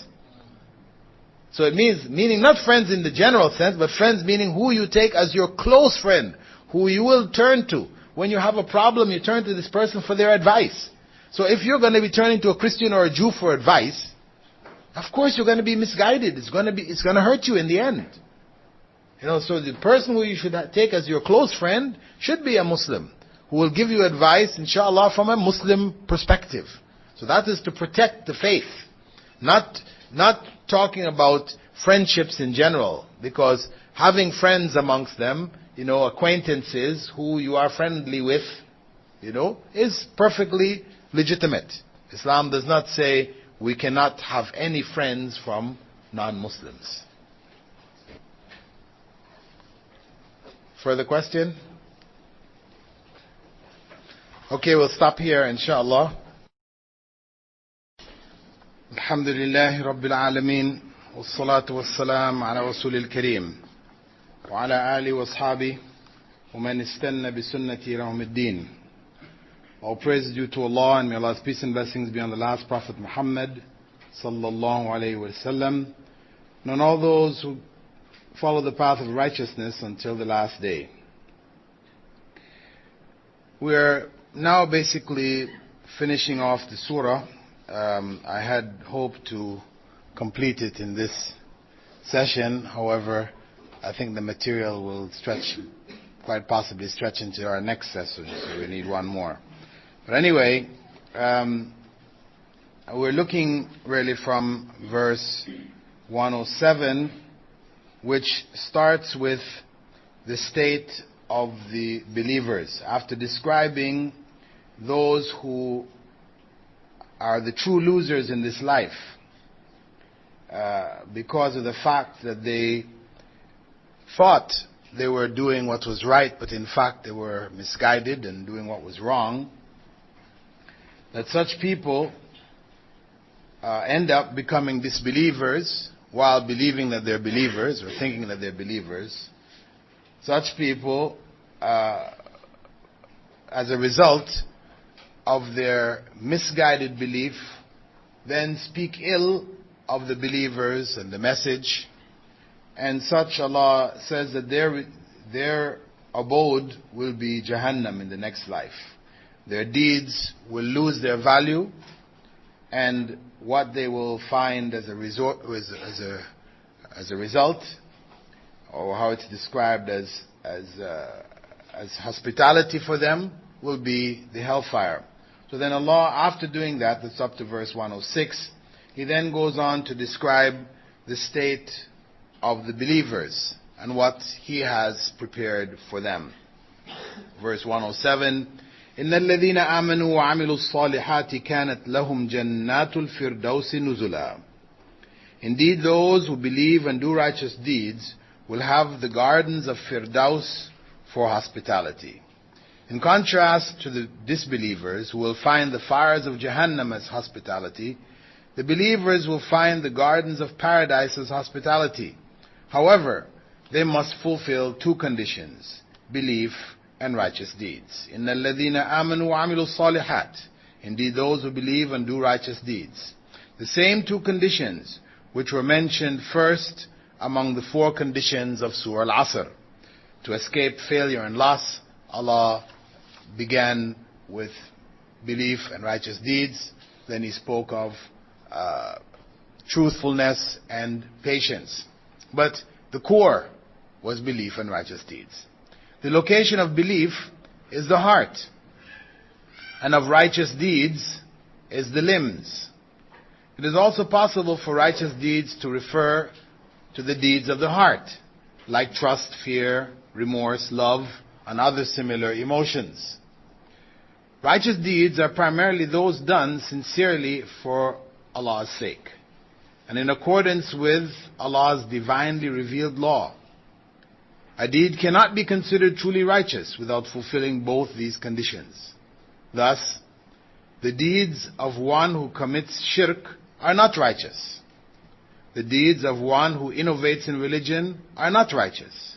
Instead, they will be thrown in his face. The evidence for that can be found in the following Hadith Qudsi, in which Abu Huraira quoted the Prophet ﷺ as saying, Allah, most blessed and transcendent, said, I am the least in need of partners among those who are partners. Whoever does a deed and shares any portion of it with others besides me will be left on his own with his partner. I am the least in need of partners among those who are partners. Whoever does a deed and shares any portion of it with others besides me will be left on his own with his partner. Aisha radiallahu anha also quoted the Prophet ﷺ as saying, "Man amila amalan laysa alayhi amruna fahuwa rad." Whoever does a deed not approved by me will have it rejected. The second condition of being in accordance with Allah's divinely revealed laws is more comprehensive than being in accordance with Prophet Muhammad ﷺ's sunnah, as it includes the believers of or followers of the earlier prophets.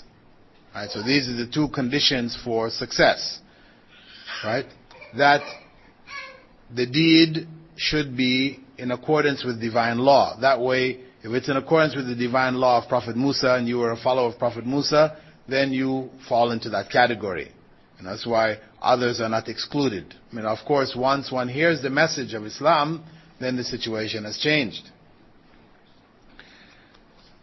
كانت لهم جنات الفردوس نزلا. They will have the gardens of Firdaus for hospitality. The actual Arabic phrase expressing what will be given to the believers who do righteous deeds is كانت لهم. They had.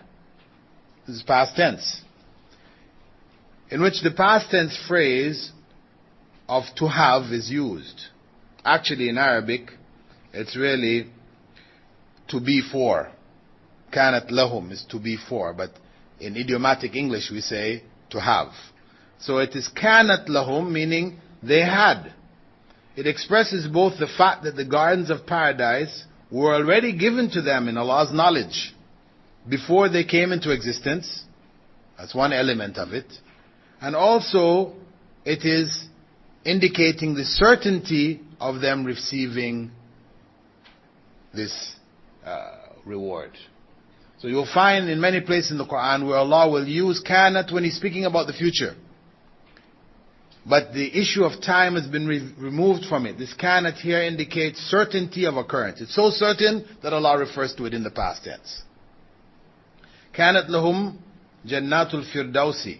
The gardens of Firdaus refer to the best part of paradise, about which the Prophet ﷺ was reported by Abu Hurairah to have said, "Whoever believes in Allah and His Messenger, establishes formal prayer and fasts Ramadan, will have as his right on Allah that he be put in paradise, whether he fights in the way of Allah or stays in the land in which he was born."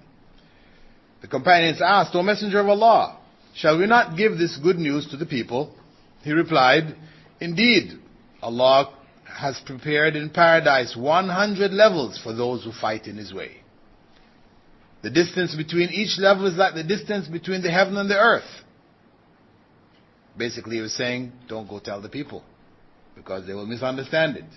Because the value of fighting in the way of Allah is so great that it's better for them to know this part. So if you're going to ask Allah for anything, ask Him for Firdaus. For it is the middle of paradise and the highest part of paradise. And above it is the throne of the Most Merciful. And from it spring the rivers of paradise. So Firdaus is the ideal that we should seek when asking Allah with regards to paradise, etc. Ask Him for Firdaus. Qatada had said, Firdaus is a hill in paradise, at its center and the best of it.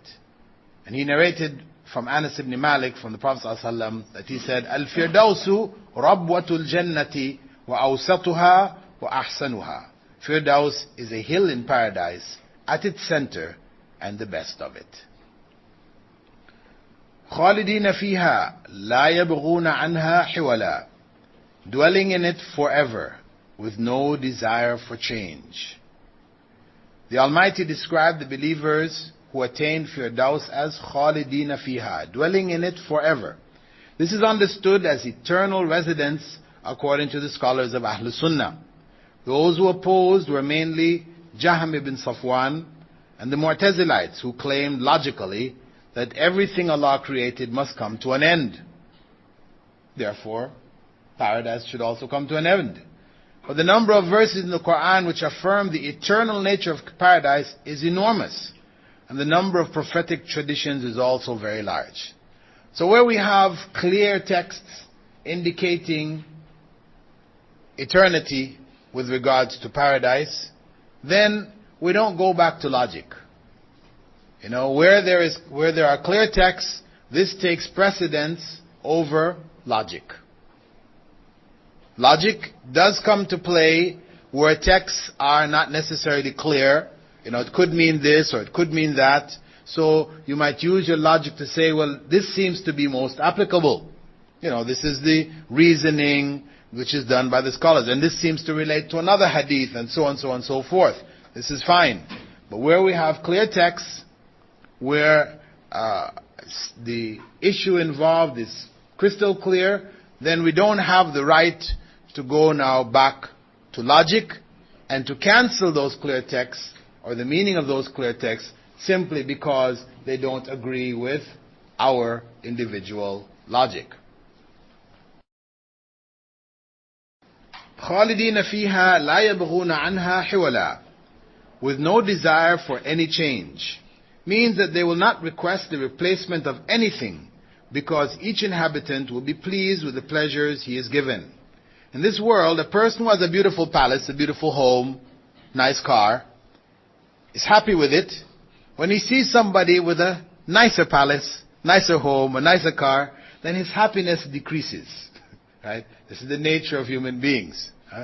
However, in the case of paradise, though there are levels in paradise, people are on higher levels than others, the point is that each person will feel that no one has more than him, that he has the best there is. So he will not feel any decrease in his happiness knowing that there are other people on other levels. In contrast, the people of hell will think that there's nobody receiving a more severe punishment than them. That's the opposite. Remember, this was described, Abu Talib was described as receiving the lightest punishment in the hellfire, sandals from the hellfire which would cause his brain to boil and cause him to think that he is receiving the most severe punishment of anyone in the hellfire. قل لو كان البحر مدادا لكلمات ربي لنفد البحر قبل أن تنفد كلمات ربي ولو جئنا بمثله مددا. Verse 109. Say, if the ocean were ink to record my Lord's words, the ocean would be exhausted before my Lord's words would be exhausted, even if we added to it another ocean like it. This verse addresses the power and the might of Allah's words and the uniqueness with which the Quran was written. Allah begins by instructing Prophet Muhammad ﷺ to give people a word parable in order to clearly demonstrate His majesty. He told him, قُلْ لَوْ كَانَ الْبَحْرُ مِدَادًا لِكَلِمَاتِ رَبِّي. Say, if the ocean were ink to record my Lord's words, meaning that if the ocean was turned into ink in order to write out Allah's words, لَنَفِدَ الْبَحْرُ قَبْلَ أَن تَنْفَدَ كَلِمَاتُ رَبِّي. The ocean would be exhausted before my Lord's words would be exhausted, because there is no end to Allah's words, as He stated elsewhere. لو أنما في الأرض من شجرة أقلام والبحر يمده من بعده سبعة أبحر ما نفدت كلمات الله. If all the trees on the earth were pens, and the sea ink supplied by 7 seas behind it, Allah's words would not be exhausted. Surah Luqman 31 verse 27. وَلَوْ جِئْنَا بِمِثْلِهِ مَدَدًا. Even if we added to it another ocean like it, or 7 more, as stated before, the seas would be empty and the pens would all be broken, and Allah's words would not all be written.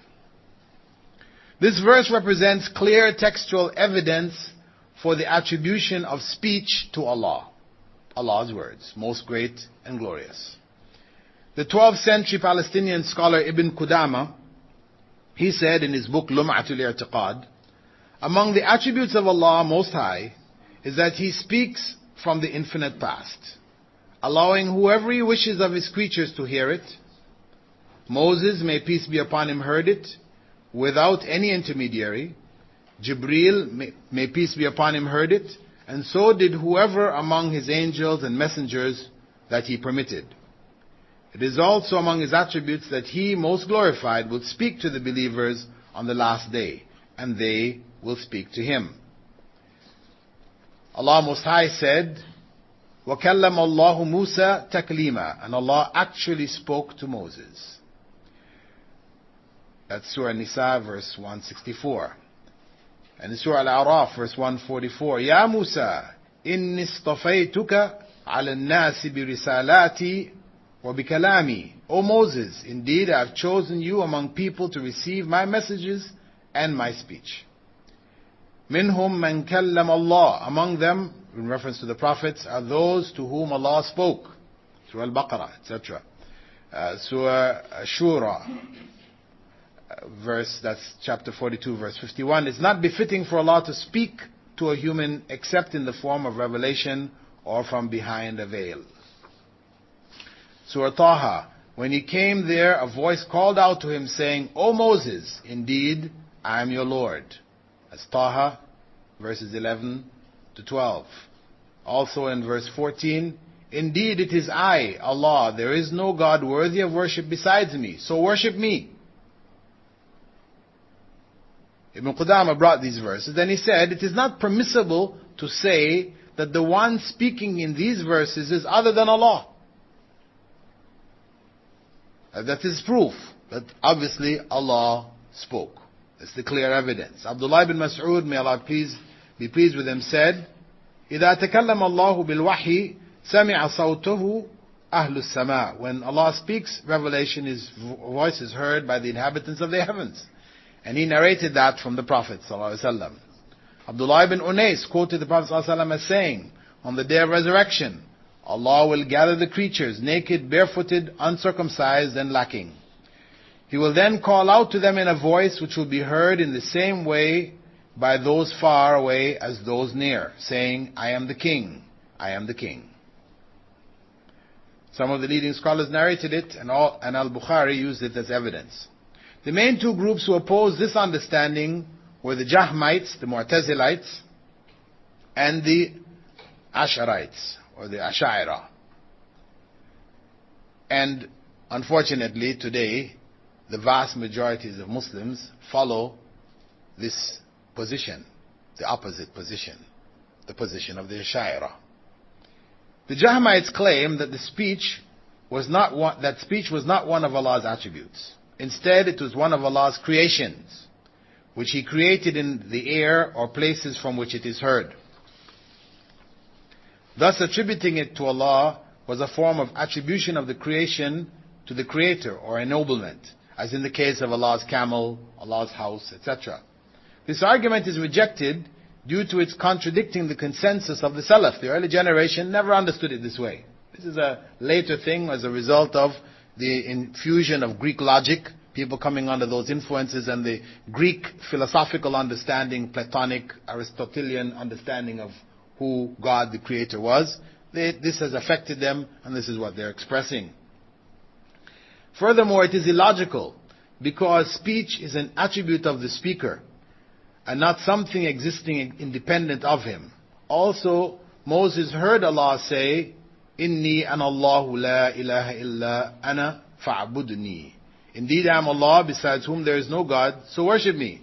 And it is impossible for anyone besides Allah, most glorified and supreme, to say that. That's common sense.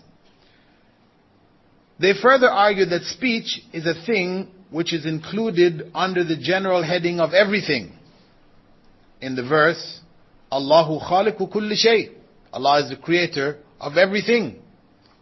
Right? Of course, there exists only the creator and the created. Allah is the creator, and everything besides Him is created. They concluded from that, therefore His speech must be created. However, speech is one of Allah's attributes, and the attributes of the Creator must be uncreated. Furthermore, the phrase everything is a general statement, possibly including or intending something specific as in Allah's statement describing the Queen of Sheba, وَأُوتِيَتْ مِنْ كُلِّ شَيْءٍ, she was granted everything. This is what the Hudhud said, she was granted everything. But was it everything? Everything on earth she had? Or was it everything which was, the possessions that rulers would have? She had everything that they possess. So that everything doesn't necessarily mean every single thing.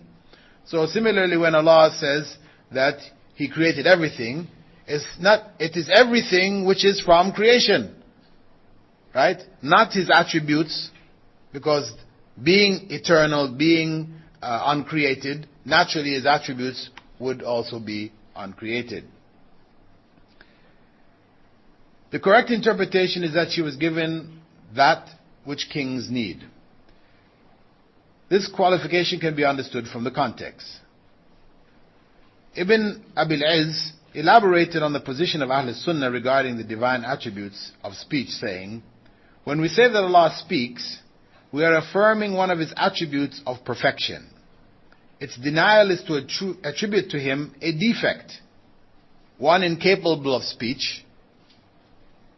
We look at as somebody defective, isn't it? The person can't speak. He's dumb. So to attribute that to Allah, that He is not able to speak, it is not of His attributes, is to attribute to Allah a defect. This is clearly demonstrated by Allah's statement, in His absence, Moses' people made out of their ornaments a calf which seemed too low. Did they not realize that it would neither speak to them nor guide them? The worshippers of the calf, their infidelity notwithstanding, knew their Lord better than the Mu'tazilites, since they did not tell Moses that his Lord could not speak. Regarding the calf, Allah also said, could they not see that it neither answered them nor that it had any power to harm or benefit them? From this remark it is clear that the inability to answer or speak is an argument which Allah used to deny the divinity of the calf. The strongest argument that the Mu'tazilites have risen against Allah's speech is that it would mean comparing Allah to humans and attributing to Him a body. However, this objection is not valid. When we say that Allah speaks, we add the qualification in a way befitting to His majesty. Allah has said, that day I will set a seal on their mouths, but their hands will speak to me, and their feet will bear witness to all that they did. We believe that hands and feet will speak, but we do not know how they will speak. Similarly, Allah says they will say to their skins, why do you give testimony against us? They will reply, the skins will reply, Allah has given us the ability to speak. He who gives the ability to speak to everything. Right? We believe that pebbles and food glorified Allah, and that the stones gave salutation, and the sounds of articulated words came from them, even though they didn't have a mouth. We know Prophet Muhammad stones, etc., the tree trunk gave salams to him. Right? Even though a tree trunk doesn't have a mouth, pebbles don't have mouths. We accept that. The Ash'arites, on the other hand, claim that Allah's speech is a meaning existing within Him, not linked to His wish. Furthermore, these letters and audible sounds are created in the air to express the meaning existing within Allah. This heavy philosophy here, right? It's a way around what the Mu'tazilites were saying. It's just a slightly modified version. Abu Mansur al-Maturidi, the Maturidite creed is what is followed, mainly in the subcontinent, right? Which is their version of the Ash'ari creed. Al-Maturidi held that Allah's speech is an idea subsisting in Himself, which He later created in someone else. This claim is also rejected due to its contradiction to the consensus of the Salaf, the early generation. It's being at variance with the proofs which indicate that Allah's speech is heard, and only sounds are heard. No meanings exist exiting from within. It also is opposed to the customary understanding, because speech, according to custom, is what the speaker expresses and not what he hides within himself. commenting on the position of the Ash'arites, Ibn Abil Izz, who did the book called Al-Aqidah Tahawiyah, right, the commentary on it, many later Hanafites believe that the speech of Allah is one and that multiplicity concerns its expression in words, not in itself. That Allah's speech is one. No matter where He says it, whenever He says it, it's just one speech. But it's in the expressions where the difference comes. Words are created. They are called the word of Allah because they express His speech and communicate it. When communicated in Arabic, it becomes the Quran. When it is communicated in Hebrew, it becomes the Torah. And hence, it is the language that varies, not the speech. Right? When we say that the words are the speech of Allah, we say so in a metaphorical sense. Right? This is their interpretation. That Allah's words, His speech is one. Wherever it is expressed, if whatever language is expressed, then we give it another name. That is how it appears in a created form. The Torah, the Injil, so on and so on. This is their explanation. I mean, it's very philosophical. Why we can't just say Allah speaks and that's His speech? Why we have to go into this? You know, this again is a result of Greek logic, not taking the text as they come. And of course, those who take the text as they come, they're called literalists. No, you people are literalists, you know. You blindly follow the text. But, you know, we look to the inner meanings, you know. But what does the inner meanings produce but confusion? Anyway, this argument, Ibn Abil Izz, who was himself a Hanafi scholar, you know, he had said that this view, it's wrong. Why? Because it would mean that the words don't come near adultery, وَلَا تَقْرَبُوا الزِّنَا, have the same meaning as be steadfast in prayer. Aqim as-salah. Because that's what you're saying, right? It's one meaning, but just different words. So basically, don't come near zina means the same as establish your prayers. It's confusion. Similarly, the verse of the footstool, Ayatul Kursi, would mean the same as verses concerning transactions involving debt, Ayatul Dain, etc. And the meaning of Surah Al-Ikhlas would be the same as the meaning of Surah Al-Lahab. You know, very little reflection is needed to be convinced that this view is wrong and conflicts with the belief of the Salaf. Okay, so this is just mentioned, you know, from the perspective that this is an aqidah. Sometimes we hear this issue of the Asha'ira, what is it they believe, and we hear that some people expressing that there's wrongness there. Well, know that this is the essence of it. This is just an example that they got caught up in Greek philosophy and ended up trying to explain away Allah's attributes in a way which was not in keeping with the understanding of the first generation. Allah's words are both creational and legal. We're left philosophy now, we're talking practical. His legal words are what He revealed to His messengers, the instructions, and His creational words are those with which He decides His decrees, as in the verse, إِنَّمَا أَمْرُهُ إِذَا أَرَادَ شَيْئًا أَن يَقُولُ لَهُ كُن فَيَكُن. Indeed, when He intends something, His command is only that He says to it, be, and it is. Surah Yasin, verse 82. That's His creational words. Whenever He wants something to come into existence, He says be. قُلْ إِنَّمَا أَنَا بَشَرٌ مِثْلُكُمْ يُوحَى إِلَيَّ أَنَّمَا إِلَهُكُمْ إِلَهٌ وَاحِدٌ فمن كان يرجو لقاء ربه فليعمل عملا صالحا ولا يشرك بعبادة ربه أحدا. Verse 110. Say, indeed I am only a human like yourselves, except that it was revealed to me that your God is one God. So whoever hopes to meet his Lord should do righteousness and should not associate anyone in the worship of his Lord. This verse actually has a number of very pertinent and important points. Points which distinguish for us some issues which exist in the Muslim world today.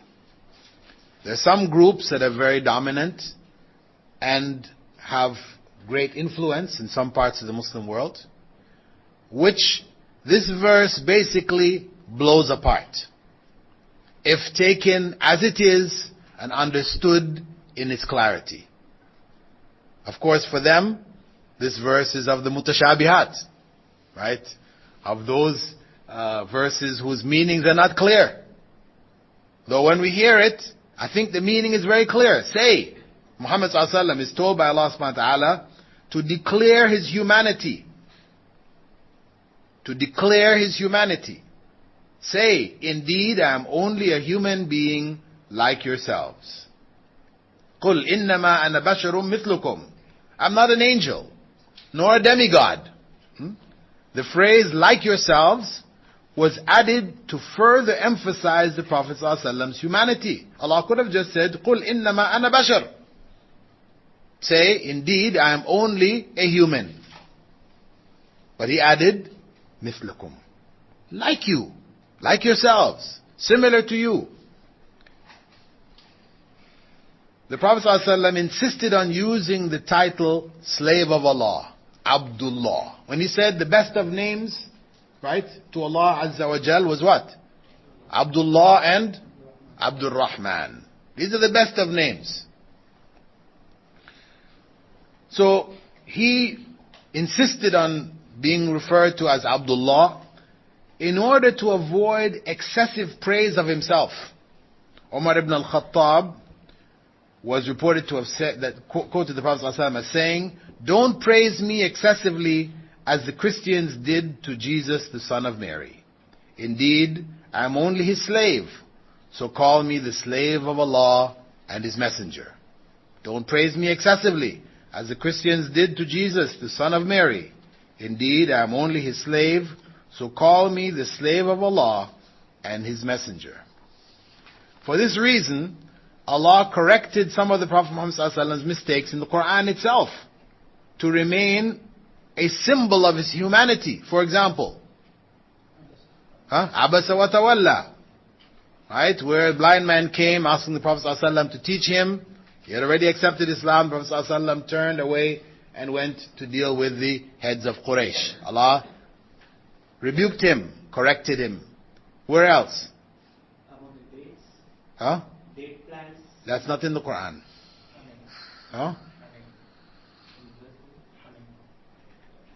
Honey, this is not in the Quran. The marriage to his cousin?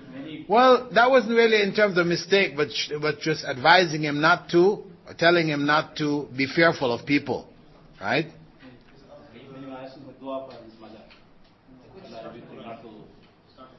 No, that was just telling him that, you can't pray when he requested. Not that he did it and Allah corrected him. The Battle of Badr. What to do with the prisoners? He asked the different companions, what should we do? Right, Abu Bakr and the others said, let them go, they are relatives. Omar said, kill them.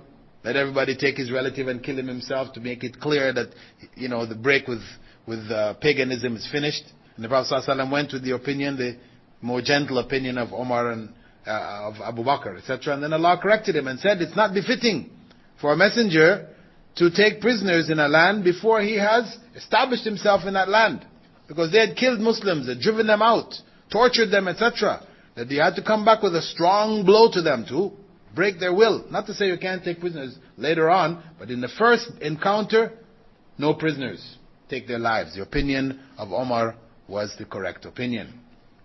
Also, we have the date palms which was mentioned. Date palms is not in the Quran, but from the Sunnah, we have the case where Prophet Muhammad ﷺ, when he went to Medina, he was in Medina, and he and another companion by the name of Abu Musa ibn Talha, they passed by some people artificially inseminating the date palms, grafting. And he asked them, what are they doing?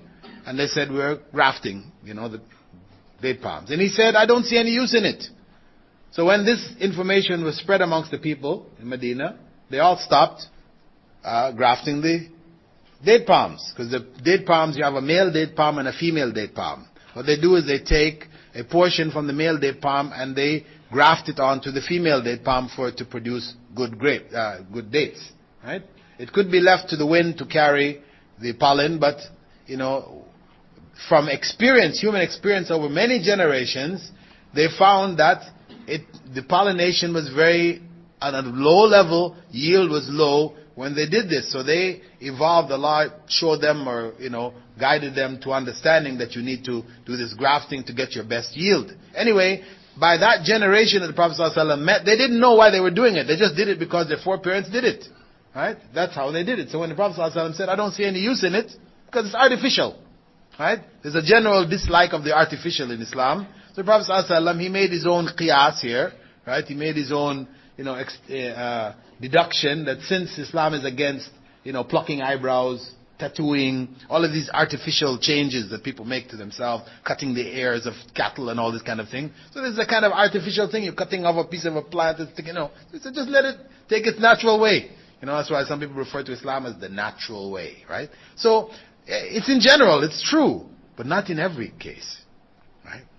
Because we do shave the hair under our armpits and in other places, we could say it's natural to let it grow, right?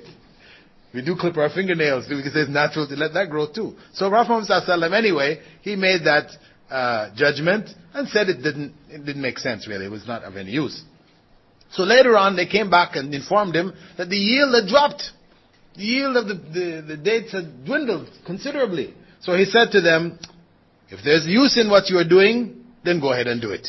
Right? Obviously there's use there. Huh? For it was just a personal opinion of mine. It was just a personal opinion of mine. So don't follow blindly my personal opinions. Don't follow blindly my personal opinions. But if I tell you anything on behalf of Allah, then accept it. For I do not attribute any falsehood to Allah, the Exalted, the Glorious. This is in Sahih Muslim. This is a hadith of undoubtable authenticity. However, in spite of this clarity, sects and cults have arisen among Muslims claiming that the Prophet ﷺ was not entirely human. Not entirely human. Among the biggest cults is the Barelwis, right? In the Indian subcontinent.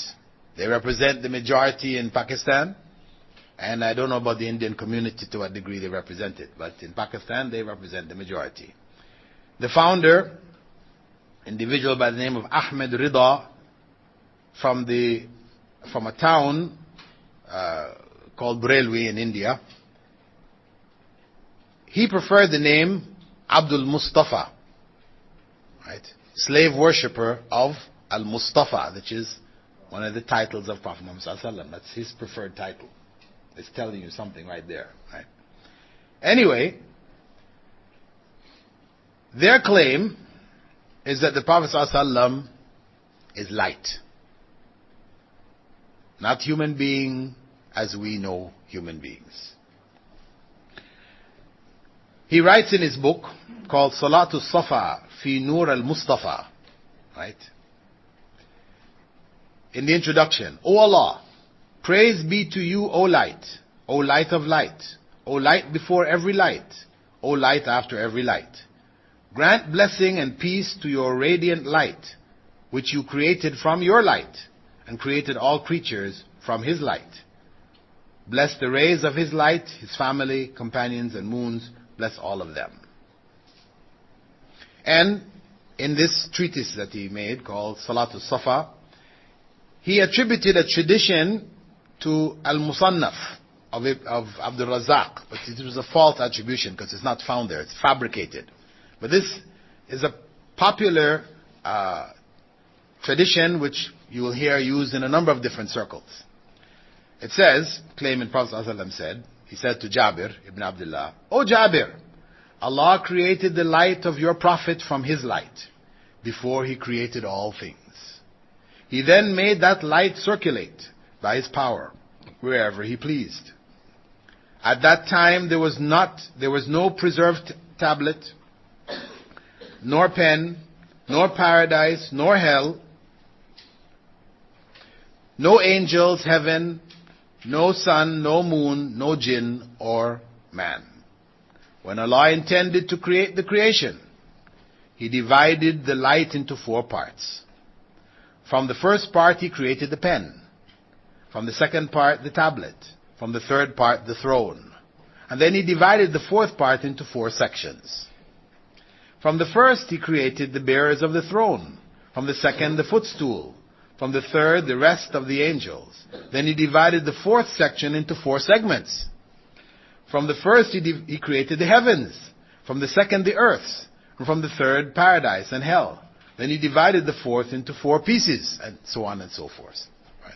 Basically, it's saying that the first thing that Allah created was light from His light. And that was Muhammad sallallahu alaihi wasallam. According to one of the leading Barelwi scholars of the past, Didar Ali, he said Muhammad sallallahu alaihi wasallam is neither Allah nor other than Allah. He is neither Allah nor other than Allah. He is the manifestation of the attributes of Allah. He gives life to the souls. The jinn and mankind were created from Him, and the throne and the seat came into being from Him. Adam and Eve came into existence from Him. In another treatise called Nafi al-Fay, Amman anara bihi or bi nurihi kulli shay, that is negating shadow from the one whose light illuminated everything. The founder of the Barelwi sect, Ahmed Rida, he said, his shade did not fall on the earth as he was light. His shadow didn't fall on the earth as he was light. When he walked in the sunlight or moonlight, his shadow was not seen. He had no shadow. And there's a popular book available in Lahore in Pakistan called The Shadowless Prophet, which goes to great lengths to establish this falsehood. Barelwis also believe that the Prophet ﷺ is present everywhere and sees everything. They call this what? Hazir Nazir. Okay? Hadir Nazir. He hears, he's everywhere, and he sees everything. Ahmed Rida himself wrote, "Weep, O Wahhabis, for the Prophet of Allah is omnipresent and omniscient. Nothing happened in the world and nothing will happen in it, but he sees it and observes it. He is present everywhere and sees everything." The founder also said, the saints and the prophets do not die. Because there's a whole thing now also, that if the Prophet ﷺ has these qualities, it means that he didn't die, he's still alive. You know, the saints and the prophets do not die, they are buried while they are living. Sahaba buried Prophet ﷺ while he was still alive. Their life in the grave is like their life in this world, indeed far better. Concerning the prophets, he said, the life of prophets after death is real, sent to us like it was in this world. Death befalls them for a moment, so that Allah's word is fulfilled. Kullu nafsin dha'iqatul maut. After a second, that's only for 1 second. After a second, life returns to them and they become living as they were before. To this life applies the rules of this worldly life. For this reason, their inheritance is not divided. Their wives are not married, nor do they pass a waiting period. They eat, drink, and pray in their graves. Of course, when confronted with the verse, قُلْ إِنَّمَا أَنَا بَشَرٌ مِثْلُكُمْ, right? Their response is that the Prophet ﷺ was told to say, indeed, I am a human like you. He was told to say that. Nobody else is allowed to say this. Only him. Furthermore, he was only like humans, not exactly the same. You see, when you are misguided, you see, you will find ways to remain misguided no matter what. So that's one body. The other major body are the Shiites. And actually, the beliefs of the Barelwis, some scholars hold that it really came from the Shiites. And if you look at, the founder, Ahmed Rida, his name, the name of his fathers and the people around them, they all have the names that are normally Rizvi and Naqvi, and these names which are normally attributed or known as Shiite names in that part of the world. Anyway, in Shiite tradition, the Prophet ﷺ's daughter Fatima and the Imams consisting of his cousin Ali, his grandchildren Hassan and Hussein, and 9 great-grandchildren share the quality of special creation with the Prophet ﷺ. Shiites believe that their right, Prophet Muhammad ﷺ and his granddaughter and the Imams are conceived in their mystical dimension as a light that Allah created before the creation of the material world. This light then became the cause and instrument for the rest of creation. The following tradition is attributed to the Prophet ﷺ from Shiite sources. Allah created Ali and me from one light. Before the creation of Adam, then He split the light into two halves. Then He created all things from my light and Ali's light. So here the similarity in the first Imam Ali is reported to have said, falsely reported to have said, Allah is one. He was alone in His oneness. So He spoke one word and it became a light. He created from the light Muhammad ﷺ, my descendants, that is the other Imams, and me.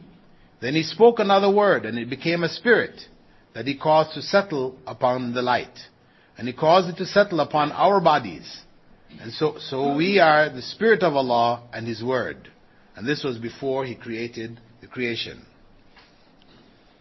The sixth Imam, Ja'far as-Sadiq, to whom their madhab is attributed, the Ja'fari madhab therefore, they claim falsely that he said, our light separates from our Lord like the rays of the sun from the sun.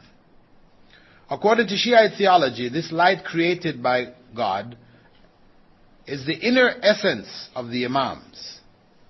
And it descended upon Adam, then upon each of the prophets and Imams until it became embodied in Muhammad ﷺ, Fatima, and the 12 Imams.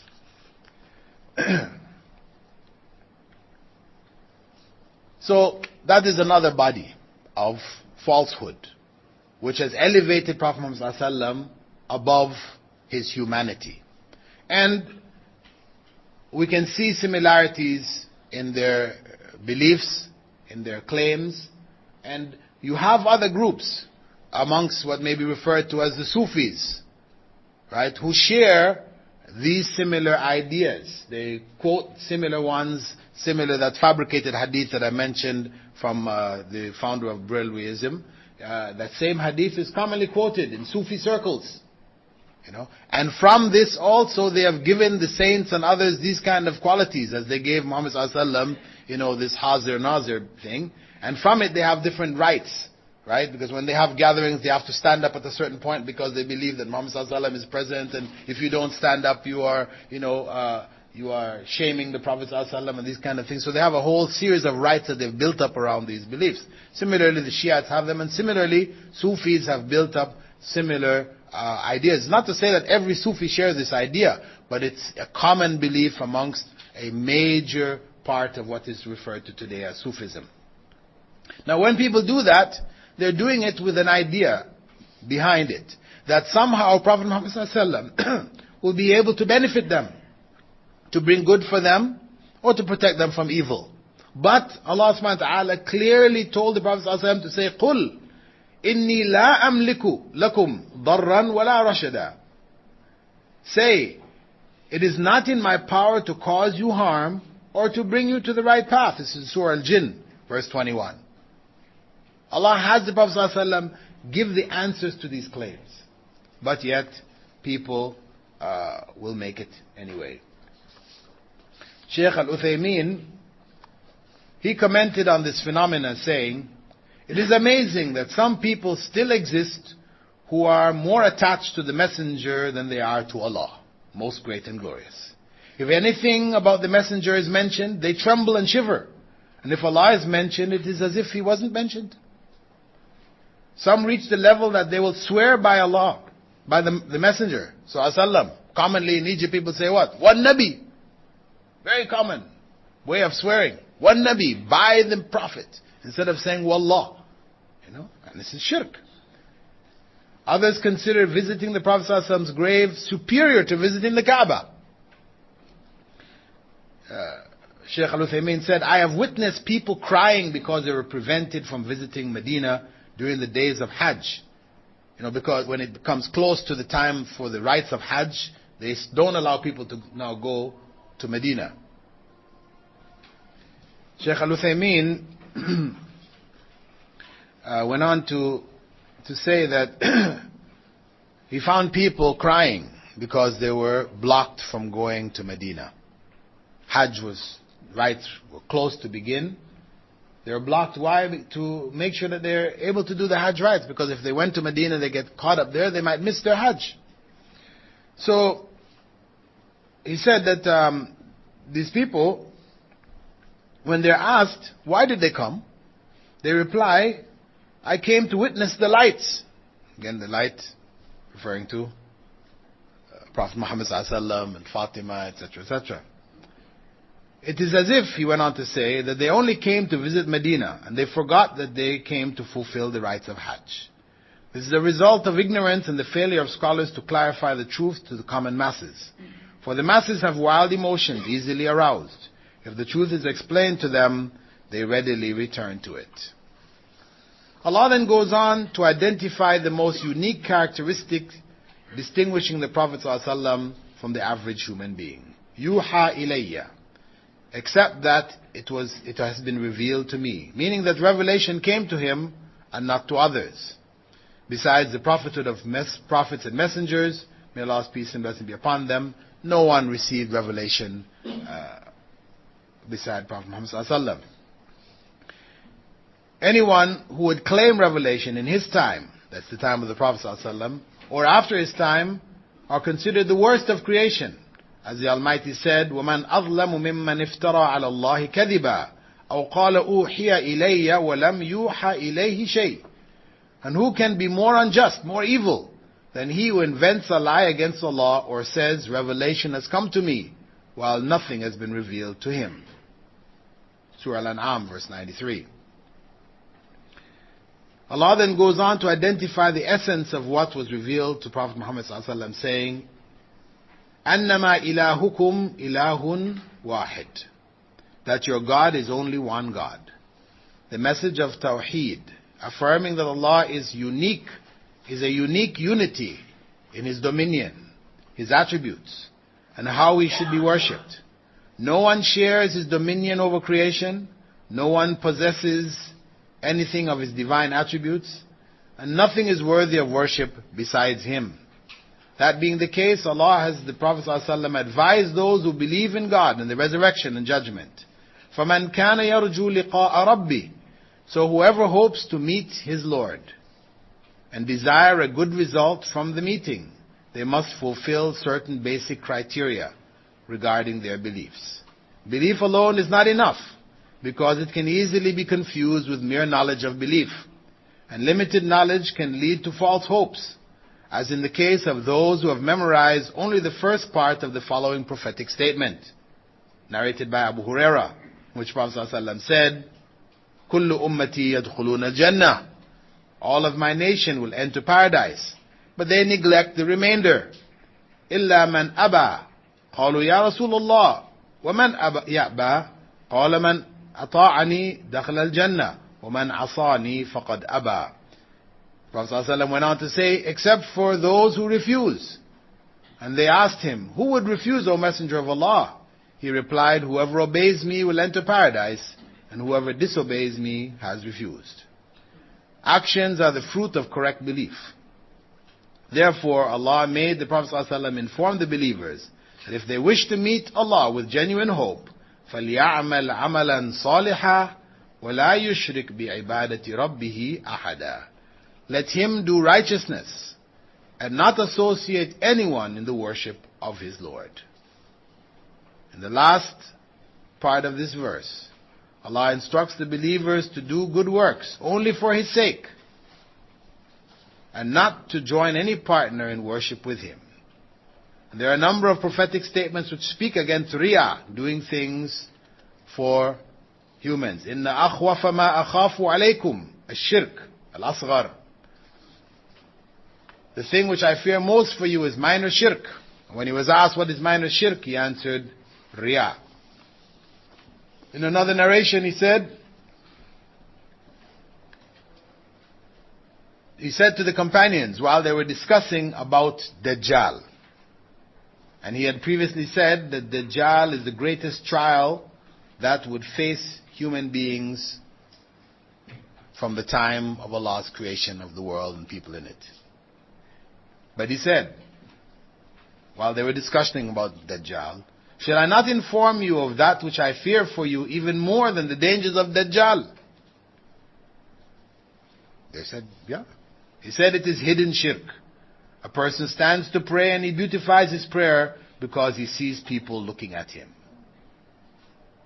Should I not inform you of that which I fear for you even more than the dangers of Dajjal, the Antichrist? It is hidden shirk. A person stands to pray and he beautifies his prayer because he sees people looking at him. So when we put this hadith into perspective, we can appreciate the major danger that Riyah presents. The calamity of Dajjal is the greatest affliction that mankind will ever experience, from the time of the creation of Adam until the day of judgment. That's what the Prophet ﷺ said. And there has not been a single prophet after the time of Prophet Noah who did not warn his people of this great tribulation.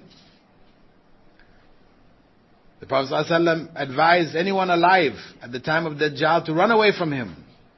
And he would always seek refuge in Allah from the dangers of Dajjal after every obligatory prayer. So much so that the companions learned it like they learned a chapter from the Quran itself. Yet the Prophet ﷺ said he feared the danger of Riyah even more. So that is general advice to us, to purify our worship and make our intentions sincere in all the various forms of worship. And that brings to mind, just in closing, as we are about to enter into Ramadan, the Prophet ﷺ had said that one who doesn't make the intention to fast in Ramadan before Fajr has no fast. This is something most people haven't even heard. One who doesn't make the intention to fast before Fajr comes in, meaning by suhoor time, has no fast. Of course, scholars differ now. What does have no fast mean? Has no complete fast, or does it mean has no fast period, 0? What it is addressing really is the issue of intention. That the fast of Ramadan, the tendency for us, because we're fasting 29 or 30 days, is it becomes a routine. You're not thinking about what you're doing anymore. We just slide into it and we slide out of it. Right? So, this is basically a guidance for us that we need to make that intention, renew that intention every day, so that the goals and the benefit that we're seeking to gain from fasting, that it will purify us of our sins. Prophet ﷺ said, from Ramadan to Ramadan is purification for what's in between. For that to happen, for it to take place, then the fast has to be a sincere fast. One where our intentions are clear and we are fasting in accordance with intentions according to what Prophet ﷺ has taught us. Inshallah, we'll stop here. This is the end of the surah. If you have any questions, we could take a few brief questions now. Inshallah, by next Saturday, we will have the text of the whole chapter ready for you, at least in a relatively rough form, somewhat corrected, that you can utilize it to prepare yourself, those of you who wish to prepare themselves for a test on the surah, those who just want it for reading, because you've been listening to the Tafseer, you've missed some and whatever, you want to be able to go over the Tafseer. It's useful for Fridays, better understanding of Surah Kahf that we're supposed to recite every Friday, to read every Friday. Then inshallah you can get copies of it at that time. The audio of the Tafseer, it is being prepared. There is a rough audio available with the breaks and things.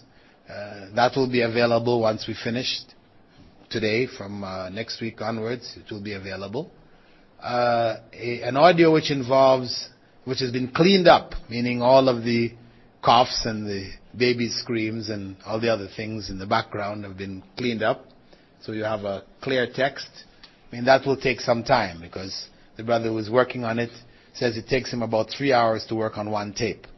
And we have basically 33 tapes. So we have to give him some time. But in the meantime, those who would like to get at least a rough copy, they'll be available from our Tasjeel department, the department of recording, at a nominal cost. Maybe it's about 3 riyals per tape.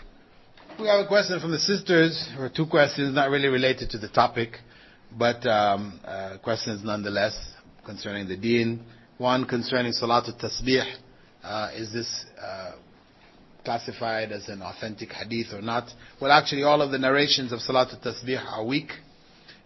This is why the majority of the scholars of hadith have rejected it outright.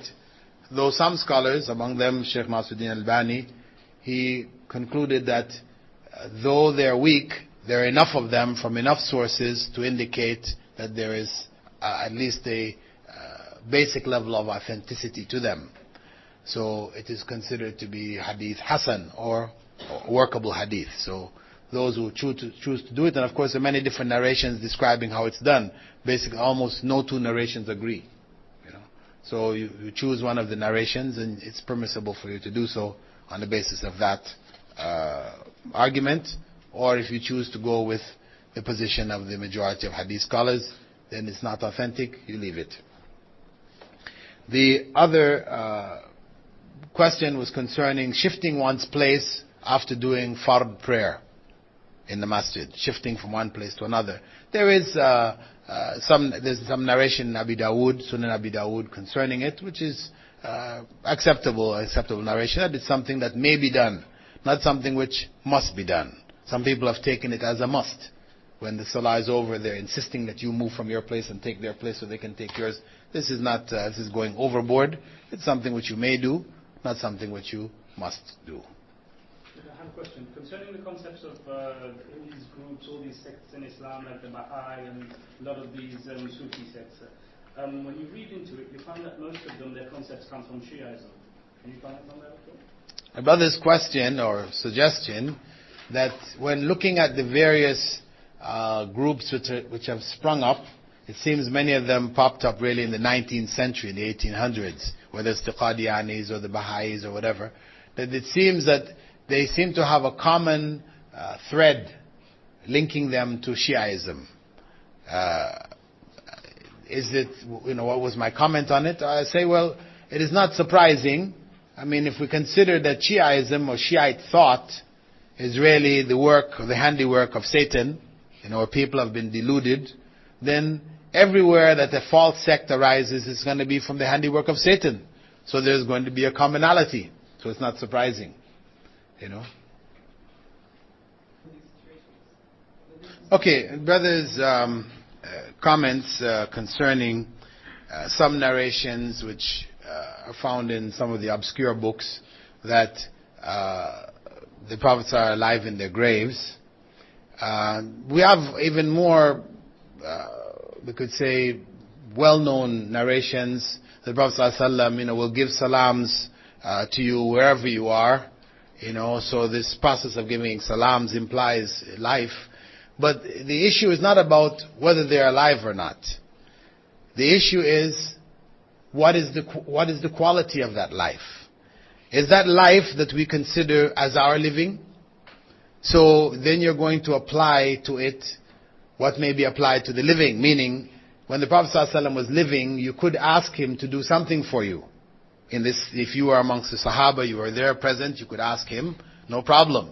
So now that he's in the grave and still living, can you still do that? This is where the difference comes. So the issue is not about the life, but the quality of that life. Is he living as a human being is living in this life here, that he can be called upon, you can get his help, his support, etc., etc. And this is what the scholars of the early generation are unanimous that this is not the case. This is not the life of the Prophet ﷺ or the prophets in general. That they're living as the shuhada, their living is different. We bury them, we pray Salatul Janazah for them. Salatul Janazah is for the dead, not for the living. So, that quality of life is not what it has been distorted into in Braillewi thought and others to be, where it then justifies calling upon the Prophet ﷺ and seeking from him things which are only acceptable if he were living amongst us. Okay, we'll stop here. Subhanakallahumma wa bihamdika, nashhadu an la ilaha illa ant, nastaghfiruka wa natubu ilayk. And just to remind you again, as I said, next week we'll provide the books for you, inshallah, the Tafseer itself, complete Tafseer, and we'll also decide on which surah we'll be going to next. Probably it will be Surah Yasin. We're choosing basically the popular surahs that people like to read, and clarifying any misconceptions that people may have around them, and at the same time taking benefit from them because they're all beneficial. Okay, and also I will outline a program which I mentioned earlier, of study for university credits that we can try to evolve our classes into. Okay. Assalamu alaikum wa rahmatullahi wa barakatuh.